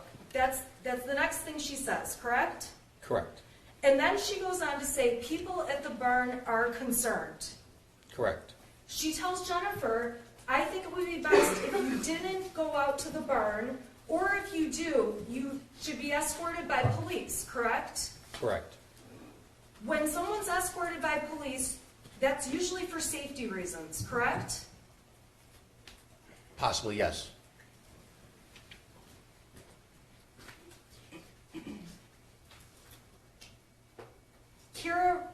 Jennifer says, seriously, those horses are the only thing good in my life right now, and this is after the shooting, correct? Correct. And Kira responds, I understand that, but we all need to be careful. Correct.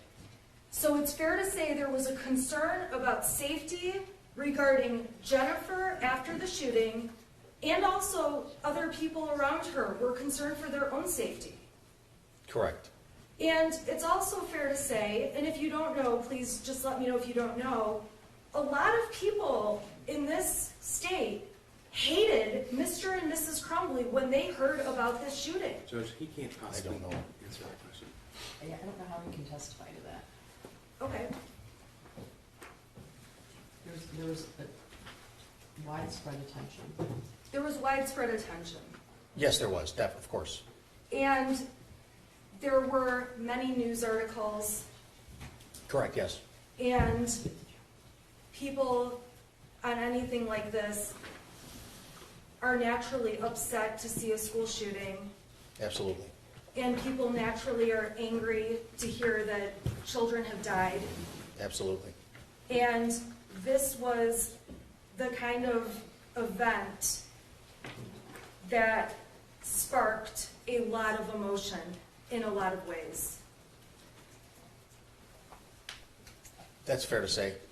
That's fair to say for you personally. Absolutely. You would imagine that for other people, they were personally affected by this, very emotional. Yes.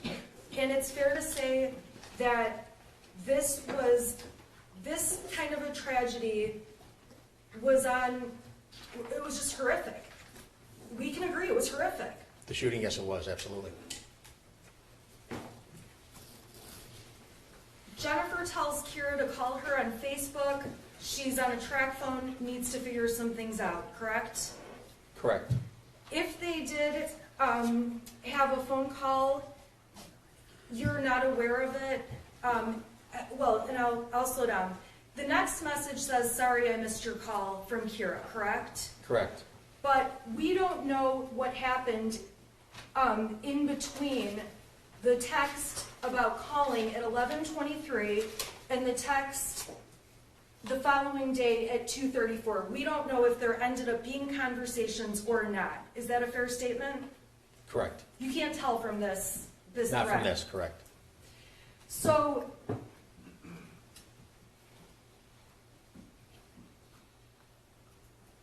they're going back and forth, talking more and more about letting her know later today, things like that. They're talking horses in between all of this. Is that a fair statement?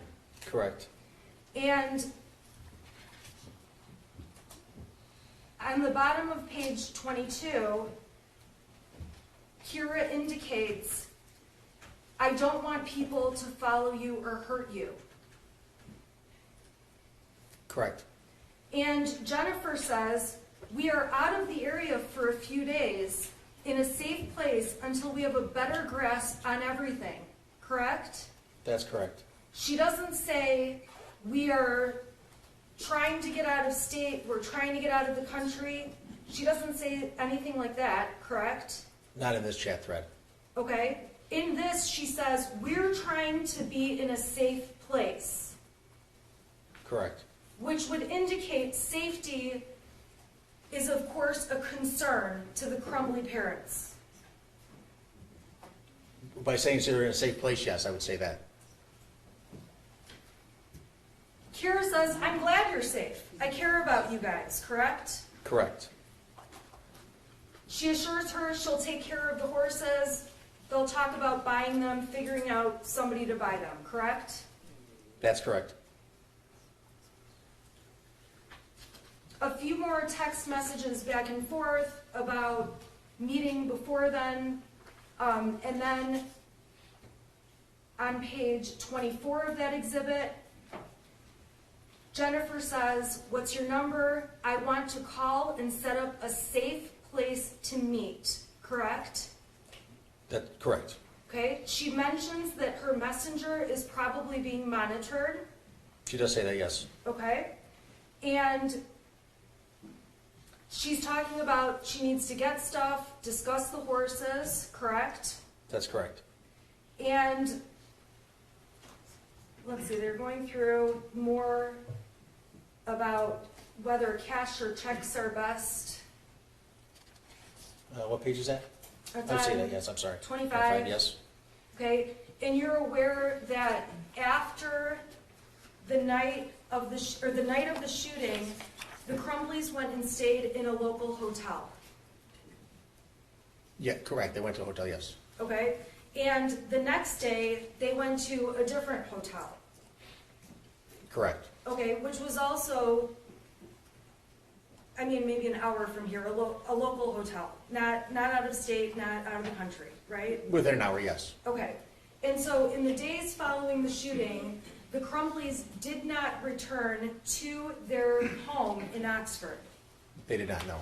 And as far as you know, since the day of the shooting, the Crumbleys have never returned to their home in Oxford. No, they've never been back.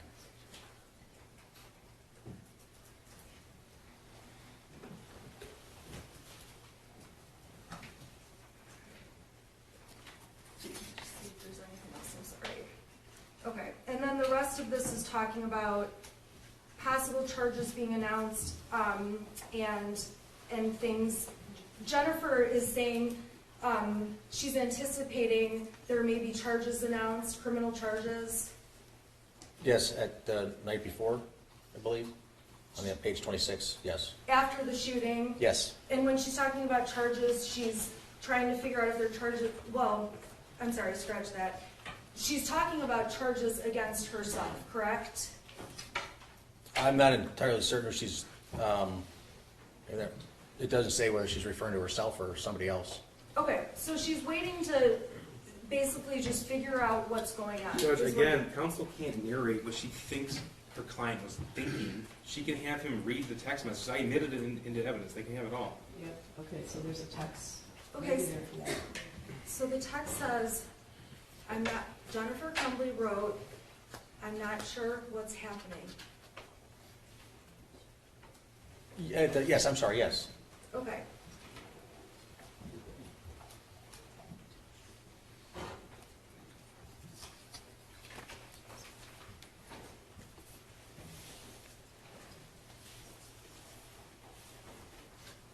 From the text message thread that the prosecution introduced between Jennifer Crumbley and Brian Maloche, we also can conclude, and if you can't, let me know, that Jennifer Crumbley was trying to deactivate and delete social media accounts. I believe she was, yes, I believe they discussed that, yes. And Jennifer Crumbley is asking Brian Maloche things about, can you still see James's Facebook? Can you see my Facebook? Questions like that, correct? Correct. Okay. James and Jennifer Crumbley Jennifer Crumbley in her text messages is very clearly making it obvious, she is telling Brian that she is shutting things down. Like that. I don't remember the language that she used. I know they talked about it. I don't remember if she used the phrase shutting things down. If a person has a Facebook account that they deactivate, okay, I'm gonna go even slower. When someone has a Facebook account, other people in the world have the ability to see that account, correct? If it's public or your friends or whatever other security or settings, but yes. However you have it set up, Yes, you allow who can see the account and who can't, correct? that's correct. If you do have an account and you don't want the world to see it, if you deactivate the account doesn't appear when people look for you on Facebook, correct? That's correct. So if the Facebook account is deactivated, people cannot send you messages through Facebook, correct? That's correct. And they can't send you messages through Facebook Messenger. That, I'm not entirely certain if you'd have to deactivate Messenger as well. I don't know, because they are two separate platforms. It's under one company, Meta, Facebook, but I don't know if you have to deactivate both of them. So with Messenger, if Jennifer Crumbley deactivated Messenger, we can agree that people wouldn't be able to send her messages. Correct. And in general, if a person is trying to avoid having people find them on social media, deactivating the account makes it so people don't find them, correct? Correct. So for example, Instagram. Jennifer Crumbley had an Instagram account and you testified about that to the jury, correct? There's a two-factor authentication text message that was found, yes, with Instagram. Is that what you're referring to? I'm not referring to the two-factor authentication, but you testified that Jennifer Crumbley had an Instagram account. Well, we can agree, she had an Instagram account. Yeah, she did. There were posts that were admitted the other day, I believe, right? Right, Yes. and in that, on Instagram, the whole point of Instagram is to post photos or videos, correct? Correct. And we can see the Instagram account that Jennifer Crumbley had with videos and pictures she had posted over time. Correct. And when a person turns off or deactivates their Instagram account, other people in the world don't have the ability to see those photos any longer, correct? That's correct. Other people in the world don't have the ability to send messages through Instagram to the person that's deactivated their account. Correct. So, as a computer expert, if a person is trying to avoid having people see them or find them or see posts of theirs, even old posts, deactivating the account will accomplish that task. Correct.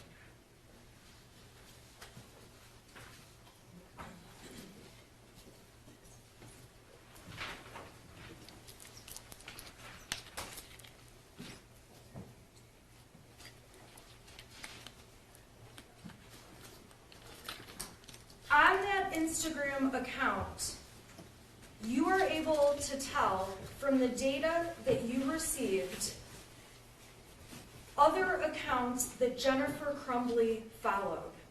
Correct. So, meaning that from her account, Jennifer Crumbley had certain people she was linked up with where she could see what they posted on their accounts, correct? Correct. And on the flip side, people she was friends with on Instagram or connected to could see what she posted. That's correct. And we know that Jennifer's son had an Instagram account, e.crumbley, correct? Correct. And we can tell that Jennifer's account was connected with her son's in a way that she could see what he posted on that account. Correct. And we can presume he could see what his mother posted. Correct. When you are looking through the Instagram records, you are not able to tell which posts Jennifer did in fact see or not see, correct? Correct. So if the shooter posted something and Jennifer Crumbley had not checked Instagram, it's possible she would not have seen it even though he posted it. It's possible. If he posted it and she looked at Instagram and looked at his account, looked at his profile, is that what it's called? She would certainly see anything he posted. Looked at his account, you're saying, I'm sorry? Yes. Correct.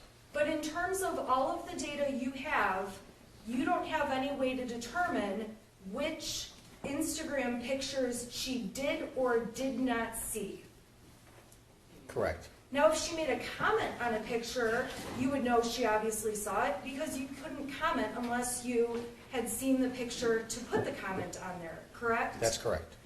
And on the Instagram photos, there are not comments from Jennifer Crumbley to her son about the posts, correct? On all the photos or a particular one? I suppose the ones that we've admitted as exhibits in this case, the photograph of the gun, for example. Correct. And there's no doubt the shooter liked guns. Correct. And there's no doubt Jennifer posted photos of the gun. Correct. And videos. Correct. And and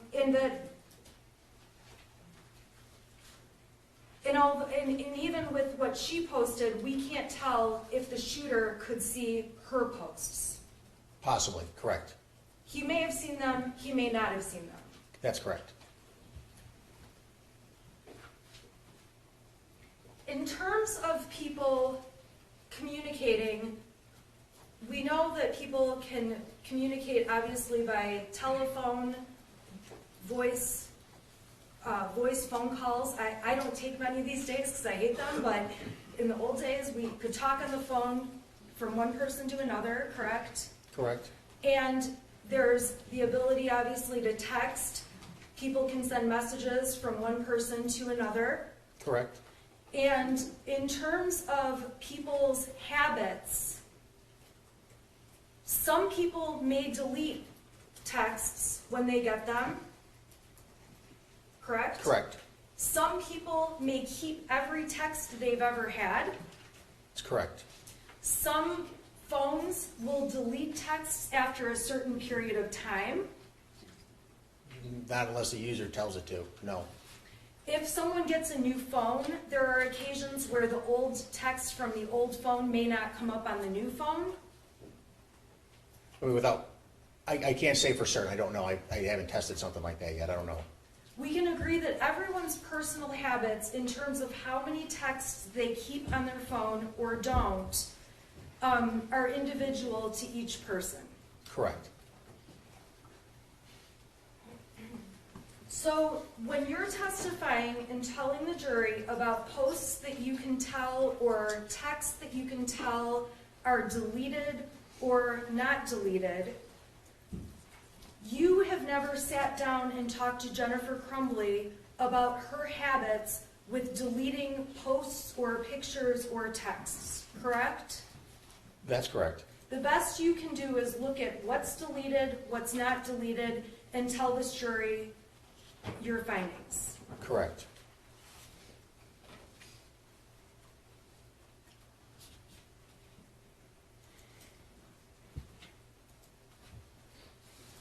I want to go to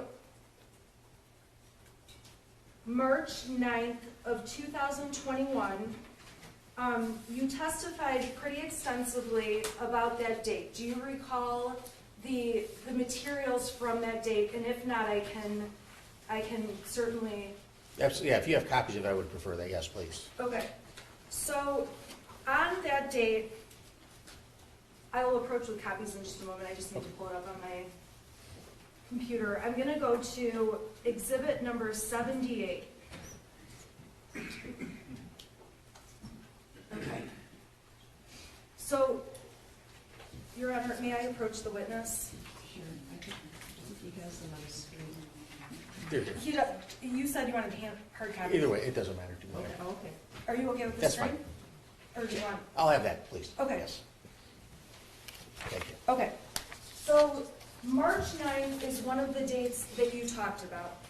Correct. And the text messages that were introduced make it clear that James and Jennifer Crumbley made plans that day to go out to the barn, correct? Correct. And you have photos confirming that they were in fact at the barn, photos of horses they took. Correct. Okay, the jury has seen that the data shows the times these photographs were taken, so we know they were taken on March 9th. Correct. Okay, You've brought in GPS locations to prove they were there on that date, Correct. okay? And it's on that date that Ethan Crumbley, the shooter, is sending his parents some texts that were admitted through Exhibit 82. Do you recall those texts? I do, yes. Okay. Now, in these texts, starting at, I'm going to put it up on the screen.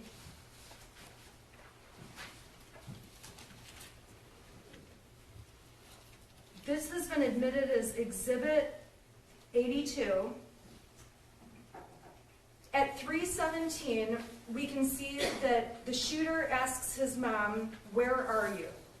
Correct. And I'm sorry, I have that one in my hand. Do you want me to trade with you? I should be fine with this. Okay. Thank you. I think council misspoke. I'm sorry, Jennifer, I'm so sorry. Jennifer Crumbley asked the shooter, "Are you home now?" At 3:17. Where are you? Yes. Is that what I'm you're? sorry, where are you? Yes. Okay. And the shooter responded, it looks like 4 hours later, saying, "Can you get home now?" And then proceeded to send some other texts about, "There is someone else in the house, I think," and it goes on from there, correct? Correct. Now, in between the time of 3:17 and 7:50, okay, we can agree there's a couple hours of a gap. That's correct. You don't know if Jennifer Crumbley and the shooter had phone conversations or discussions over those couple of hours, If we looked at the call logs on their phones, we could possibly find that out. okay? If we looked at the call logs and the phone calls were to and from cell phones, we would be able to tell that, correct? If they, yes. Correct. Okay, but if, let's say Jennifer Crumbley called from her office phone, it would not show up the same as if she called from her own cell phone. Well, the number would be different, correct. Okay, and when you and law enforcement went through looking for phone calls, there are not, you provided over several call records, but not call records for example, Jennifer Crumbley's office with Ethan Crumbley. There are none entered as exhibits. I can't say for certain right now with all the information I looked at, if there were any, off the top of my head. You don't know if there were any? Right now, I don't know. Okay. And you also don't know that day, on the 8th, you know that they're planning to be at the barn. James and Jennifer make plans to go to the barn that Correct. day after work. Correct. Okay? Between the time they make these plans and the time the shooter texts, "Can you get home now?" you don't know if Jennifer Crumbley or James Crumbley has physically been with the shooter. Right, no, I do not. From that chat thread right there, I do not know that. You don't know the discussions on that day that may have taken place in between the shooter and his parents. Right, from this, I can't tell you that. Is that what you're, I'm sorry, I don't understand. Right. Correct. Right. The best you can do is piece together bits of information, but we can agree there's gaps of time where you don't know definitively what happened. Correct. Right now, yes. We can agree there are any number of things that could have happened between 3:17 and 7:50 there would not be evidence to show you what exactly happened, correct? If there is none there, you mean? Is that what you're saying? Right. Correct. And the only people who would know, if they can even remember the day years ago, would be the people who were present. So Mrs. Crumbley and the shooter, correct? Correct. They would be the only people who truly know what they spoke about or didn't speak about on that day. Correct. So when you see these texts, and I understand you find them alarming, I imagine that the texts, and please correct me if I'm wrong, that you find alarming are the texts about there is someone in the house, I think, someone walked into the bathroom and flushed the toilet and left the light on. I thought it was you, but when I came in, no one was home.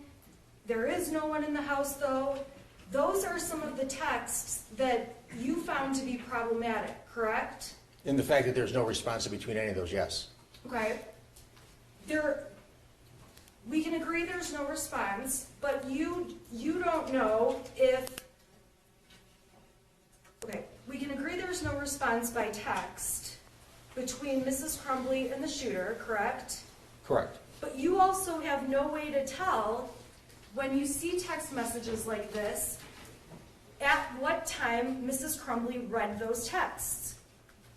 Correct, you'd be able to tell that it was read, but yes, not what time. Okay, so for example, when the shooter texts, "Can you get home now?"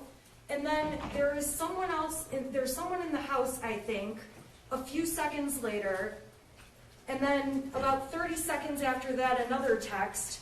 You have no idea if Jennifer Crumbley checked her phone to see the first text message, checked and saw the second. You don't know which ones she saw or when, correct? I don't know the time they were read, no. All you know is that you don't see any response to them. They're correct, there's no response. So there's a number of possible things that could have happened in between these texts.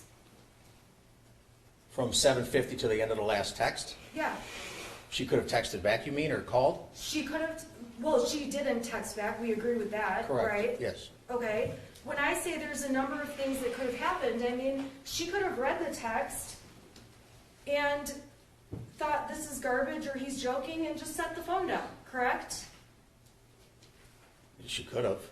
Okay? She could have not seen the texts because she was busy doing something. Correct. She could have been, we know she's at the horse ranch. Are you aware of how strong Jennifer Crumbley's cell signal is out at the farm, at the barn, where the horses are kept? I have no idea about that, no, I do not. Okay. If her cell signal doesn't work out where the barn is, it's possible these texts are not getting to her until she gets to a place where data uploads into the phone, correct? That's correct. So while we see these texts being sent, we cannot conclude that Jennifer Crumbley is reading these as they are coming to her. Fair to say?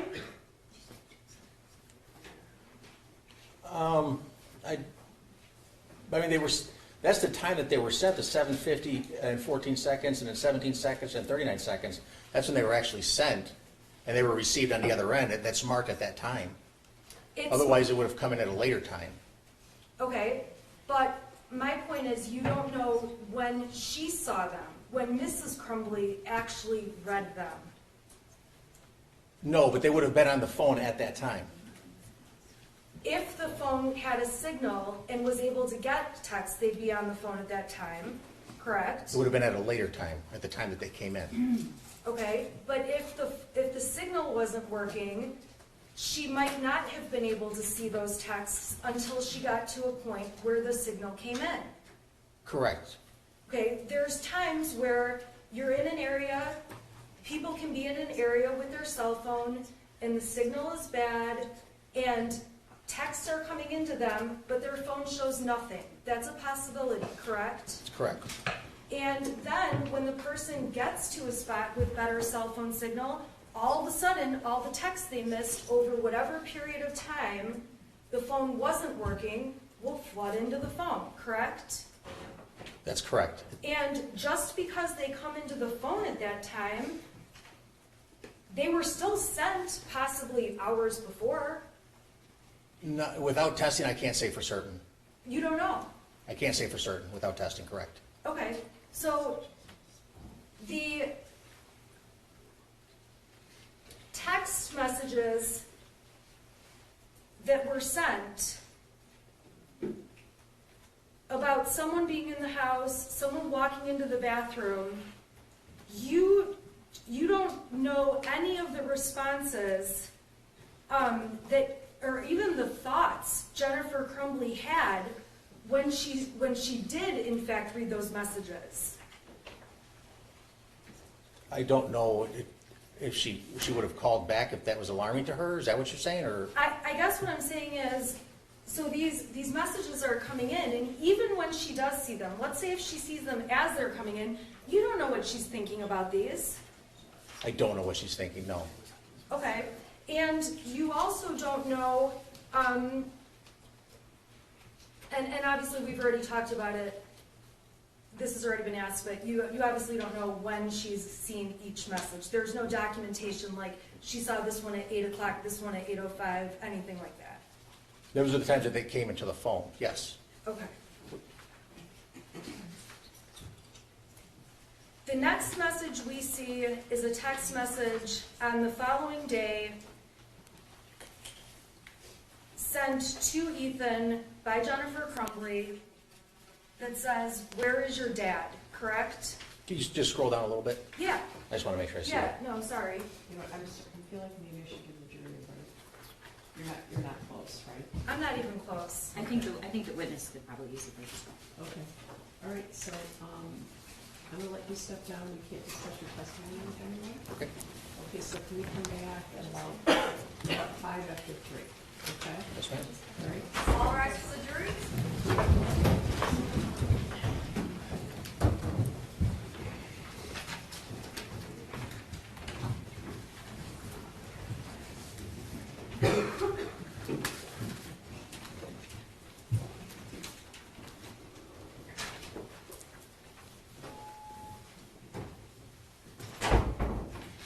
You may be seated. You know, some of the questions are becoming repetitive, so, that's gonna make you lose them.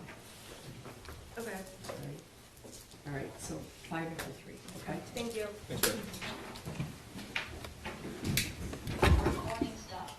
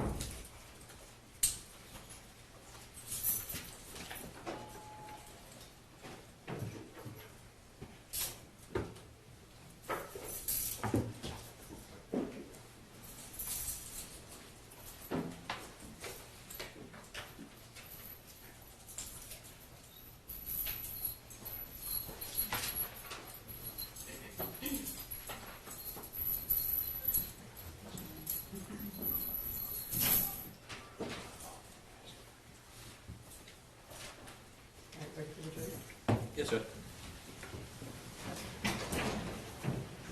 You can retake the stand.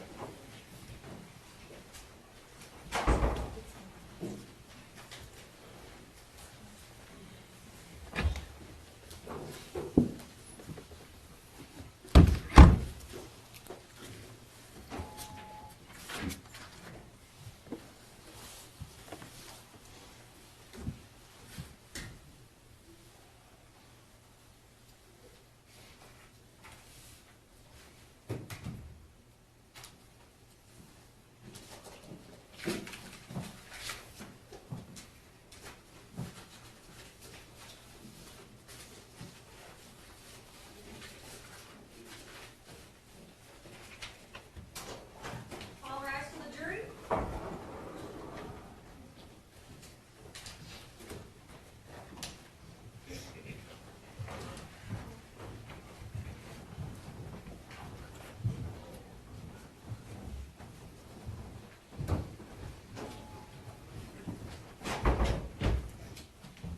All right, I need to see that.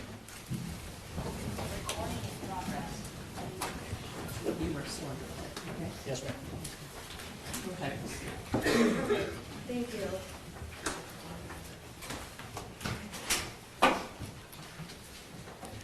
This is not Okay. Okay, may I continue? Okay, thank you. All right, so we've been sitting here going over March 9th, 2021. There was also some messages from March 8th, so the day before that you testified about. Do you recall those messages? I do. Okay. Do you recall, do you need to see those messages, or are you able to answer questions without seeing I'd like to them? see him, not, yes, please. Okay, so these are going to be, let's see here. This is Exhibit 84.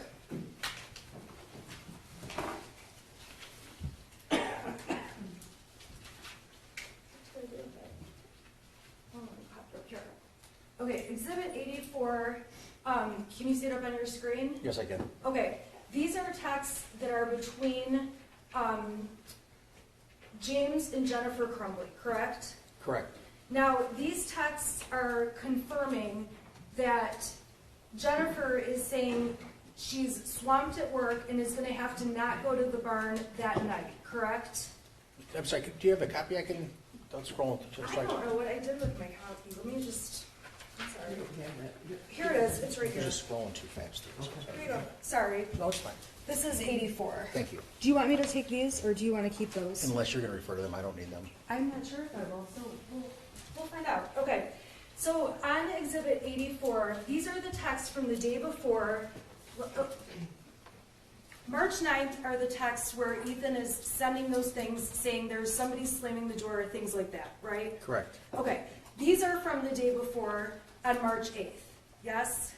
Correct. And you testified about these texts from March 8th on direct, and those were admitted through the prosecution. Correct. Okay. On March 8th, the parents are talking about Ethan at the beginning of the text messages. Is that a fair statement? At 3:09, Jennifer asks, is Ethan going bowling? Okay, so on page 386, she starts off with, is Ethan going bowling? He says, IDK, which is I don't know. We can agree Correct. on that. Okay. What do you mean, I don't know?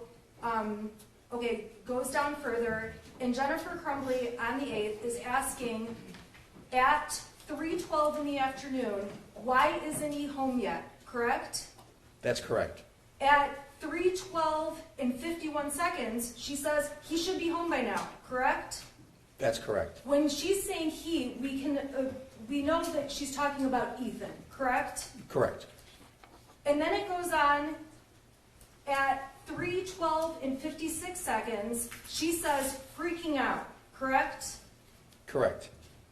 And James responds to her at 3:13, so not even a minute later. He doesn't get home until 3:16, correct?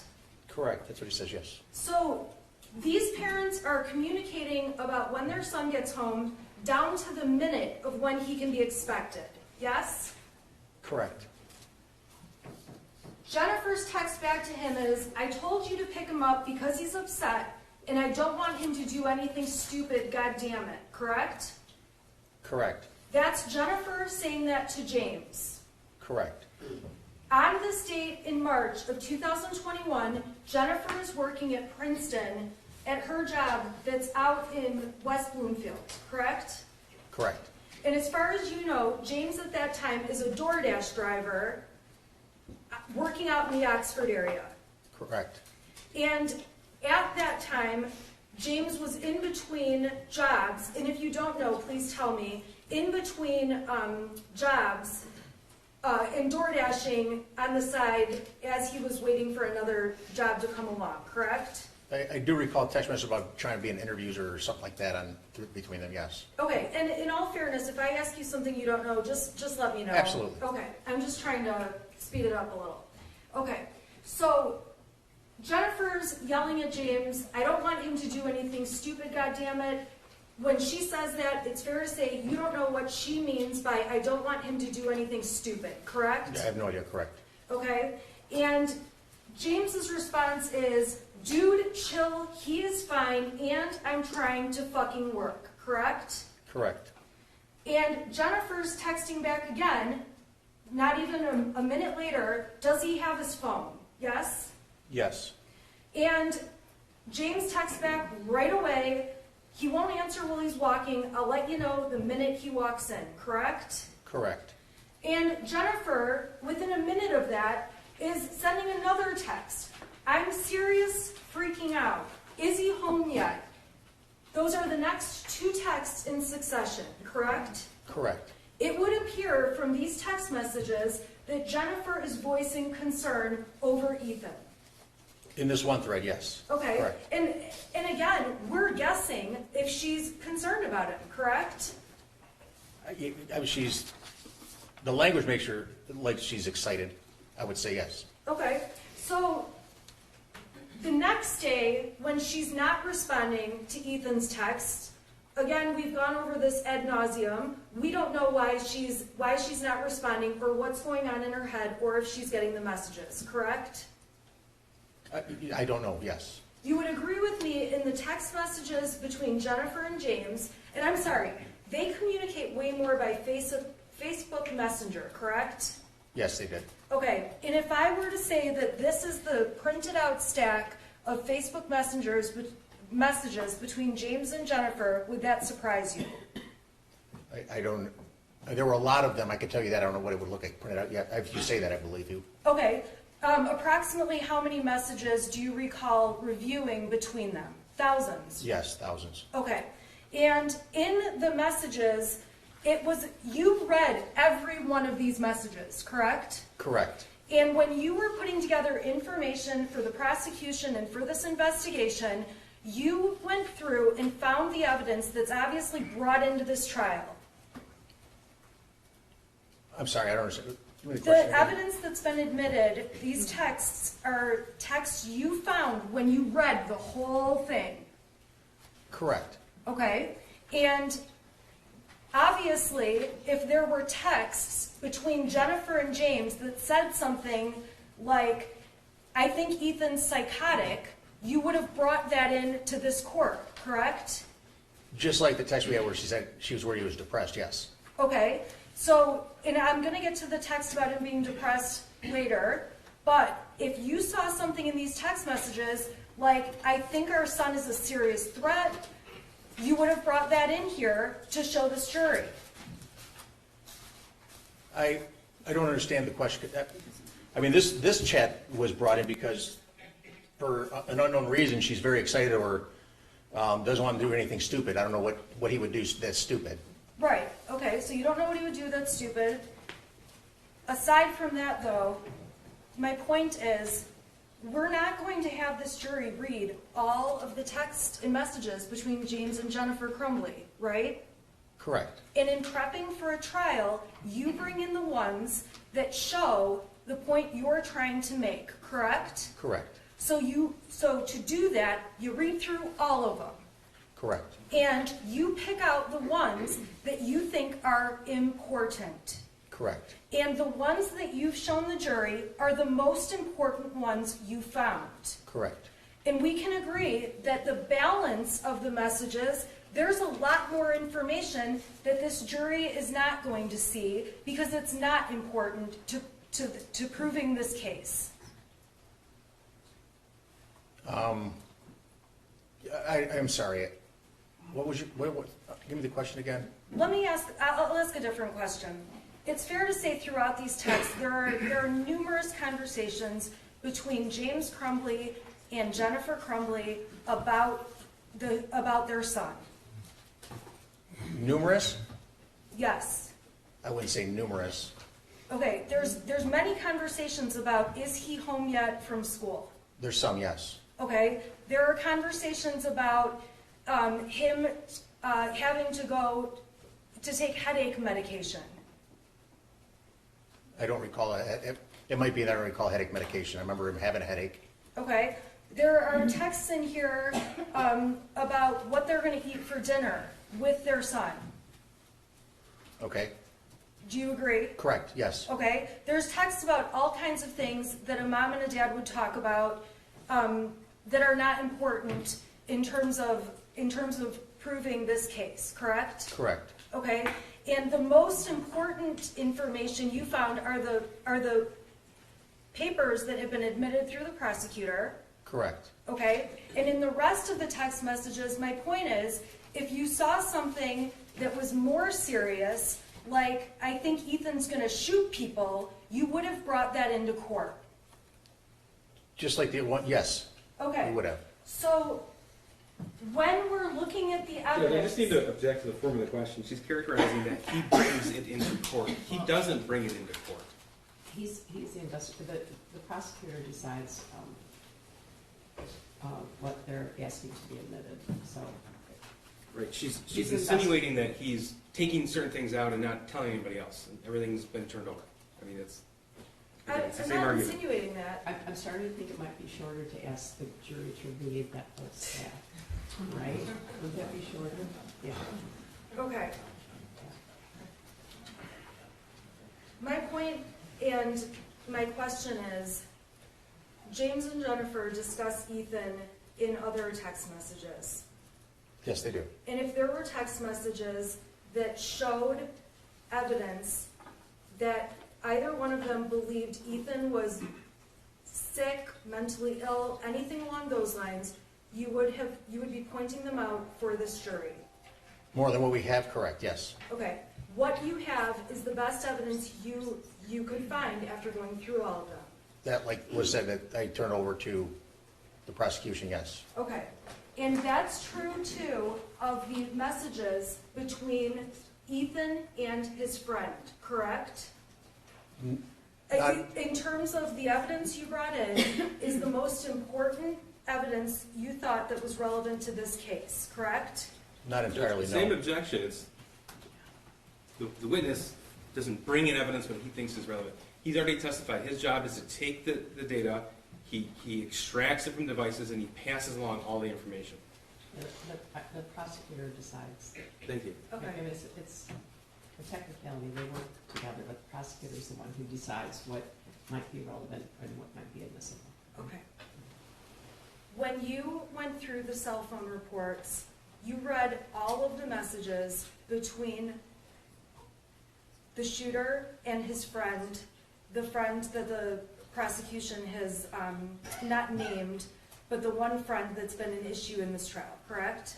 Correct. You read through, there were over 25,000 messages exchanged between the shooter and his friend that came off of the phones.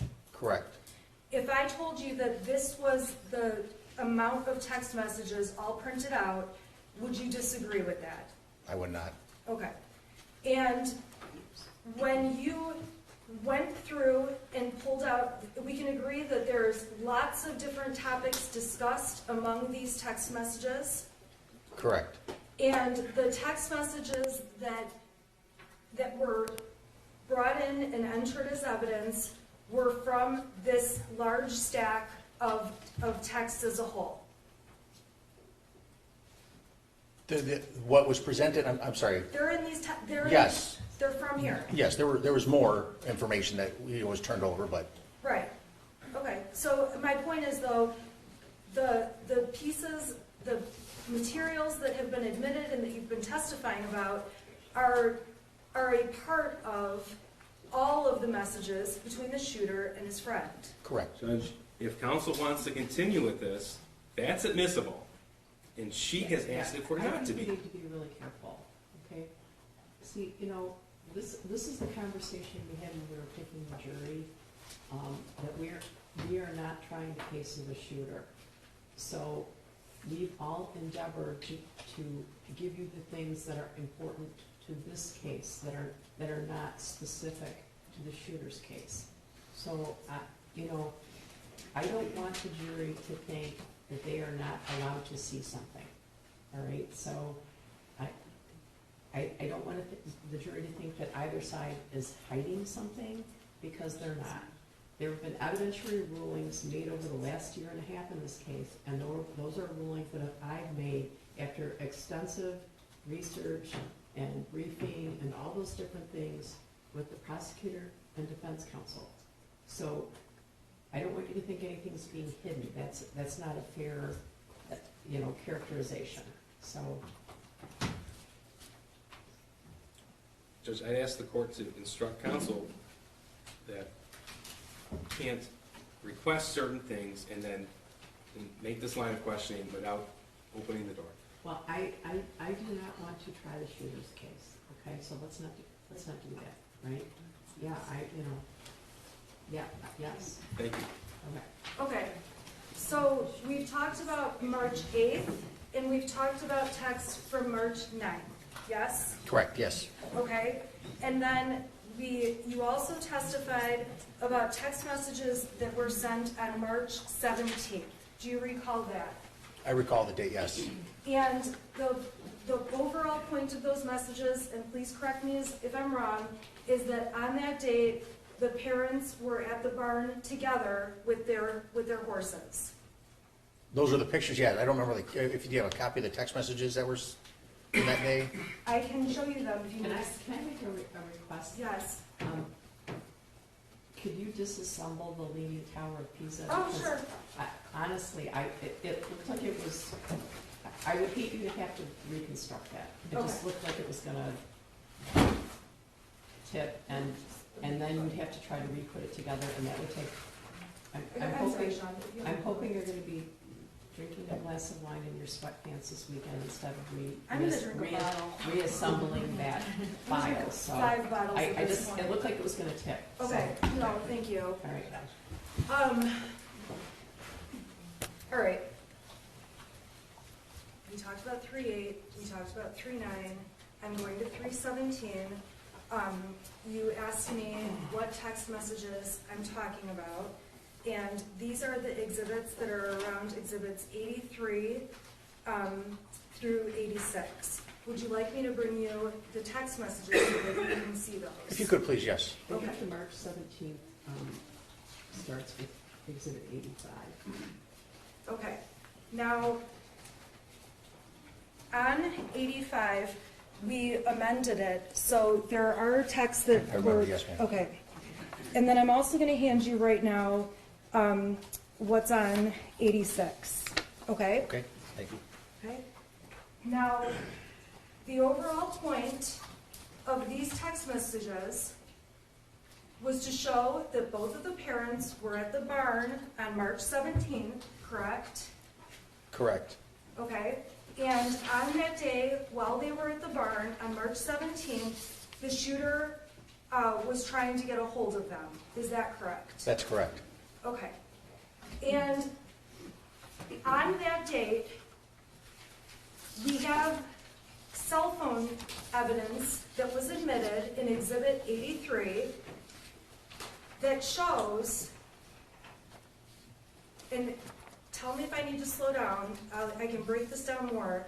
An hour after the shooter was texting Jennifer Crumbley She called him and had a phone conversation within an hour, correct?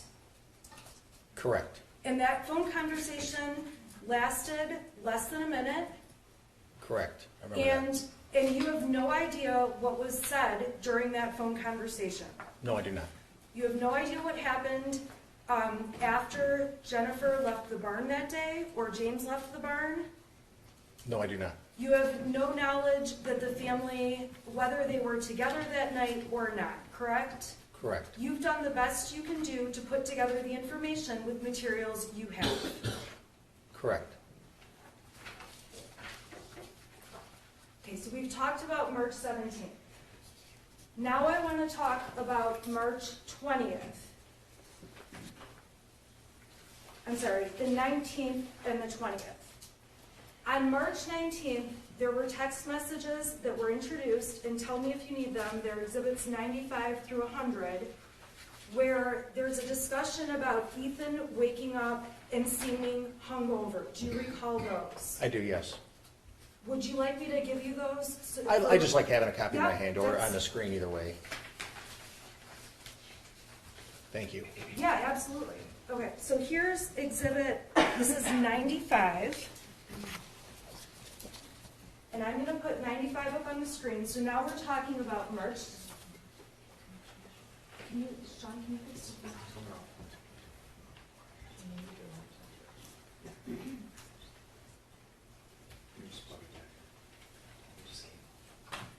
Okay. All right, so we're looking at exhibit 95, okay, which has been admitted.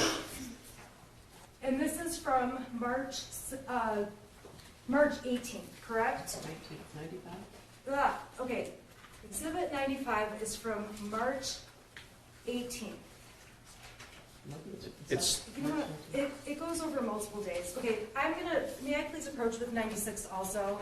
Sure. Okay, there's two that are in order and they both contain multiple days, correct? correct. Okay, so I'm sorry, this is a little bit confusing because we've got two different dates on two different exhibits. Okay, so I'm gonna go to 96 first. These texts actually come before 95. On this date, these are the texts where Ethan says, I just finished picking up the room. I cleaned until clothes started flying off the shelf. This stuff only happens when I'm home alone, correct? Correct. Okay, and I am totally off. I am so sorry. March 17th. I need to be on exhibit 85. 85. 85 is, it says is the thread from March 17th, 2020. Yes, and 85 is one that I cannot display because it's been redacted. So I'm asking if the prosecution can please put 85 up on the screen. Can you put rejected 85 on the screen? I kind of just need a minute, Judge.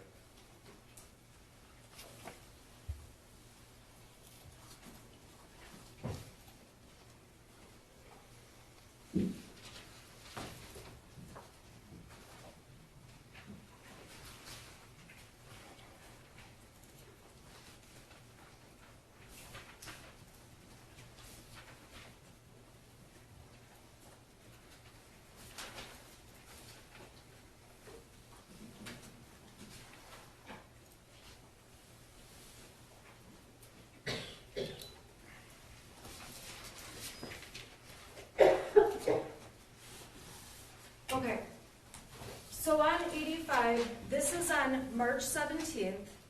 This is the text where it started off, gonna get drunk and ride my horse. Jennifer Crumbley sent that at 1:30 p.m. Correct. Okay, and I'm sorry, Mr. Keese, can you please scroll down? Okay, Jennifer Crumbley's indicating that afternoon, I hate my job. Can you bring out last, please? And I don't know what that means. You don't know what that means. Would you agree with that? I don't know what she's referring to. I don't either. Okay, can you go down, please? Okay, Jennifer Crumbley indicates at 4:02 that she's left work. Yes? Correct. I'm sorry, I might be going too fast? Nope, you're good. Okay, and then if we can go down more, please.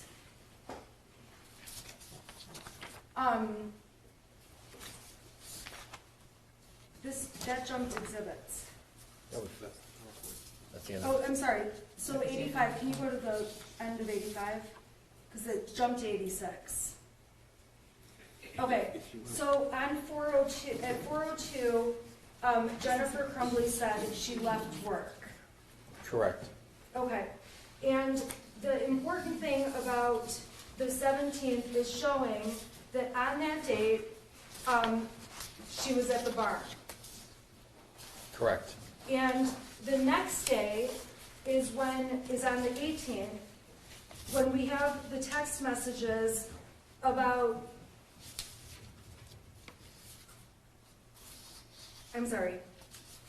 March 19th, exhibit 95. Do you have 95 in your hand?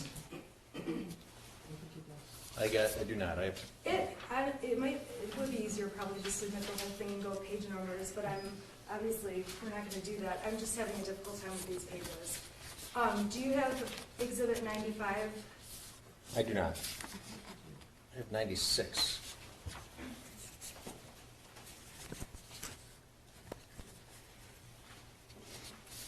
Okay.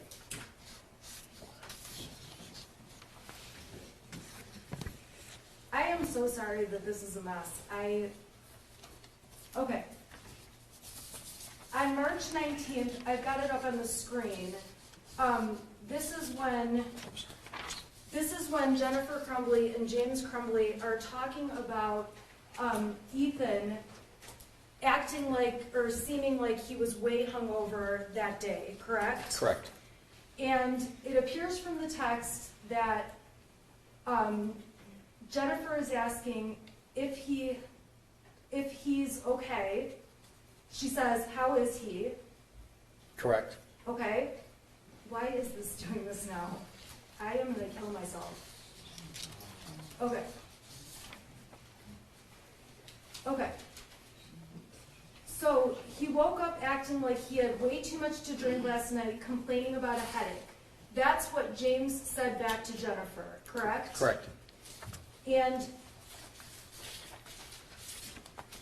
okay, Your Honor, I need like a minute, and I'm so sorry. Now I've got exhibits that are doubled on the page, and I'm having a really tough time with the exhibits. I apologize to the jury. Can I please have a minute? Okay, well, I'm probably not gonna excuse them because, Can you help me get this Are you back able to do on? it while they're here? 'Cause- Yeah, I'm trying to just Because get it next time I back. excuse them, I'm gonna send them home. I was hoping to finish this witness. I have this task completion thing. So, I like to.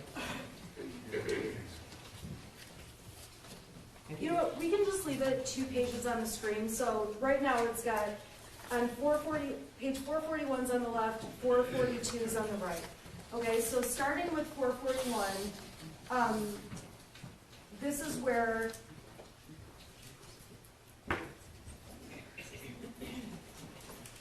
the text says, well, he was really worked up and out of control, so I can see why. This is after they're talking about him waking up, correct?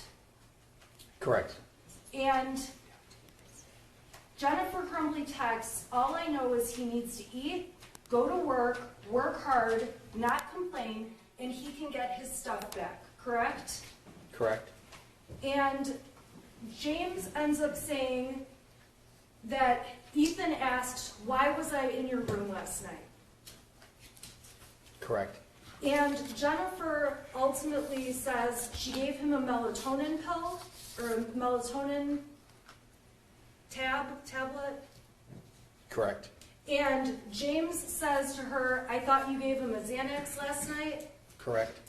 And it's evident from this that Ethan, or the shooter, their son, slept in their bed that night. Correct. And it appears that on March 19th, as the parents are talking, there was some kind of argument where something happened with their son the night before. Correct. And we don't know anything about what happened the night before on March 18th that preceded this whole conversation. Correct. It appears from the conversation on the 19th that something was taken away from him because it implies he can get his stuff back. Judge, objection on the form of the question, he can't testify what it implies or what it appears, only what's on the phone. I'm sorry, I'll restate that. The text explicitly says if he does these things, he can get his stuff back. Correct. Okay.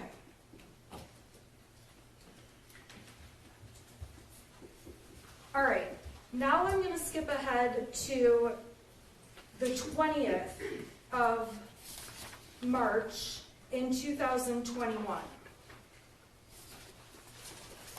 On the 20th, we admitted exhibits 97 through 100. The 96 are text messages dated March 20th. And the 97 starts with some pictures. Okay, so 96 are the text messages that are up on the screen. Do you see those? Yes, I do. I have Okay, them. and it's on the 20th that the shooter is saying things like, I cleaned up and clothes started flying off the shelf. He's making other claims that something is happening that's not normal, correct?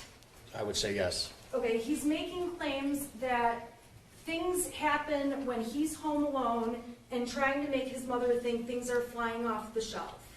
That's what he said, yes. Okay, and you don't see any response from Jennifer Crumbley that day, Correct. and you showed the jury, we introduced and admitted all of the exhibits to show on that day she was at the barn again, correct? Correct. Now, you don't know what they talked about before or after she got home from the barn? Correct. All we know are that we have these couple of text messages making it sound like something is flying around in the house from Again, her Judge, son. I don't know how often I can say this. Objection in the form of the question, he can testify to what he found on the device. Yeah, he doesn't know beyond that, right? Okay, I He apologize. wasn't there. Okay, and so on the 20th, Mrs. Crumbley is obviously at the barn. So we've talked now about March 8th, March 9th, the 17th, 19th, and 20th, correct? Correct. So we can agree that from the 8th through the 20th, we're talking about a period in time that's about 12 days long. Correct. And we've seen bits of the 8th, the 9th, 17th, 19th, and 20th. Correct. Okay. In April 4th are the dates of the texts between the shooter and his friend, correct? There was a lot of text messages. I would assume, I believe they texted on that day. Okay. And I believe it is Exhibit 101. Okay. I have 101 on the screen. Do you recall these? Correct. Yes, I do. Okay. Now, these texts on April 4th are between, we agree that they are between the shooter and his friend. That's correct. This is not a group chat where Mrs. Crumbley is on it. That's correct. There is no evidence that these texts were ever forwarded to Jennifer Crumbley. Correct. There is no evidence to show that Jennifer Crumbley ever saw these text messages. Correct. For example, there isn't a text like, oh my gosh, you should see what our son sent to his friend today. There's nothing along those lines, correct? Well, not in this group. Are you talking about this chat still? I'm just saying in general, if you found evidence that Jennifer Crumbley saw these texts, that would be important. If she saw it, I would say yes. Okay, and we don't have anything to show she saw them. Not that was on the phone, no. So, on this text thread between the shooter and his friend, he talks about how he hears people talking and he sees someone in the distance, correct? That's correct. There's no response from his friend. Correct. We don't know if his friend saw those texts and didn't respond, or if his friend didn't see those texts and the shooter just kept texting, right? They came in rapid order, so yeah, they were one after another, correct? Okay, so this is around, so 11:56, and then we go down 11:57, says, it's at the point that I'm asking to go to the doctor. Okay, that's one of the texts that you testified about, correct? Correct. There are not any texts where the shooter is saying anything to his mom and dad about, I want to go to the doctor. Correct. While the shooter is saying this to his friend, we don't have any evidence that it's true whether the shooter really wanted to go to a doctor or not, correct? I mean, he said it a couple times, and they talked about everything. In all the times that he talked about it, this jury is seeing, you've brought that in. Well, you haven't brought that in, I'm sorry, I keep misstating that. The evidence in this case is showing the jury what you gleaned from your investigation. I don't understand, I'm sorry. Okay. In the investigation, you don't have any text messages where the shooter is saying to his mother anything about going to the doctor for hallucinations or anything along those lines. That's correct. Okay, if that did exist, the jury would be seeing that. That would have been turned over to the prosecution, yes. Okay, so in this case, when the shooter says, it's at the point I'm asking to go to the doctor, my mom left when I told her, again, you have no idea if Mrs. Crumbley ever saw these texts between the shooter and his friend. Correct. And we can agree, we don't have any more context than just this text thread that exists between these two. Judge, again, counsel is getting very close to running afoul of the motion that she filed to preclude evidence, Judge. There is a lot of context, but counsel requests Your Honor, motions. this is making it sound like there's evidence being hidden, and there's not. Okay, well, I've said there's no evidence being hidden. There's no evidence being hidden. But, okay, so ask the next question. Okay. You're not aware of any communication between the shooter and his mother? No, Asking. correct. Okay. And when the shooter texts his friend, I was thinking of calling 911 so I could go to the hospital and text, I need help.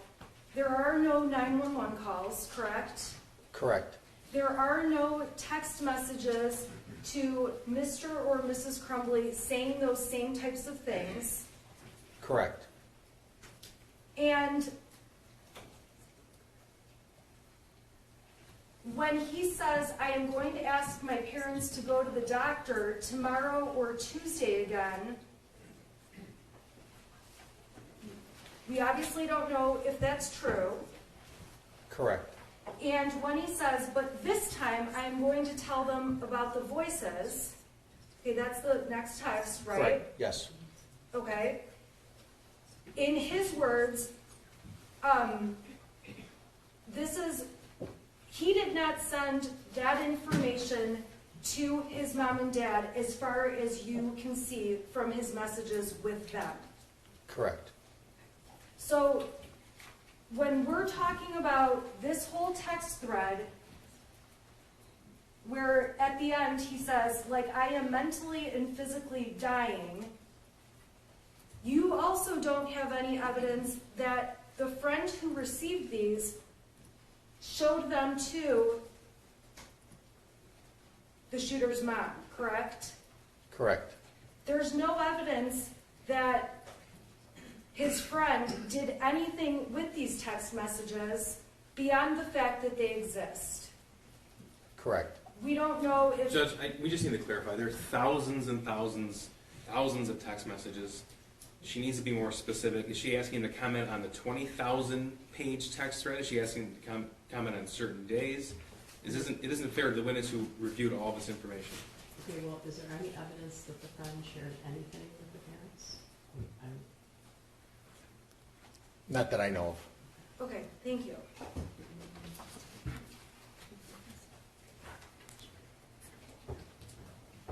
Okay.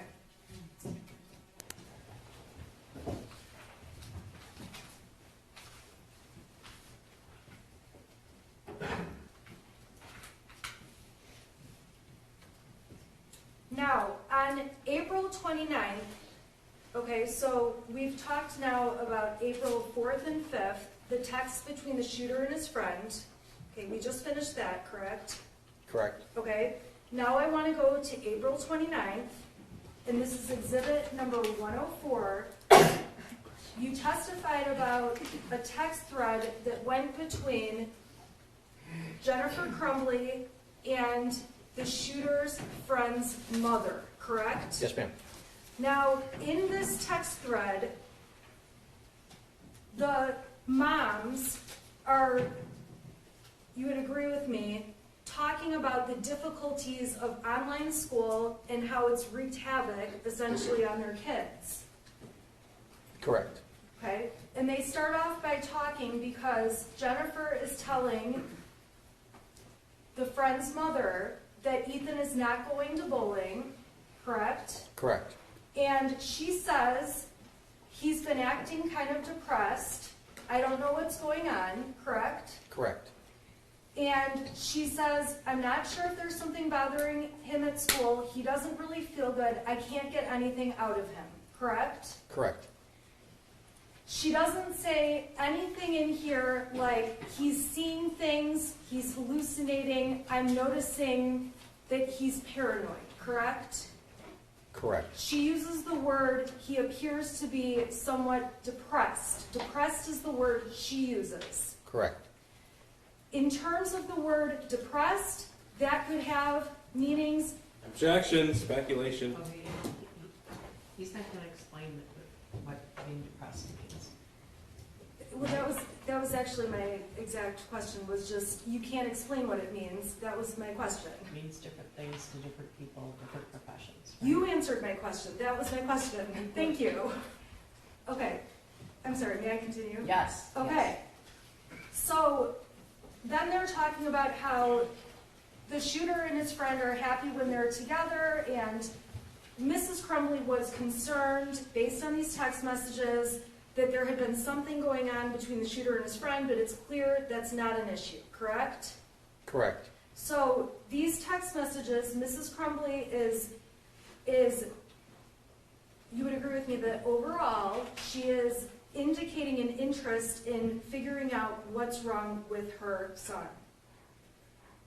She's pointing out things that she's aware of. Okay? And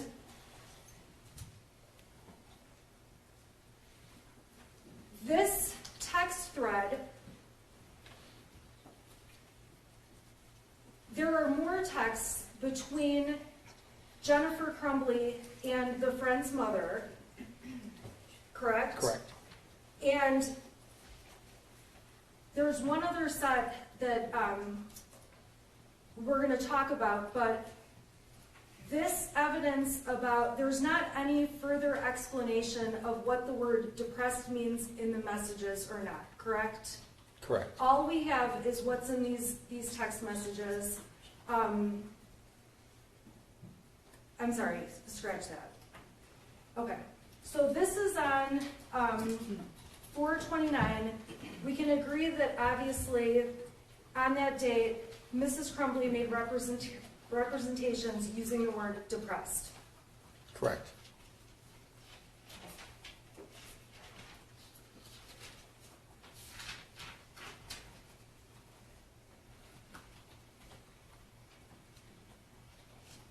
The next set of text messages with the shooter's friend's mother were admitted as Exhibit 105. And we can agree these are months and months later, in October of 2021, correct? That's correct. So this jury is seeing texts from April 29th and then October 31st. That's correct. On October 31st, there is discussion between Jennifer and the shooter's friend's mother about the decision they had to make to send the friend away, correct? There wasn't discussion, she didn't reply back to the 4th of November, like Jennifer texted her, or sent a message to her. Okay, send a message to her asking how they're doing, saying you're thinking about them. Correct. Okay, and the friend's mom writes back, talking about how hard it is, I appreciate you checking on our family, those kind of things, correct? Correct. And in these texts, Jennifer mentions, I know Ethan misses him, meaning his friend, correct? Correct. And she's asking just how things are going for the friend who's away. Correct. Okay. Now, at the end of these text messages, there's a few texts from December of 2021, correct? Correct.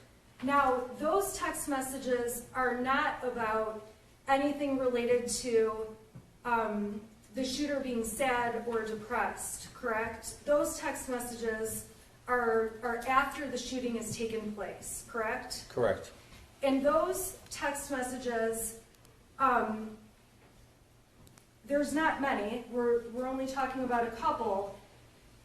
The friend's mother asks if Ethan is safe on November 30th, correct? Correct. So on the day of the shooting, when the friend's mother asks at 3:47, is Ethan home safe? It would be fair, and if you don't know the answer, you can tell me, it would be fair to assume she's asking, is he safe from the shooting? He can't answer that question, and these are Facebook messages, not text. Yeah, he doesn't know. Okay. So Jennifer Crumbley says, I'm sure you've seen the news, and ultimately says, I'm sick to my stomach, correct? Correct.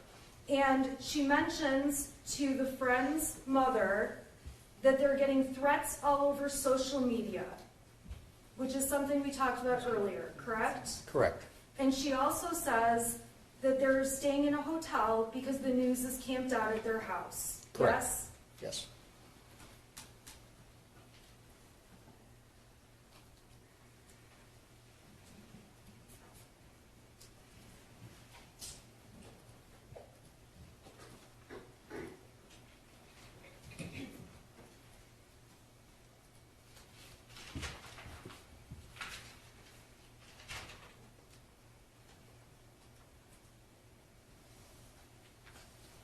During your testimony, you admitted some GPS location information. Yes. And if you need to see the exhibits, let me know, but I think these will be simple questions. When you provided the jury evidence that James was at the gun store on the 26th, we can agree Jennifer was not at the store when the gun was purchased, correct? Correct.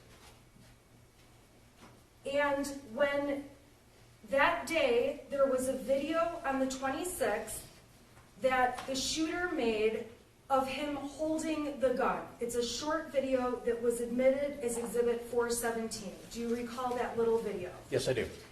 And in that little video, we can't see who else is around while the shooter is filming himself with holding the Sig Sauer gun. In the video, correct. And we don't know, obviously, who was present in the home or in the room even with him. Correct. That was the day the gun was bought, Correct. and the shooter took that video himself, as far as we can tell. It was on his phone, yes. It was on his phone. And it was a video that he sent to I'm sorry, let me back up. There were also photographs taken that day of the gun, Correct. the day they purchased it. Correct. Jennifer Crumbley actually posted a photo that was taken of the gun. After they went to the gun range? No, the day before, on Friday, the day the gun was bought, and if you don't recall, you can just, I believe it came in through the witness before you, and so if you don't know, you can just let me know. Yeah, I don't know. Okay, thank you. So the gun was purchased on the 26th, and the next day is Saturday, the 27th, correct? Correct? On the 27th, we know that James Crumbley was door dashing that day. Correct. That's the day that the shooter and his mother went to the gun range. Correct. That is the day where there was posts about a mother-son experience at the range, in terms of shooting the gun, going to shoot the gun. I remember those, yes. Okay. Now, there is not any information about where the gun was stored or placed in the Crumbley's home overnight between the 26th and the 27th. Judge, I'm going to object. These exhibits weren't introduced to this witness. It's inappropriate to ask this witness of those questions. Agent Brandon testified yesterday. It's the same questions that she asked to him at cross-examination. He doesn't have the foundation to give that sort of testimony. Well, I guess I don't understand the question. Are you asking, is there any communication on a text or a Facebook or a picture about whether the guns were stored, where they were stored, or whether they were Yeah. left? Okay, so did you... On the phones, no, I did not find. Also, in the very minimum, he should be given the opportunity to review the exhibit before he's asked the question. I don't know if she specifically asked him about it. She was asking about Instagram posts. Oh, the Instagram post, okay. All right, there's no Instagram posts about storage or being locked up or anything like that. Not that I saw, no ma'am. Okay. You don't So, see any locked guns on Instagram? Locked guns, no. and the evidence that you showed us from the 27th, there's not any information about who put the gun in the vehicle that drove the gun to the target, to the shooting range, correct? I don't know anything about that. We don't know anything about who did anything aside from the fact that we know when Mrs. Crumbley and her son went over to the shooting range. I don't know anything about the transportation of the gun, no. Okay. We know when they got to the range that Mrs. Crumbley and her son went in and they shot some targets, correct? Correct. We- Well, the ATF guy testified to that, do you know that? What, what, Video? I do know the video, yes. Oh, okay. The gun range video, All right, I have seen it. okay. Okay. And in terms of the text messages and all the evidence that you have reviewed, from the night of the 27th to the 28th, there are not any text messages or Facebook messages about where the gun was that night, where it was in the home, where it was in general, correct? Correct, I don't know anything Okay. about that.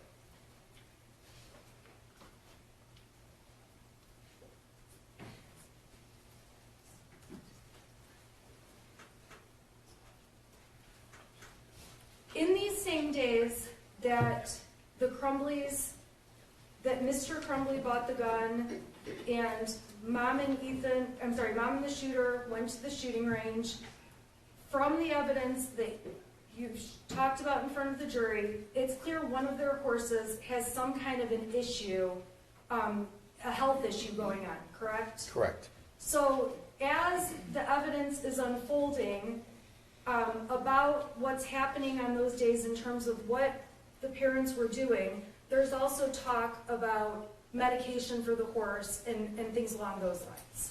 Correct.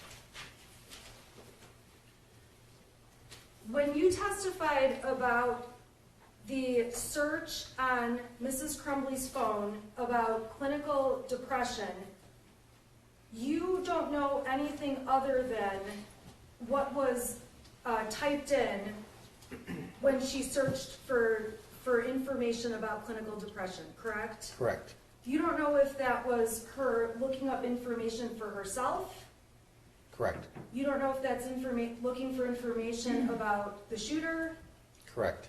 or if it's looking up information about some other person. That's correct.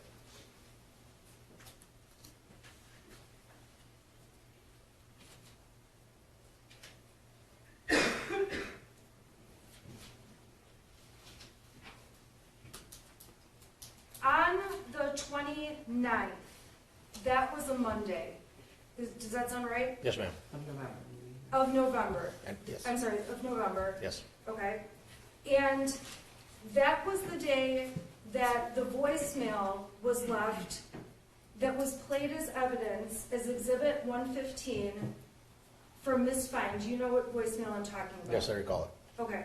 So going a little bit backwards, that day, on that Monday, the voicemail indicates that Ethan was caught looking at bullets on his phone, correct? That's correct.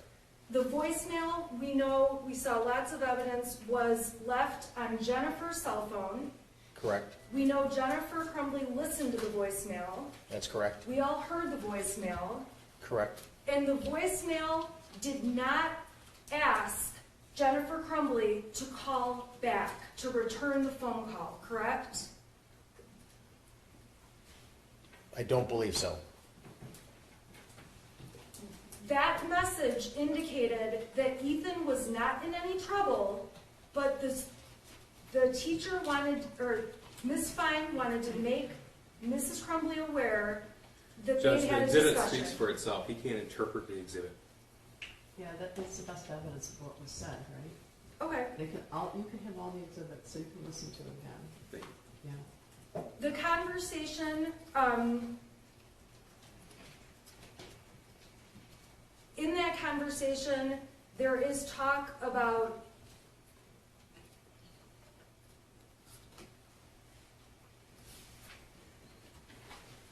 I can play the exhibit. I'm just going to ask about one quote, and if I need to play the exhibit, then I'll play it. Okay, let's hear the question. At the end of the voicemail, Ms. Fine says that it's perfectly normal and healthy.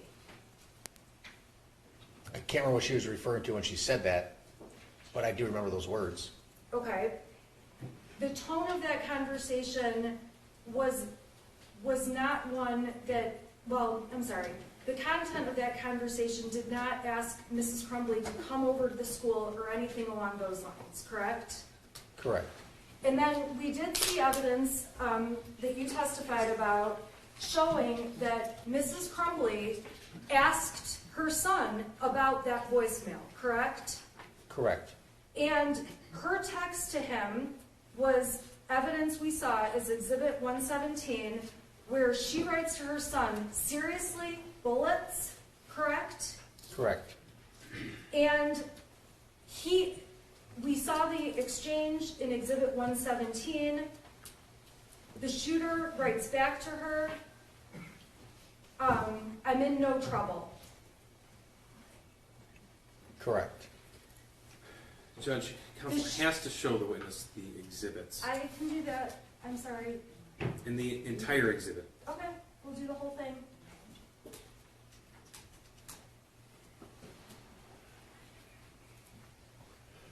All right, so this is Exhibit 117. And as I asked, and I think you already answered, it starts off seriously, looking up bullets in school. Correct. And the Jennifer's son responds, I already went to the office for that. He admits he was. We can agree that's the content of this conversation, correct? Was that he went to the office for that? That's the last thing you said. He says that I already went to the office for that. Yes, correct. Okay, so I'm moving down, and he's explaining, or at least texting, what he was looking up and saying it's because he was curious. Correct. In his words, on page 199, he says, completely harmless. Correct. And based on the voicemail that we heard from Ms. Fine, it sounded like, Objection sounded like, okay, I apologize. I'll move on.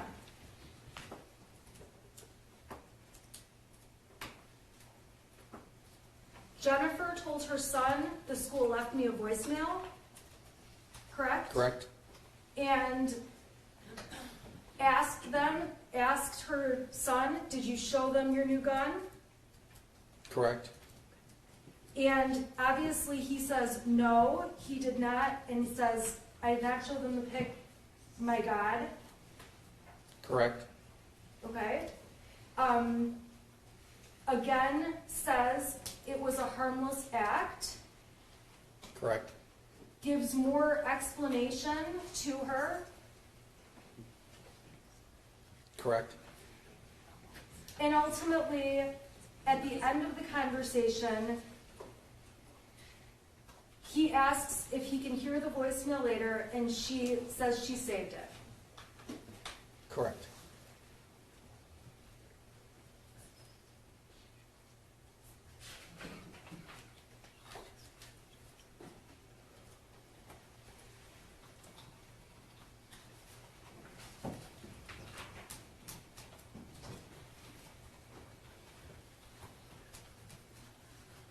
After that, there's conversation that was admitted in Exhibit 118. I've put it on the screen. Judge, if counsel's just going to read exhibits, it's not a cross-examination. And I want to get to my redirect, I want to finish this witness today. Finish this witness. Your Honor, I find that when I'm asking questions, if I don't go step by step, I have to go backwards and go step by You step by have to step follow by the rules step. of evidence. You can't ask the witness to guess. Yeah, There are some questions that could just simply be answered, and they're not being answered. So I have to go step by step by step Okay, when let's it's do not it. happening. Let's do it. Well, yeah, but they're sort of hearing the same things indirect, so.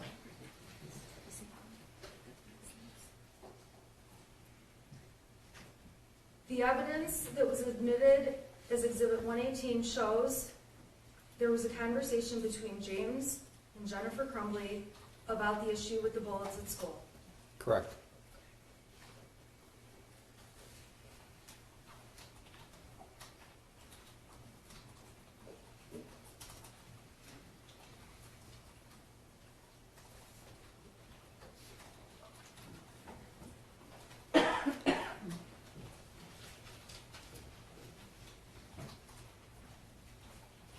We went through the timeline from November 30th, 2021, in great detail earlier. You would agree with that? Correct. And obviously, you've collected all of the information you could from the 30th off the cell phones of James Crumbley, Jennifer Crumbley, and the shooter to look at in your investigation. Correct. It's fair to say that you did not seek a search warrant for people at the school who dealt with the shooter that day. Hold on. To clarify the form of the question, seek a search warrant for the people at the school. That's not even an investigative Who? method. Okay, A search warrant for who? For the people, right, exactly. Yeah, there's a lot. all right, sorry, I'll back up. And for what? Okay, you're aware that Jennifer and James Crumbley went to the school. We saw the video of them walking in for the appointment, correct? Correct. You're aware they met with Sean Hopkins. Correct. You're aware there was conversation in a meeting. Correct. You did not, at any time, seek the messages off of the devices of Mr. Hopkins, correct? That's not for me to decide. That's the officer in charge of the case to decide what to collect and bring to me to get data for them. Okay, so that's not something you did. That's my only question. It's not something that we would do in computer crimes, correct?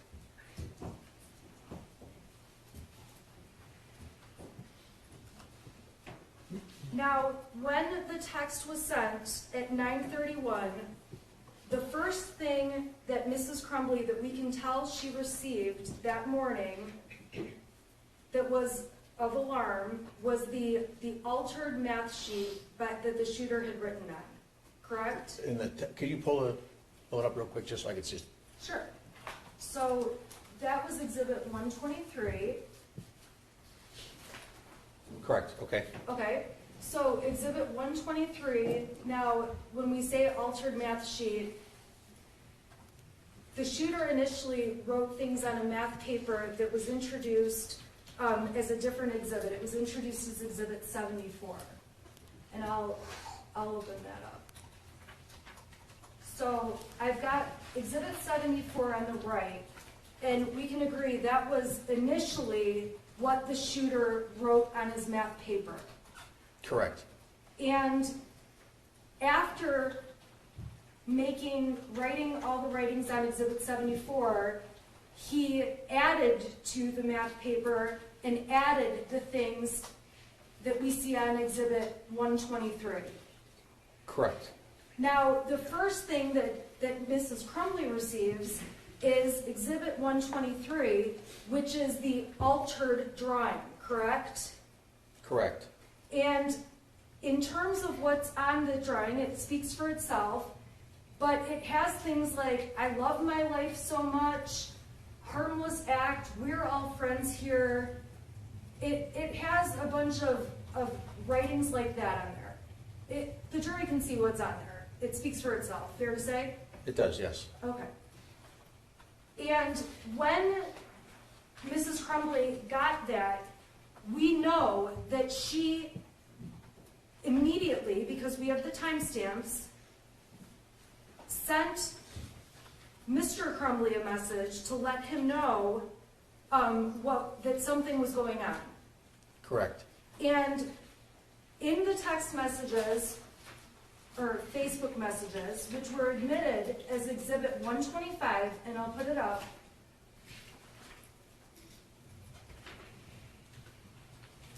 it specifically, Mrs. Crumbley specifically sent photos over to, I'm sorry, scratch that. Jennifer's first message at 9:33 says, call now being in capital letters, correct? Correct. And emergency. Correct. And her next text right after says emergency again. Correct. And then we know that Mr. Crumbley texts back. Correct. And that's in a separate, it's further down in the thread. And his response is, my God, WTF, which stands for what the fuck, correct? Correct. So the parents, we can agree that as soon as the math paper is received by Jennifer Crumbley, there's conversation between the parents. Correct. In addition to the messages, there's also phone conversation. Correct. And at 10:04, we know that Jennifer Crumbley is heading to the school, physically going to the school, correct? Correct. And at 10:05, we can see she's sending texts saying, I'm very concerned. Correct.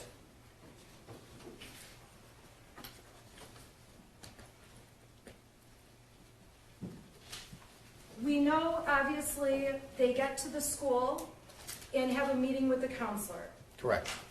And we know that meeting only lasted 12 minutes long. That was your testimony. Correct. We don't have any kind of record or recording of that meeting in the counselor's office. Not that I've made aware of, no. Correct.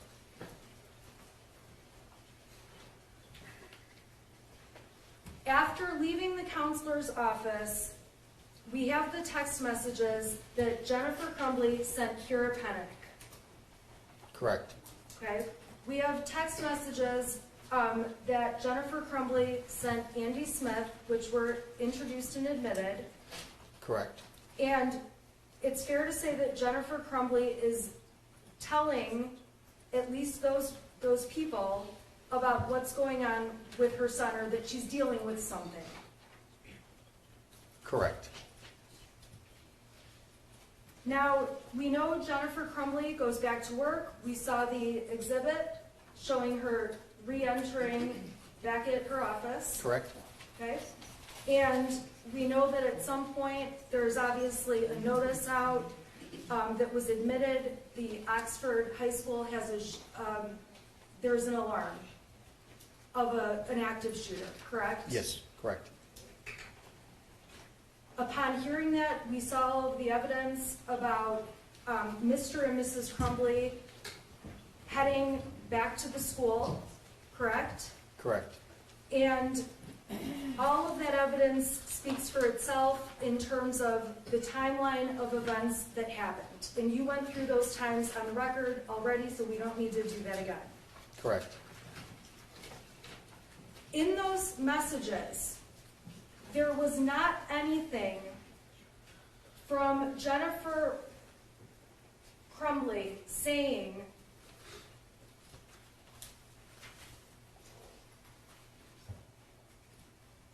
anything along the lines of, I think Ethan might shoot people today. It's actually the form of the question, anything along the lines. Okay, I'll rephrase. Jennifer Crumbley, the text messages that we have are the extent of the text messages. You've provided everything from November 30th. Everything we've gone through, there's not more text messages that this jury's not seen. Is that a fair statement? On November 30th. On November 30th. Correct. Okay. And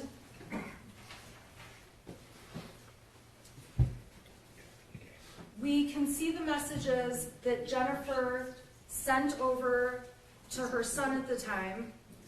You introduced those when you testified. Correct. And there's various exchanges, obviously between them, that speak for themselves, and the jury can read those. There were changes, yes. Okay. And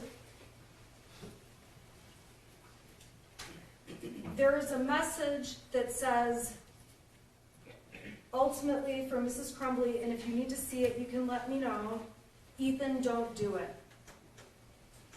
After he was in custody, yes. She said that message was sent. And at the time that message was sent, we don't know what Jennifer Crumbley knew in her head. Correct. All we can do is look at the evidence and read what's before us and what's been admitted in the testimony. In the text messages? Yes. Correct.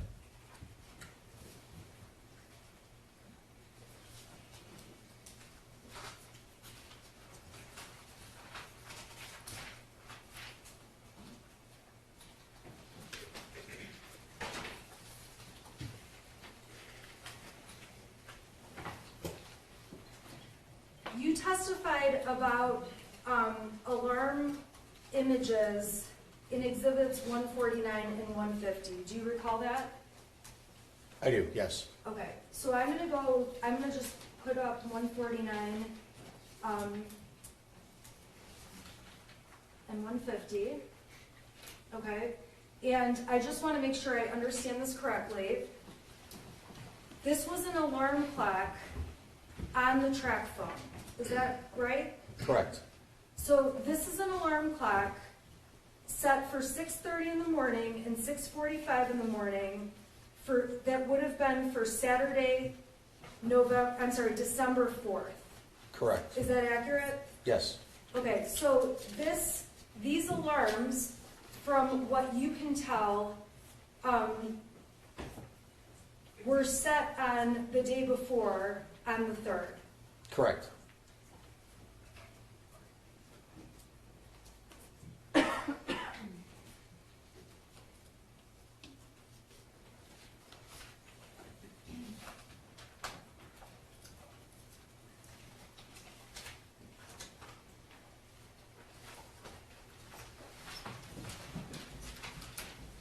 Okay, and then again, there was some testimony, and I believe we've mostly covered this. Ultimately, when you looked at the cell phone, between Jennifer Crumbley and Kira Pennick, you testified, I believe, that there were 26 messages still on the phone. Correct. And from the data, you could see there was actually 4,047 that existed at one time between them. Correct. So obviously, many messages had been deleted between Kira and Jennifer Crumbley by Jennifer Crumbley on her phone. That's correct. And again, there's not any texts or anything that say that have explanations about deleting things. All we know is that they were deleted. Correct, just that, yes. May I have one moment, please?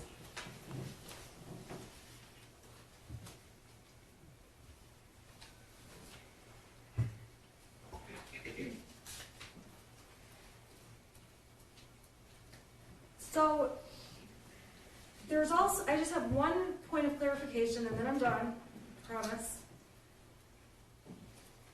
There are some messages that say that they are unsent. What's the difference between unsent or deleted? Deleted would tell me that it's just not there anymore. You would delete the message that says it was unsent even.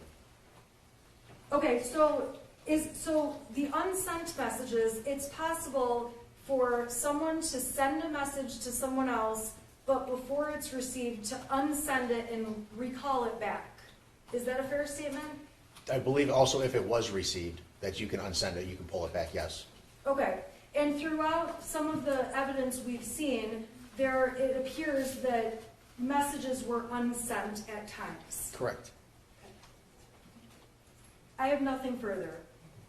Tell me how long you need for redirect. I'll finish today. Okay, Just give me a few minutes. all right. Okay. Now, let's talk first about the deleted messages on the message between Jennifer and Brian Maloche.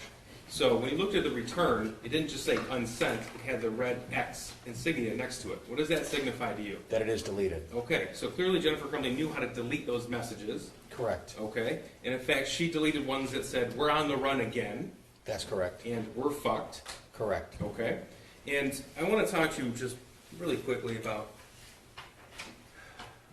this word right here. It was a harmless act. That signify anything to you? Yes, it does. How so? It was also written on the modified math paperwork. Harmless act, right there. Okay, that's Exhibit 123. And Jennifer was sent that, Correct. and she was sent that on November the 30th before the shooting. That's correct. She was also sent this, People 74. And People 74, the shooter wrote, "Help me." Correct. She was sent that, and she saw that. Yes, sir. Okay? And then she communicated about that with her husband. Correct. Okay. Now, you were asked lots and lots and lots of questions about, is there any evidence of, did you find any evidence of certain topics? So, specifically with deleted content, you can't tell if there's something that was deleted but unable to be recovered by search warrant. That's correct. And we've already established that Jennifer Crumbley knew how to delete. In fact, she did delete certain messages. Correct. All right. And one message in particular she deleted to Kira Pennick was that picture of this drawing. Correct. Okay. And speaking of that exhibit between Jennifer Crumbley and Kira Pennick, that's People's 130. In those exhibits, they're in front of you if you want to look at them, there's about 28 pictures. They're screenshots. So there are many communications regarding her horses. Yes, sir. Okay. So one of the first things she does after the meeting is say, I can't, or after the shooting rather, is I won't be able to make it there tonight. Is that correct? I believe that's correct. I can look it up. Take a look.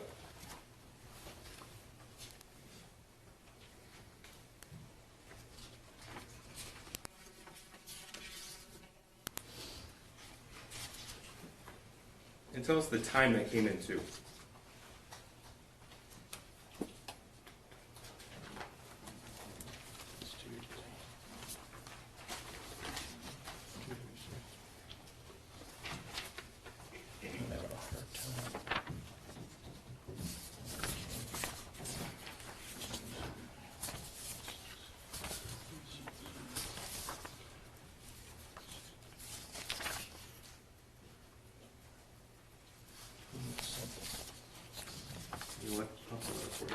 don't see it real quick. That's right, I'll pull it up for you.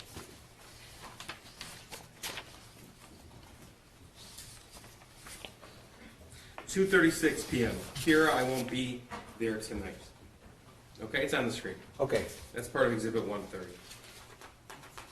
And that is, the shooting ended at 1 p.m., so that's an hour and 36 minutes after he was taken into custody. correct, I see it now, yes. That's 6 minutes after she arrived home from the substation, after she was brought there, Correct, and that's the last time she saw her son.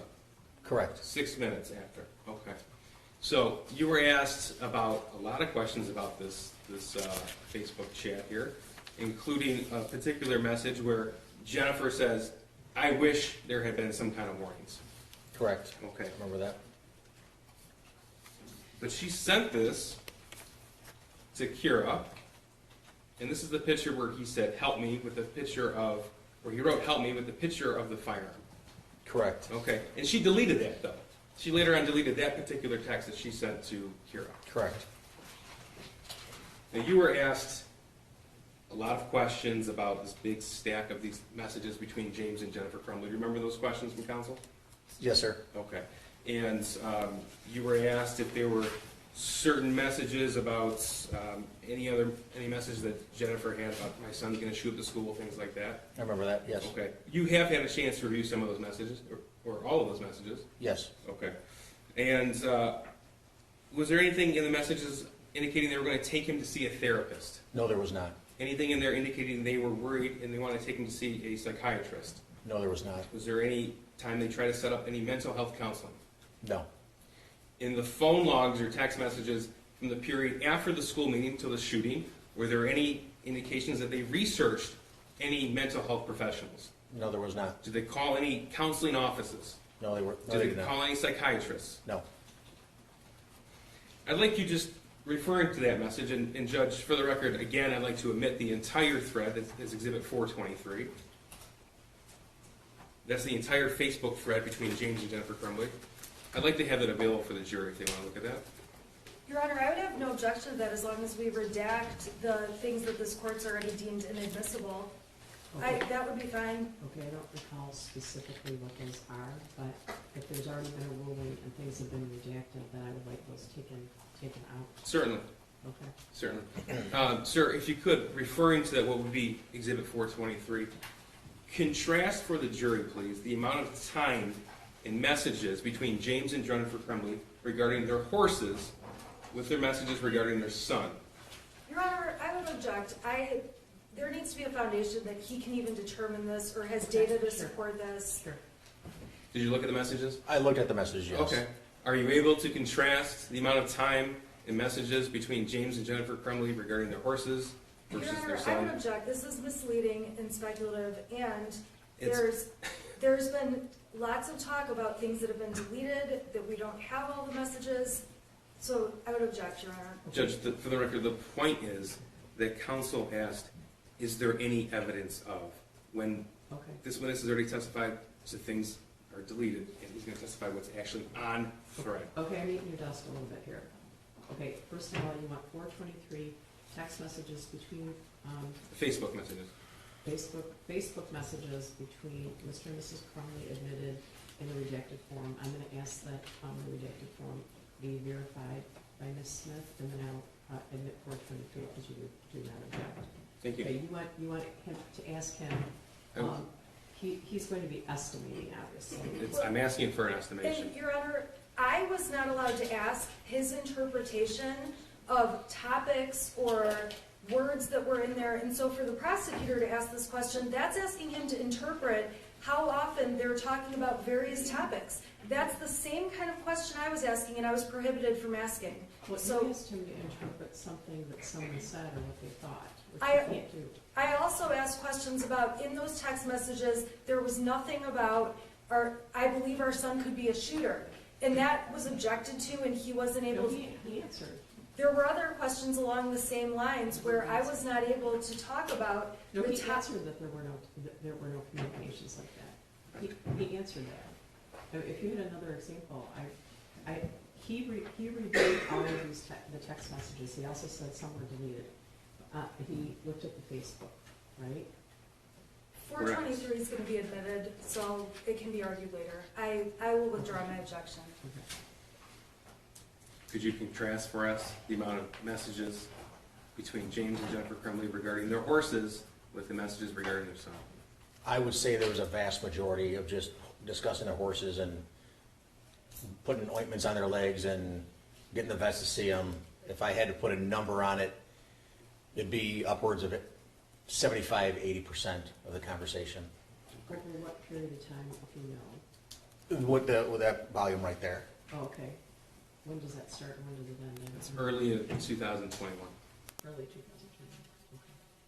All right. Thank you. Now, what about the percentage of time expressing concern over their sons? Up Your until, Honor, I object. This is speculation, and there's no way he doesn't have data on this. Do you have data on this? just the conversation after the pictures were sent, that they drew on the math paper, and there's a couple other conversations about him having a headache and that, but other than that, I can't remember any more conversations. So I have some data. You're going to make us listen to data? No, well, this is just the one question. Does this sound right to you that, Your Honor, I object to leading this witness into this. If he has data, he can testify about it. If he doesn't have data, this is Judge, inappropriate. people are entitled to lean Ask into an what? unrelated question. Okay. If you were to put a name search, because it's a PDF, right? So you can do a name search. Correct. And if you were to do a name search of their son, you could find how many times their son was mentioned. That's correct. Okay? And if you were to do a name search of either their horses' names or horses, you could find how many times that was mentioned. That's correct. Okay. Your Honor, this is going so far beyond the scope of. No, it's not. This is, you asked about this. You asked about this. Okay. Yeah. Okay. Would it surprise you that it's thousands and thousands and thousands different? It would not at all. Thank you. Now, you, sir, were asked a lot of questions about March 9th, March 8th, March 17th, March 19th, and March 20th. It's that area spring of 2021 that we talked about where the defendant's son was text messaging his mother and where James and Jennifer were at. Correct. Yeah, Okay. I remember, yes. So you were asked specifically, are you able to tell if Jennifer Crumbley saw those messages come in? You remember those questions? Yes, I remember those questions. Okay. I want to make clear that all of that information, all that evidence that was admitted on those days came from Jennifer Crumbley's original phone. Correct. Okay.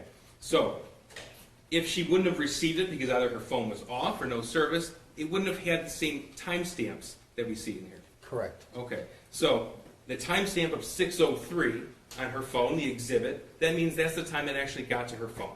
Correct. Okay. And let me ask you something, sir. I don't think you need to be an expert to identify this, but when you take a picture, do you have to open your phone? I mean, you have to access the app to take the picture, yes. Right. Do you have to look at your phone? Not necessarily, you just push the button on the You have to side. hold it up and push a button. Correct. Okay. And so when we have pictures on Jennifer's phone from the exact same time that her son is sending her text messages, what does that tell you? That she would have seen them. Right. Now you were asked about the alarm sent on December the 4th of 2021, and it was up on the screen. It's an exhibit. I remember. It was set for 6:30 a.m. and 6:45 a.m. on December the 4th, 2021. Correct. Okay, and it said when it was set. It said from 7 hours and 30 minutes.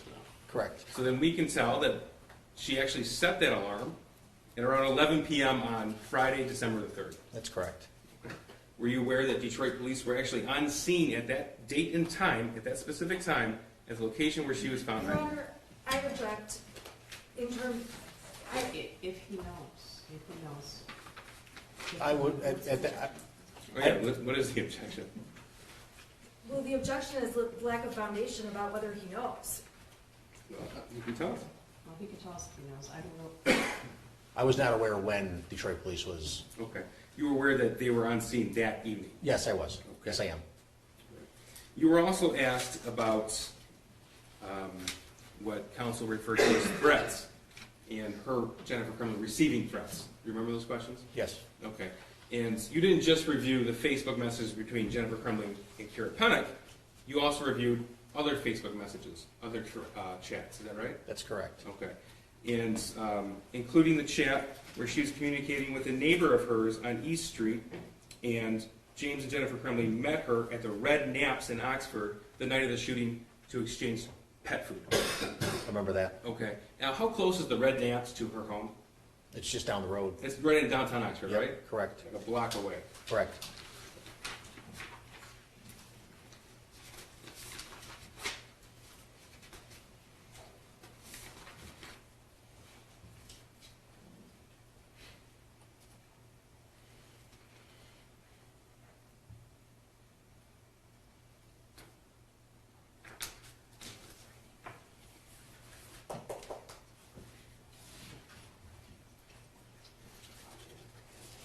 So you were asked specifically about Exhibit 130 here.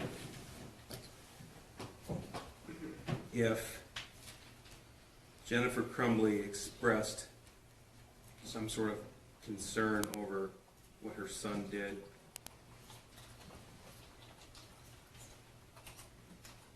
right here, it's, "I'm bawling right now, Kira, my son ruined so many lives today." Yes, correct. Okay, now, that was substantially after she was asking to sell her horses for cash, Correct. asking cash stats, I think it was Correct. stats. Yes. Okay.